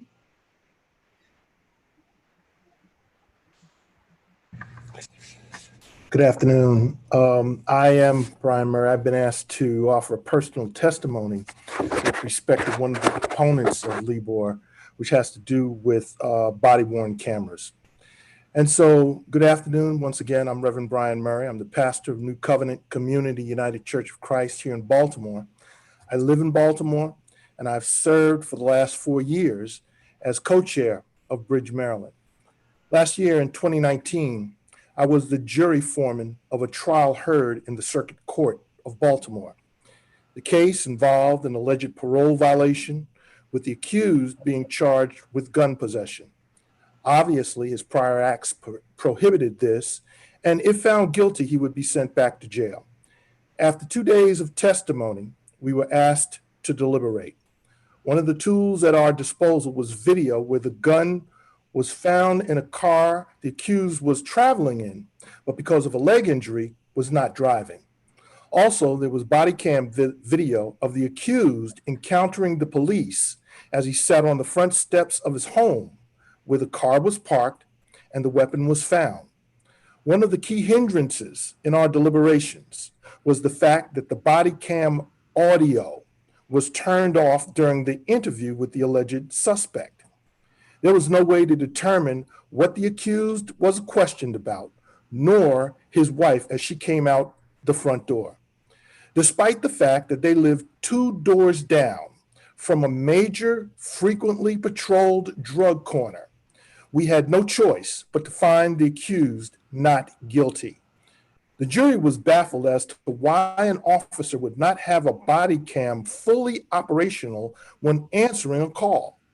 And given the climate of community mistrust with policing, it presented a scenario where a lack of transparency backfired in a seemingly obvious conviction.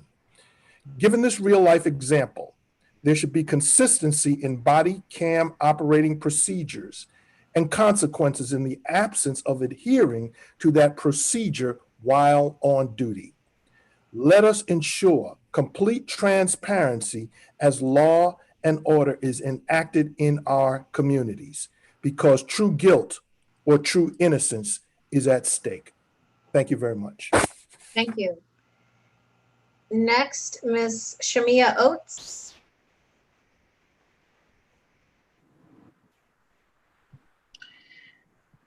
Let's see. Can you see me? Yes, we can see you and hear you. My name is Shamea, and I'm here to give my personal testimony. I am the sister of Emmanuel Oates, who was killed by the Baltimore County Police on February 19, 2019. Emmanuel did nothing wrong. When he was approached by officers, he presented his receipt that showed proof of his purchase. These officers antagonized, harassed, and attacked Emmanuel with no justification. There was no reason for them to do this.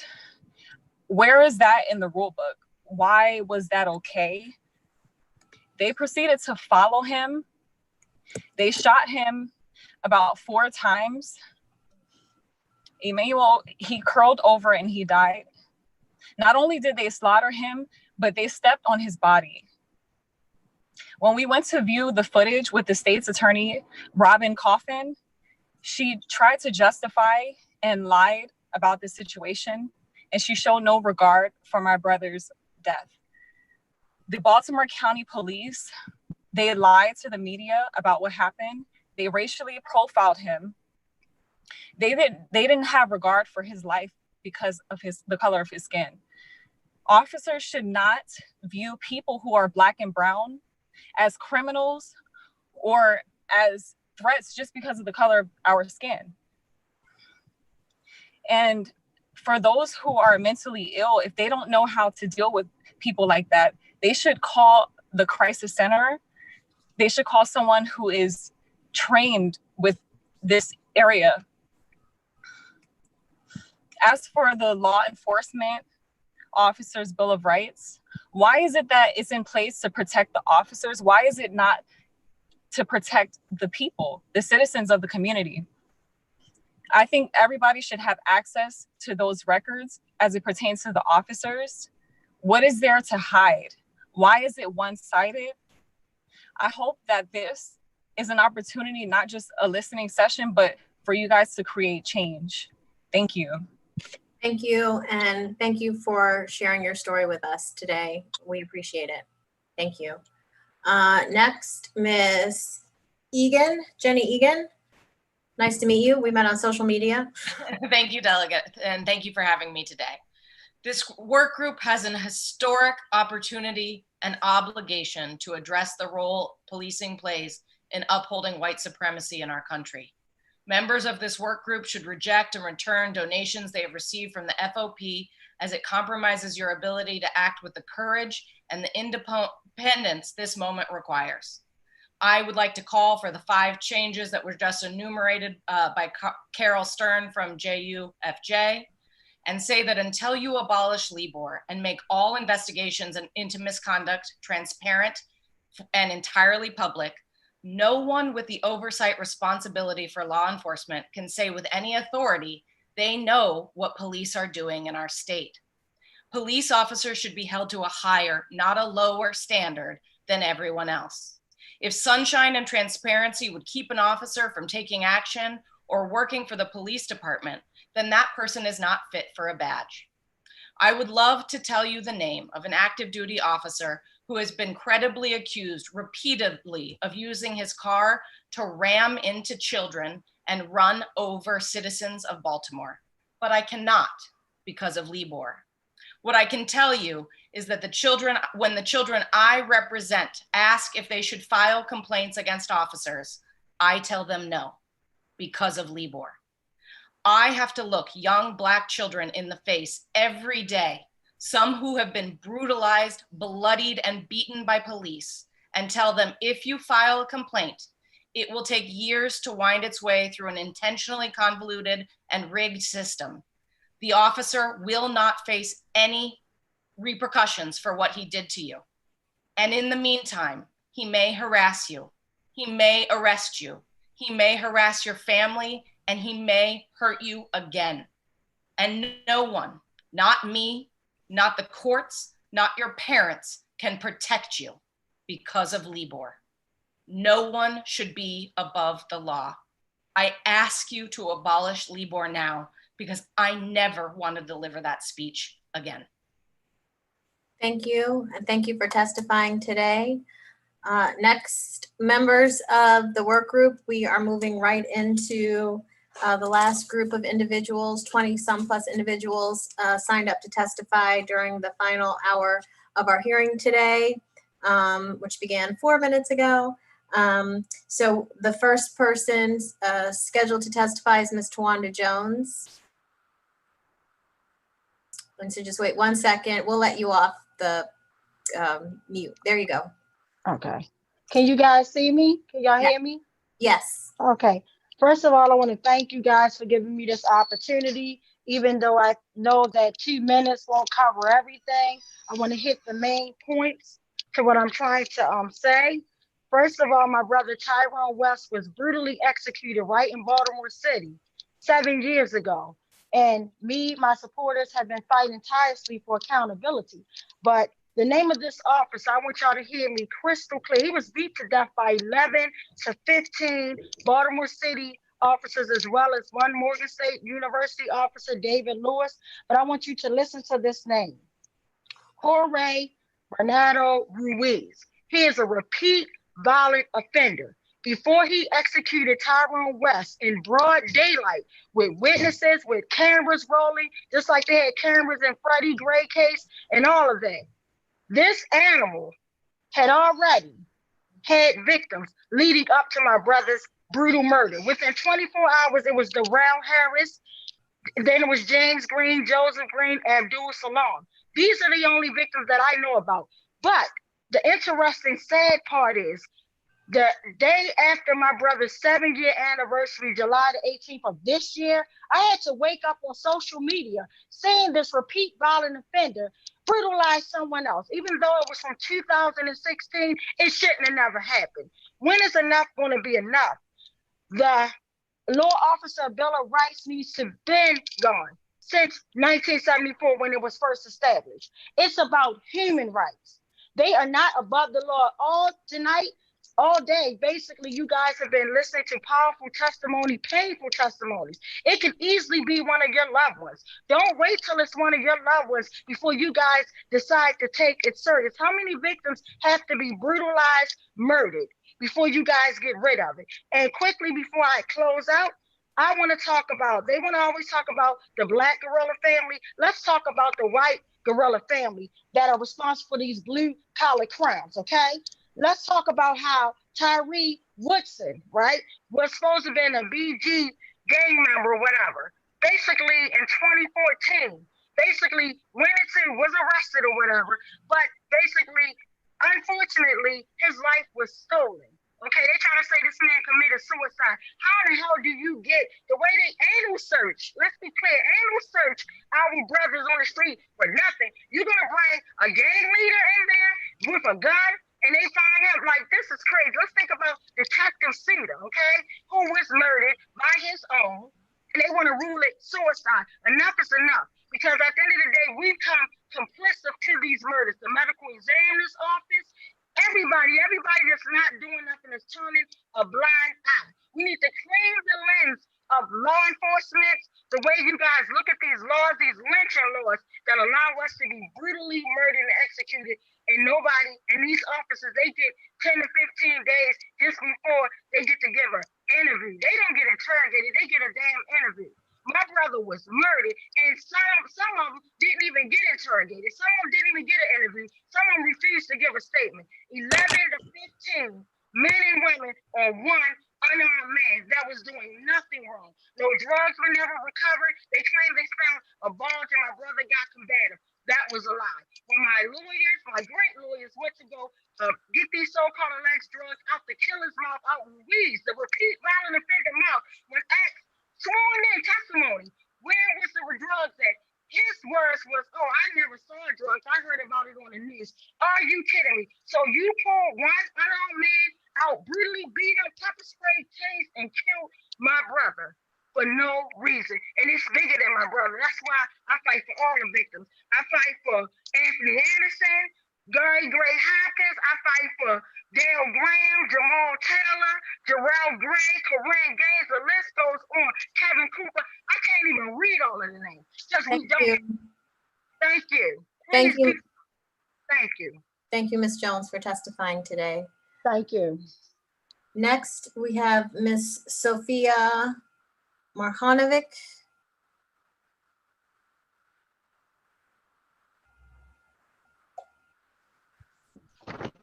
Yes, thank you. I am Dr. Sofia Marjanovic, PhD in immunology and microbiology. I trained at NIH in Bethesda. I am of the Ocheti Shakumi tribe. I'm a survivor of domestic violence and police misconduct that led me to lose my 28-month-old breastfeeding son. In 2012, I was attacked holding my 10-day-old newborn son. I called the police. This began the nightmare of dealing with domestic abusers on the police force, coordinating with abusers to dominate and control survivors. I lost custody of my son to our abuser. Officer Freddie Charles, with a history of domestic violence, is in charge of the supervised visitation unit of the Anne Arundel County Sheriff's Department. He claimed he fears for his life around me because I video record all interactions and have gotten unethical people reprimanded. In 2016, I got a provision in House Bill 1016 for civilians to get outcomes of investigations of our complaints about police officers. Unfortunately, the way the bill was written leaves us unable to get the reports. The nightmare has continued since I last testified here. Anne Arundel County Sheriff's Department asked me how much I was willing to pay to see my son. Police are considered neutral witnesses in courts, despite getting paid overtime to attend court hearings. I have suffered for years, even becoming completely debilitated from pain, struggling to feel safe in my own body. I eventually became homeless and enslaved in human trafficking as a result. I've been in therapy for years trying to heal, but when the system is so unsafe, I need the system to be repaired to be safe. 40% of law enforcement are domestic abusers. 4 women and 4 children are killed every day in the United States by domestic violence. I demand that you release all disciplinary records of all public employees in the state of Maryland. My other demands to abolish the police and replace the police with safer systems are outlined in my written testimony that I've already submitted to you. Thank you for your time.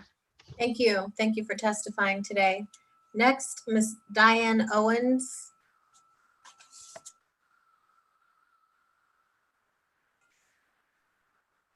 Hi, good afternoon. My name is Diane Owens and I'm a public defender here in Baltimore City.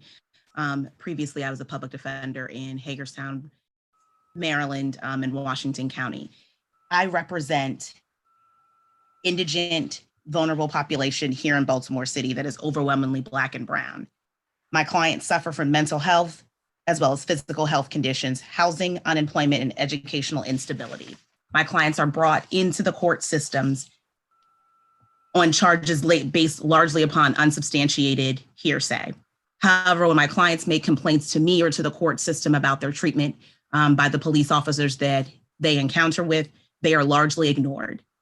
I have to sit and tell my clients why it's hard and why it's pretty much impossible to get their claims brought before the court.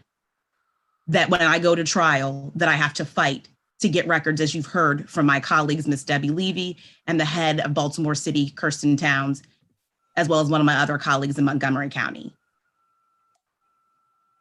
I have had countless battles with state's attorneys in Baltimore City about why records need to be released and why these records are relevant when I'm confronting and cross-examining officers that have brought charges against my clients. This is a systematic failure. Having worked in Washington County, where IAD files were never even mentioned, let alone even thought about, the system throughout the state of Maryland must change. First, the Law Enforcement Bill of Rights must be repealed. The police officers have the most power, they are the most protected, and they have the least accountability.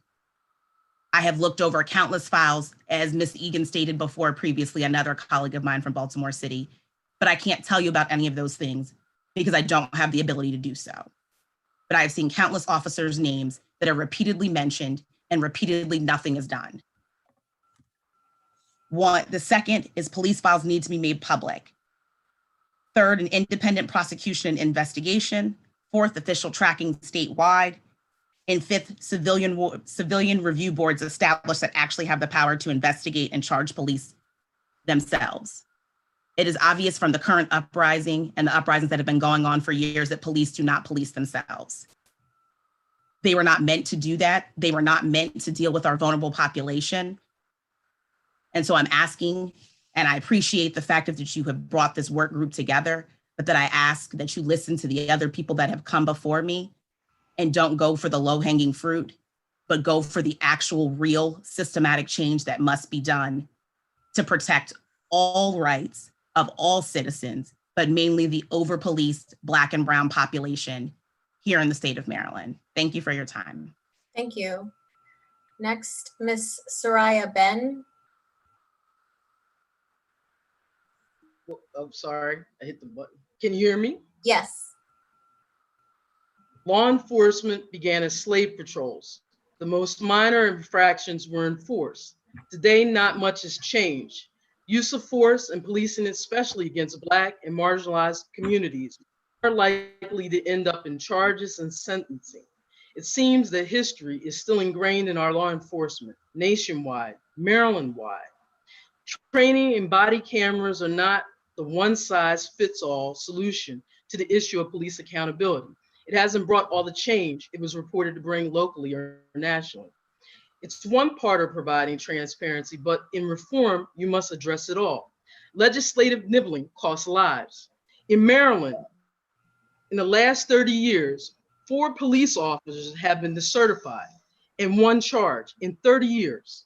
What other occupation have you heard of where there are thousands of employees, only a handful are disciplined? There's evidence that curtailing proactive policing can reduce crime. Additionally, per year, on average, police come into contact with dangerous assailants such as murderers, deadly felons, 5% or less of the time. The other 95% of the time is traffic stops, unlawful assembly, shopping cart returns, welfare checks, sometimes walking while Black, which means police spend most of their resource going after minor incidents, some not even against the law, that don't threaten everyday life, but do lead to mass incarceration and criminalization. So here are some of the solutions I believe. Anton's Law, which is a full package of use of force laws, and MPIA.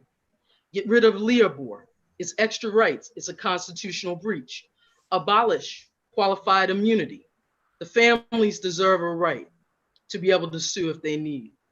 I have also personally written 2 special prosecutor bills that I would like to submit in the upcoming session, because we know half of the criminal justice reform issue lies in the conflict of interest in those offices that are scared of prosecuting police partners.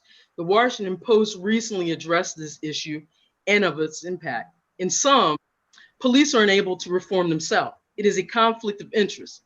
It's time for our legislature to have the gravitas and the strength to do what New York, Colorado, and other states have done to ensure the public trust.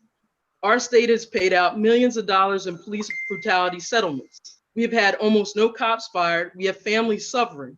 And this week in the Baltimore Sun, police commissioner is begging the legislature to give him the power to easier fire corrupt cops. Many cops want the legislature to do the same, but there is a toxicity in the culture that won't allow them to publicly come out and speak. The time is now.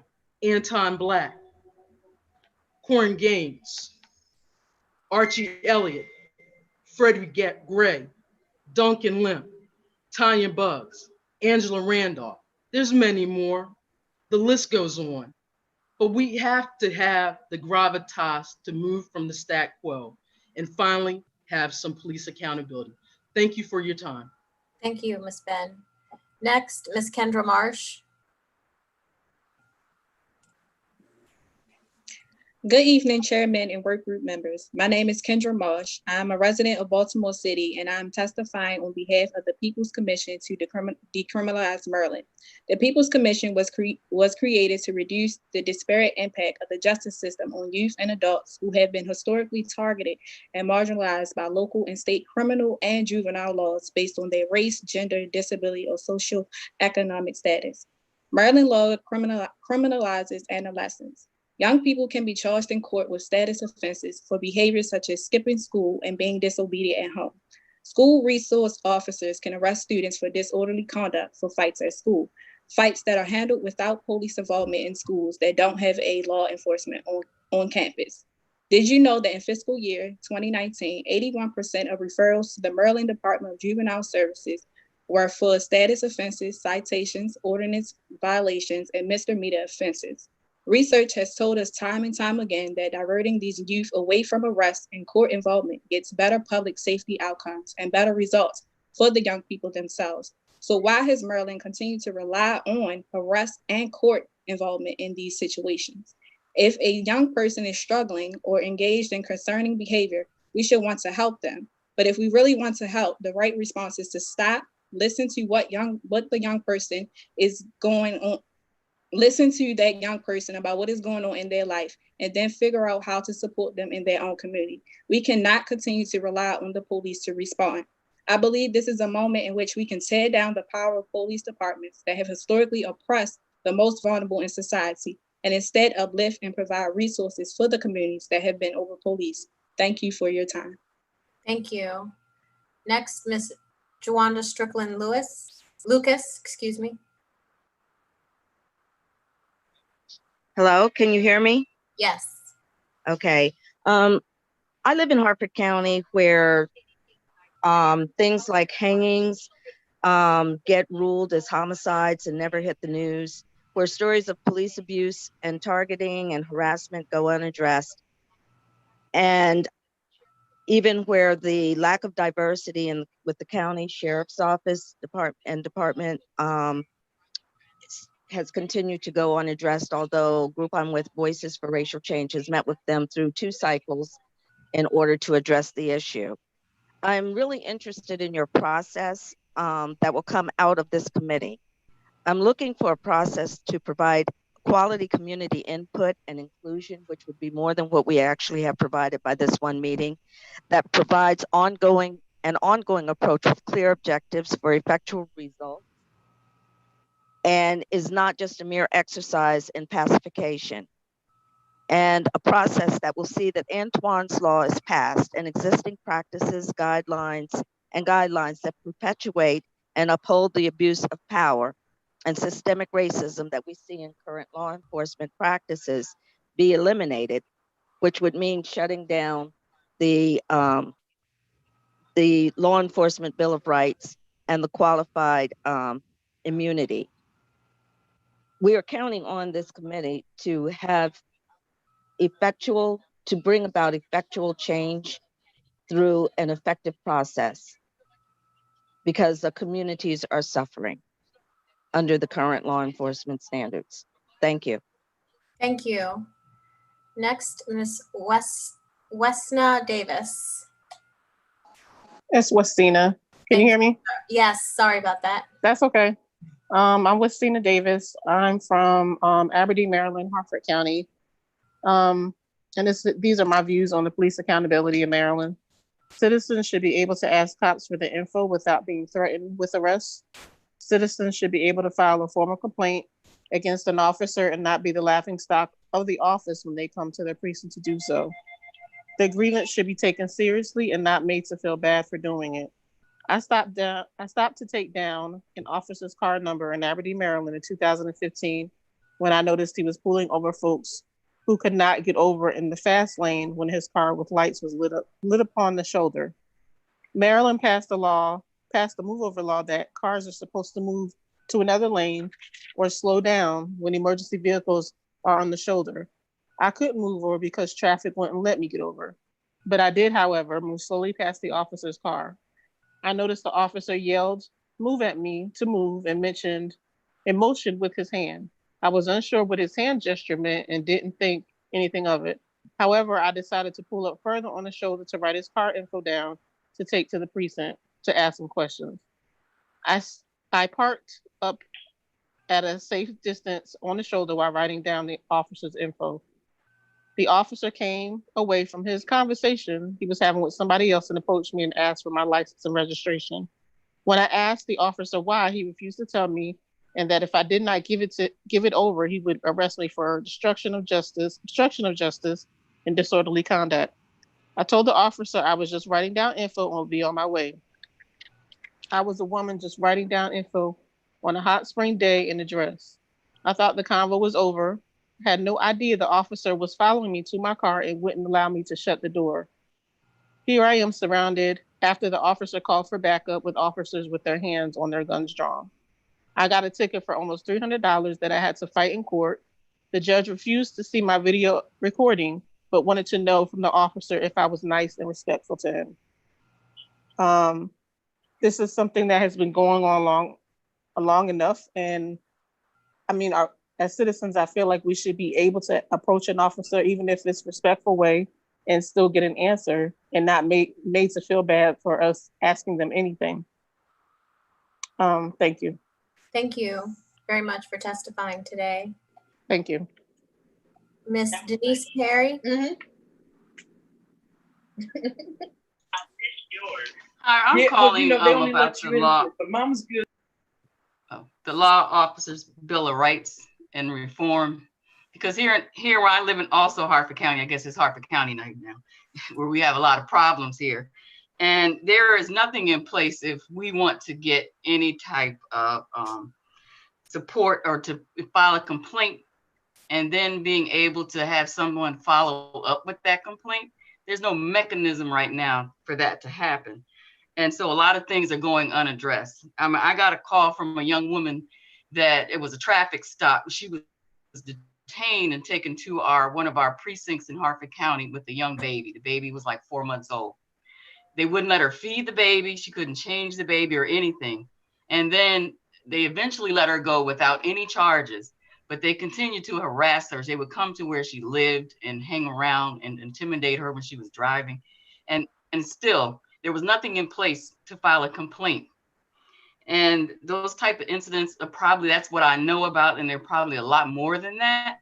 And with the Bill of Rights, they almost have total impunity. They cannot, anything could be done to address those problems. So I would surely like to see something happen where that can be addressed in the future. Thank you.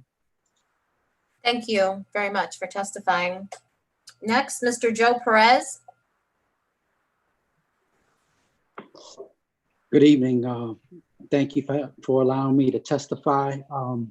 My name is Joe Perez, testifying on behalf of the Hispanic National Law Enforcement Association, as well as being a retired Prince George's County police officer.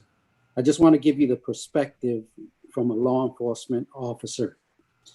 First of all, I think that the Law Enforcement Officer Bill of Rights should be totally abolished. Why? Because you have systems in that Law Enforcement Officer Bill of Rights that's supposed to protect whistleblowers, for example, and no one knows how to enforce those particular rights. And if you look across the state, officers are being terminated, officers are being disciplined, you know, and there isn't necessarily a problem with the Bill of Rights itself. It's the problem of enforcement. No one knows how to enforce the whistleblowers section of that particular law of the state. In addition to that, I think that there should be a centralized state entity to keep track of police use of force and police involved shootings.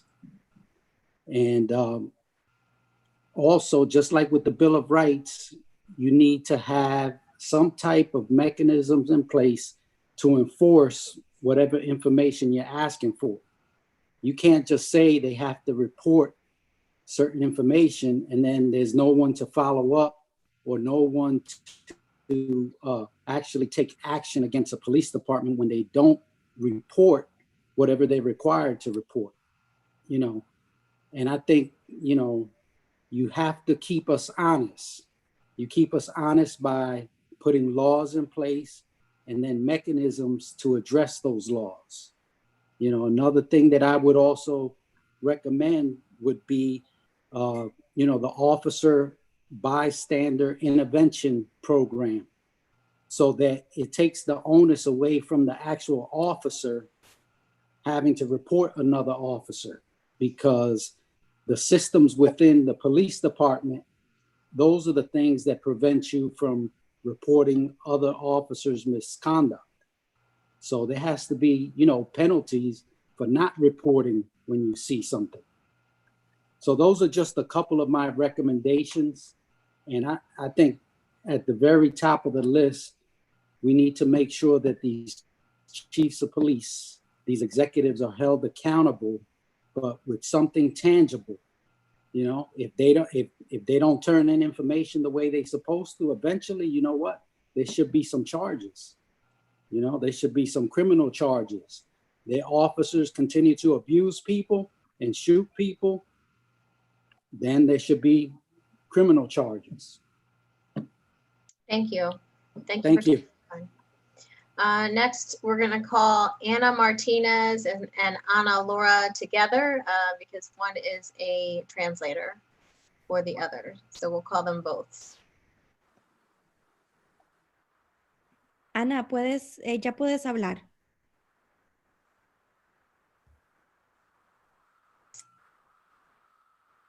And 1 second, she might be having technical difficulty. Okay.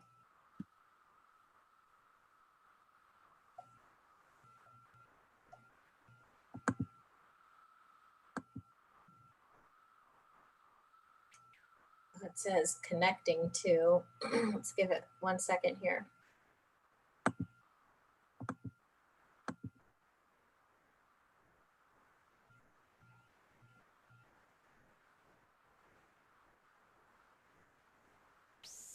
So Matt, I think we'll circle back. And if we can hear from Ms. Shannon Iman and then circle back, maybe Ana Laura will be connected by then. So let's hear from Ms. Shannon Iman now.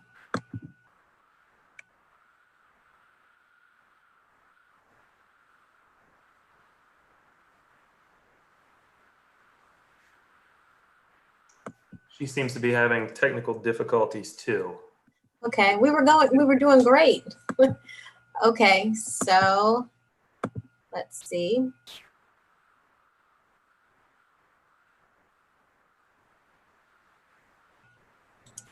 Mr. Michael Stone. Hi, thank you for allowing me the opportunity to speak.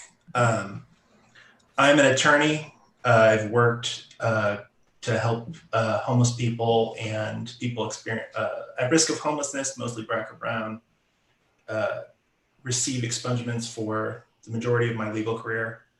I'm also a Mexican-American man who is white passing. And I come from this from a perspective of talking to my darker relatives and having them ask me, Mike, how do I avoid getting killed? And at this point in time in our country, in the state, I don't have an answer for them. Because apparently being asleep in your bed doesn't keep you from getting killed. Complying with the orders of the cop pulling you over doesn't keep you from getting killed. It's more or less if you are lucky enough to catch a law enforcement officer on a good day, or someone who chooses not to do the wrong thing, you are lucky enough to be alive. So that's where I'm coming from. I think Maryland has a responsibility to fix this. These are our laws. We were one of the first states in the country to come up with a law enforcement officer Bill of Rights. We have a unique responsibility in that role as we were the first and other states got to see what happened. And things have to change. We need a standard use of force policy across the state, and that includes escalation use of force. It cannot be held to the whims of the local department. We need a state level cause of action to sue bad cops when they violate someone's civil liberties. And it needs to be without qualified immunity. The catch-22 of you can't sue the bad cop unless someone else has successfully sued the bad cop before has to go away. It's a joke. It needs to be much harder for bad cops to hide their patterns of bad behavior. So we can't have personnel records disappearing in 3 years after they get 30, 40 different accusations of wrongdoing. It needs to be easier to remove bad cops. as a preparation for this, I took a look at labor, and I will tell you, as someone with a criminal concentration background, there are more due process rights for cops facing only the threat of losing their job than there are for criminal defendants. If the restrictions on interrogations existed for criminal defendants as they are for law enforcement officers being investigated for wrongdoing, you would never get a confession in the state of Maryland ever again.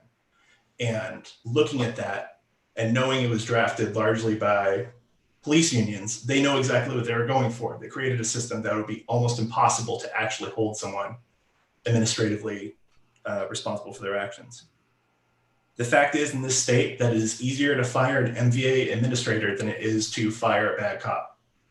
And given that we give the cops literally the power to use their judgment to extrajudicially kill someone, they should have higher standards on their behavior, not lower standards.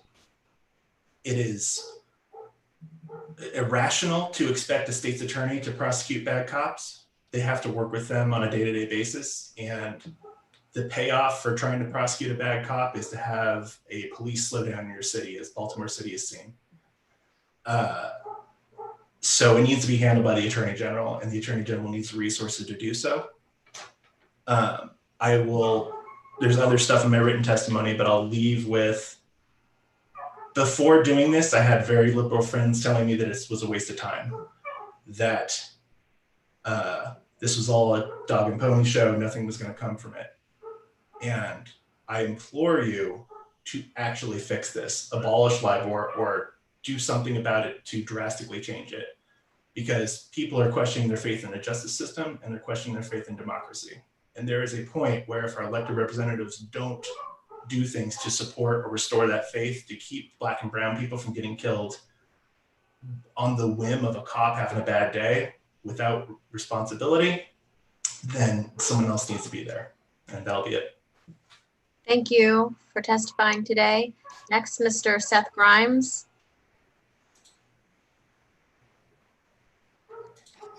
Thank you, Delegate Atterbury and members of the work group. My name is Seth Grimes. I'm testifying on behalf of Tacoma Park Mobilization, an advocacy organization with 2,000 members in the Tacoma Park Silver Spring area, active in environmental, justice, and economic matters.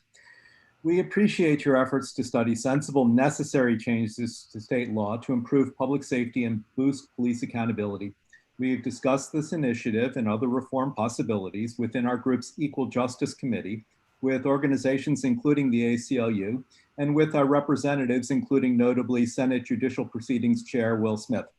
We recently joined dozens of other advocacy organizations in calling for 5 major reforms: allow investigations into all police misconduct to be disclosed under the Maryland Public Information Act, create statutory limits on the use of force by law enforcement, repeal the Law Enforcement Officers' Bill of Rights, give the people of Baltimore the ability to govern the Baltimore City Police, take law enforcement out of schools. We reiterate this call and reinforce the need for the House to listen to its resident constituents rather than deferring to Fraternal Order of Police chapters and police department and prosecutor lobbyists. Reform should be enacted with an eye toward shifting of legislative and funding priorities away from policing and toward other ways to keep our communities safe. Regarding LIBOR repeal, we call for replacement with state standards and mandates for meaningful civilian oversight and access to disciplinary records and databases, among other points. While we find attractive the notion of empowering Maryland's police chiefs to handle matters under their purview without current constraints, Maryland needs state transparency and accountability standards that cannot be negotiated away in concessions to local police fraternal orders. Please make comprehensive police reform legislation, including LIBOR repeal, a priority for the 2021 Maryland legislative session. Thank you for this opportunity to testify. Thank you for testifying today. Let's see if Ms. Shannon Iman can get on now. Hi, I just wanted to say that I do believe that officers do need some more training and better leadership, but I'm discouraged that law enforcement officers are being made out to be the problem. I think a majority of their contact with the public are under stressful situations and that they have an extremely difficult job to do. and that they should not have their due process rights diminished during disciplinary processes. That's all. Thank you. Next, I'm going to call Ms. Ana Laura, and I believe you are on the phone and will translate for Ms. Ana Martinez.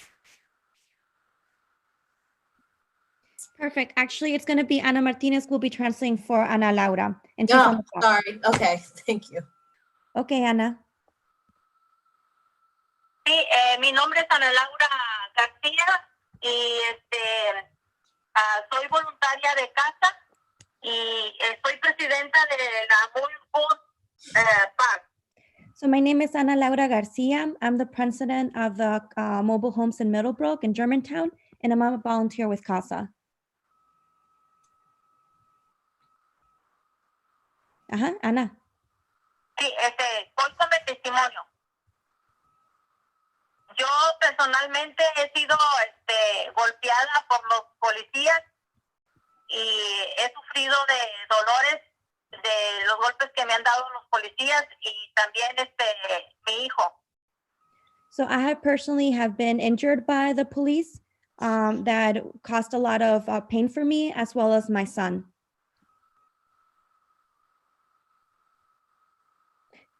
Y yo estoy pidiendo alguna ley para la comunidad que proteja la dignidad y el maltrato que la policía les ha dado. O sea, ahora estoy pidiendo por la comunidad. And I'm asking for policies that support the community when it comes to these type of situations when there's police brutality. Porque esto no nomás ha afectado a mi vida personal, sino también a la comunidad. Because this isn't impacting me personally, but also the community. Y que yo no estoy de acuerdo que a los policías les han dado leyes de privilegio para que nos torturen.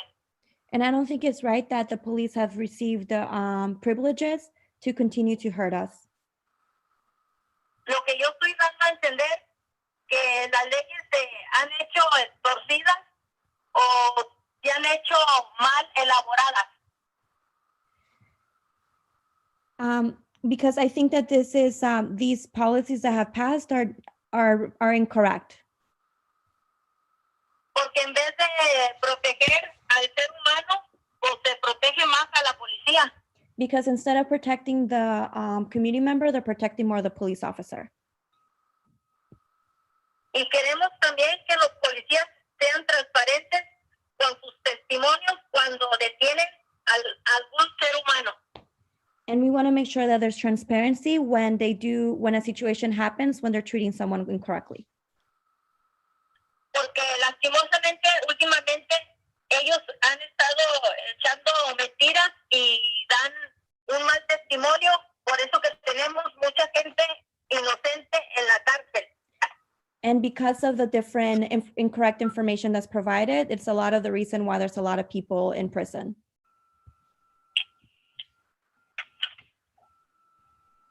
Y por eso nosotros hemos perdido la confianza con la policía, porque la policía en vez de que nos proteja, pues nos amenaza. And that's why there's a lot of confidence has been lost with the police, because instead of protecting us, they're sometimes threatening us. Eso es todo. That's all. Thank you. Thank you, and thank you very much for testifying today, and thank you for the translation. Next, Mr. Matt Post.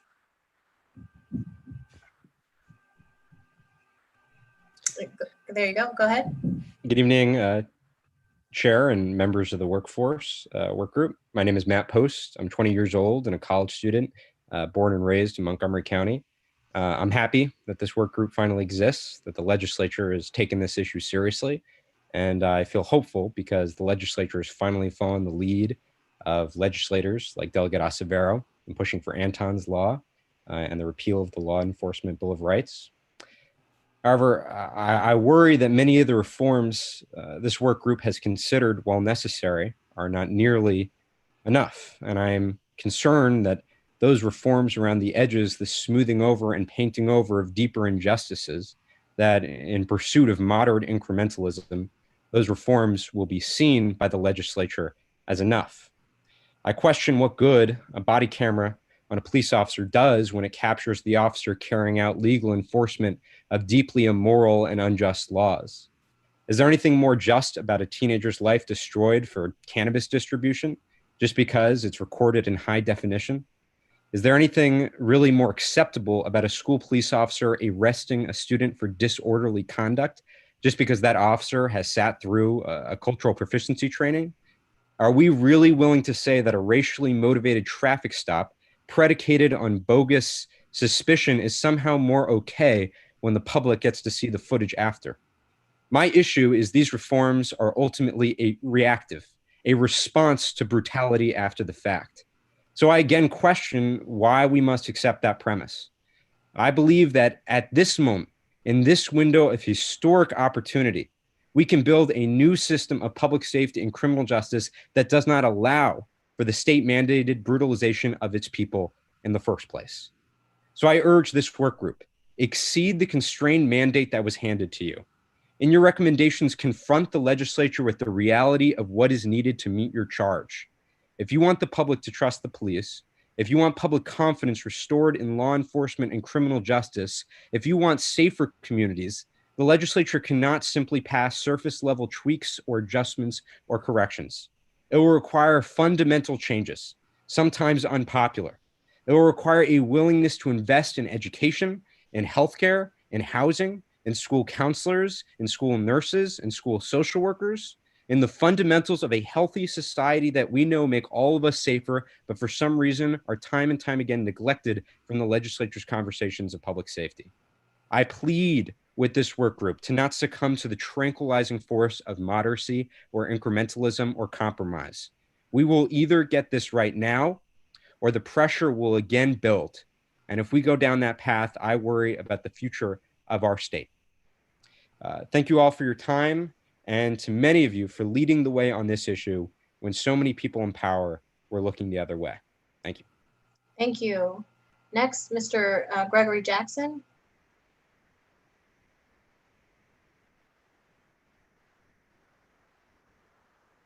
Need to be unmuted. Okay, you can hear me okay? Yes.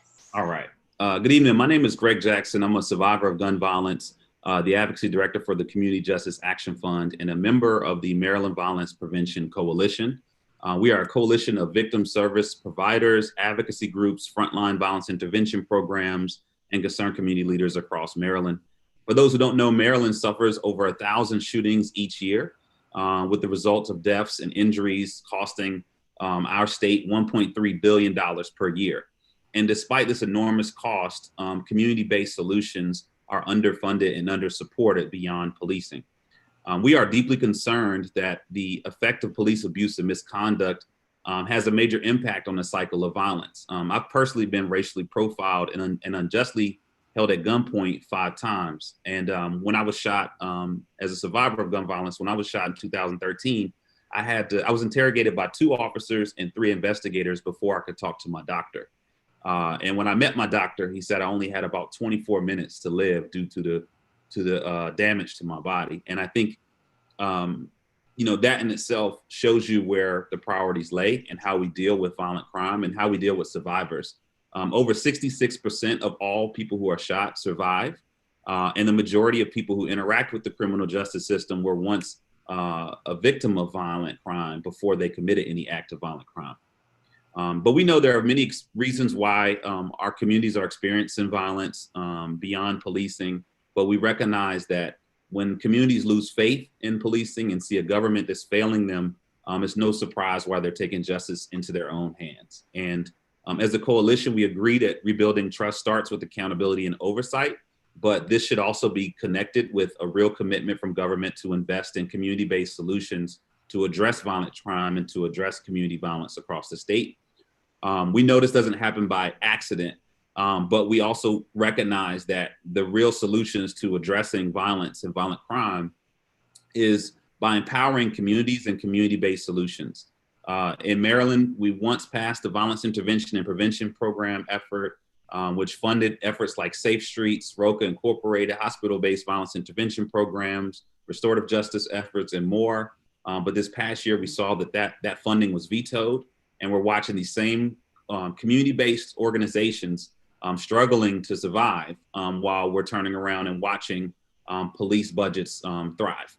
And we think that's a big challenge. So we strongly recommend that as part of your efforts as a work group that you include investing in these solutions, including community-based violence intervention and prevention programs, cognitive behavior therapy programs for those who are most at risk to violence, funding violence survivor support services and resources, and also funding hospital-based violence intervention and prevention programs.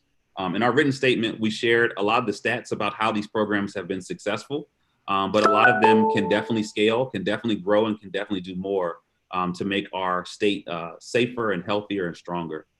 We know, and we think it's very clear, and I think everyone's seen it even during COVID-19, that Maryland, we cannot arrest or prosecute our way through the crisis of violence in our communities. It's going to take investments in the root causes and real community commitment and empowering those in those communities to really turn this tide. So thank you for your time, and hopefully you will include that in your recommendations.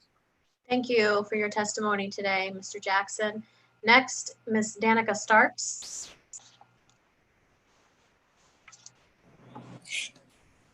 Hello, my name is Danica Starks. Hello to the Honorable Chairwoman. Can you hear me?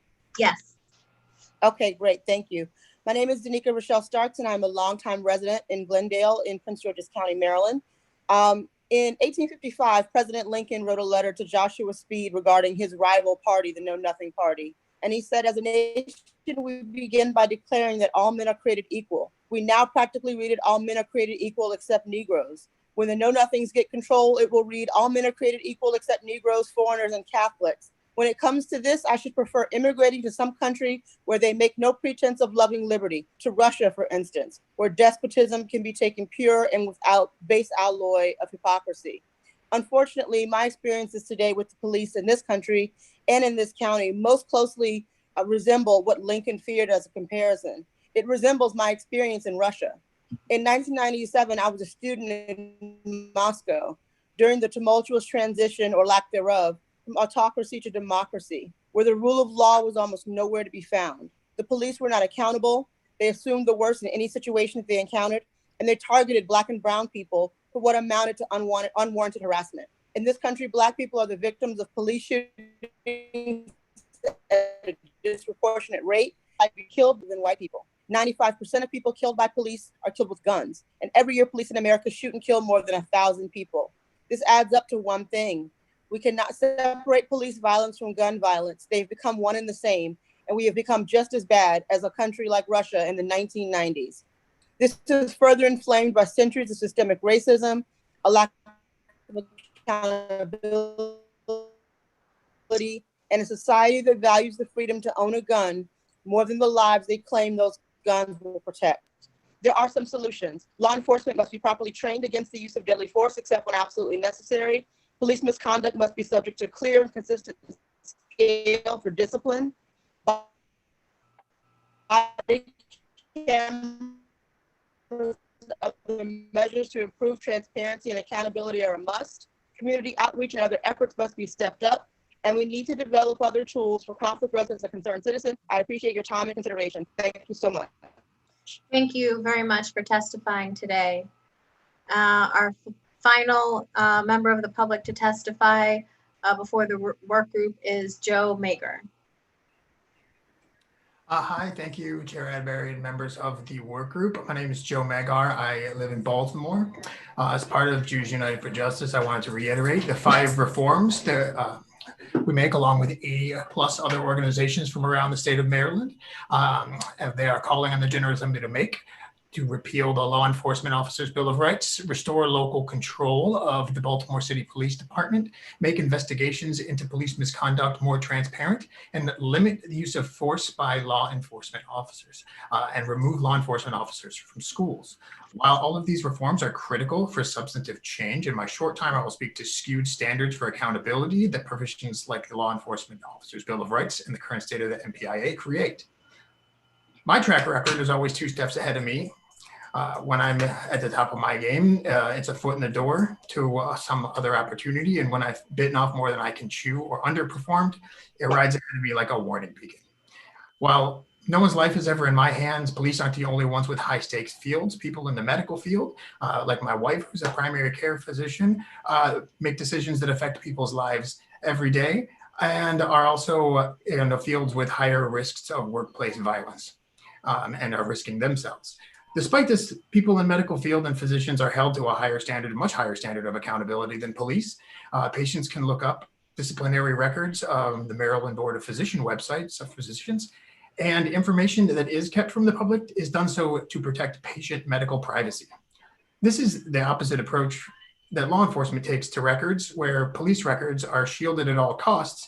But when it comes to the records of those who have to interact with the police, representatives of law enforcement fight tooth and nail against attempts to expand expungement or efforts to protect returning citizens from discrimination. That race, wealth, and privilege play so heavily into how these track records are recorded and perceived should only serve to further highlight how important transparency and accountability is. Law enforcement should be held to, at a minimum, the same accountability standards as the public. Thank you. Thank you. Thank you for testifying this evening. Members of the work group, that concludes the public testimony for tonight. I want to first thank all the members of the public who signed up, who testified, who submitted written testimony, and who submitted video testimony, which I would encourage the members to go. We did not have time tonight to watch those, but they will be posted on the website where we can all take a look at them. I also want to again thank our staff for the work group, Matt, Claire, and Ken, for putting this together and doing an amazing job. And OIS, it was a significant amount of work and behind the scenes while this was happening. Our next meeting is going to be on August 27th at 1 p.m., at which time we will hear from the chiefs and sheriffs, the FOP, and the state troopers. Look for correspondence in your inbox tomorrow from me outlining the remaining dates, our remaining meetings, and including our remaining work sessions. So with that, good evening. Thank you again for all of the work that you guys are doing on this issue and for participating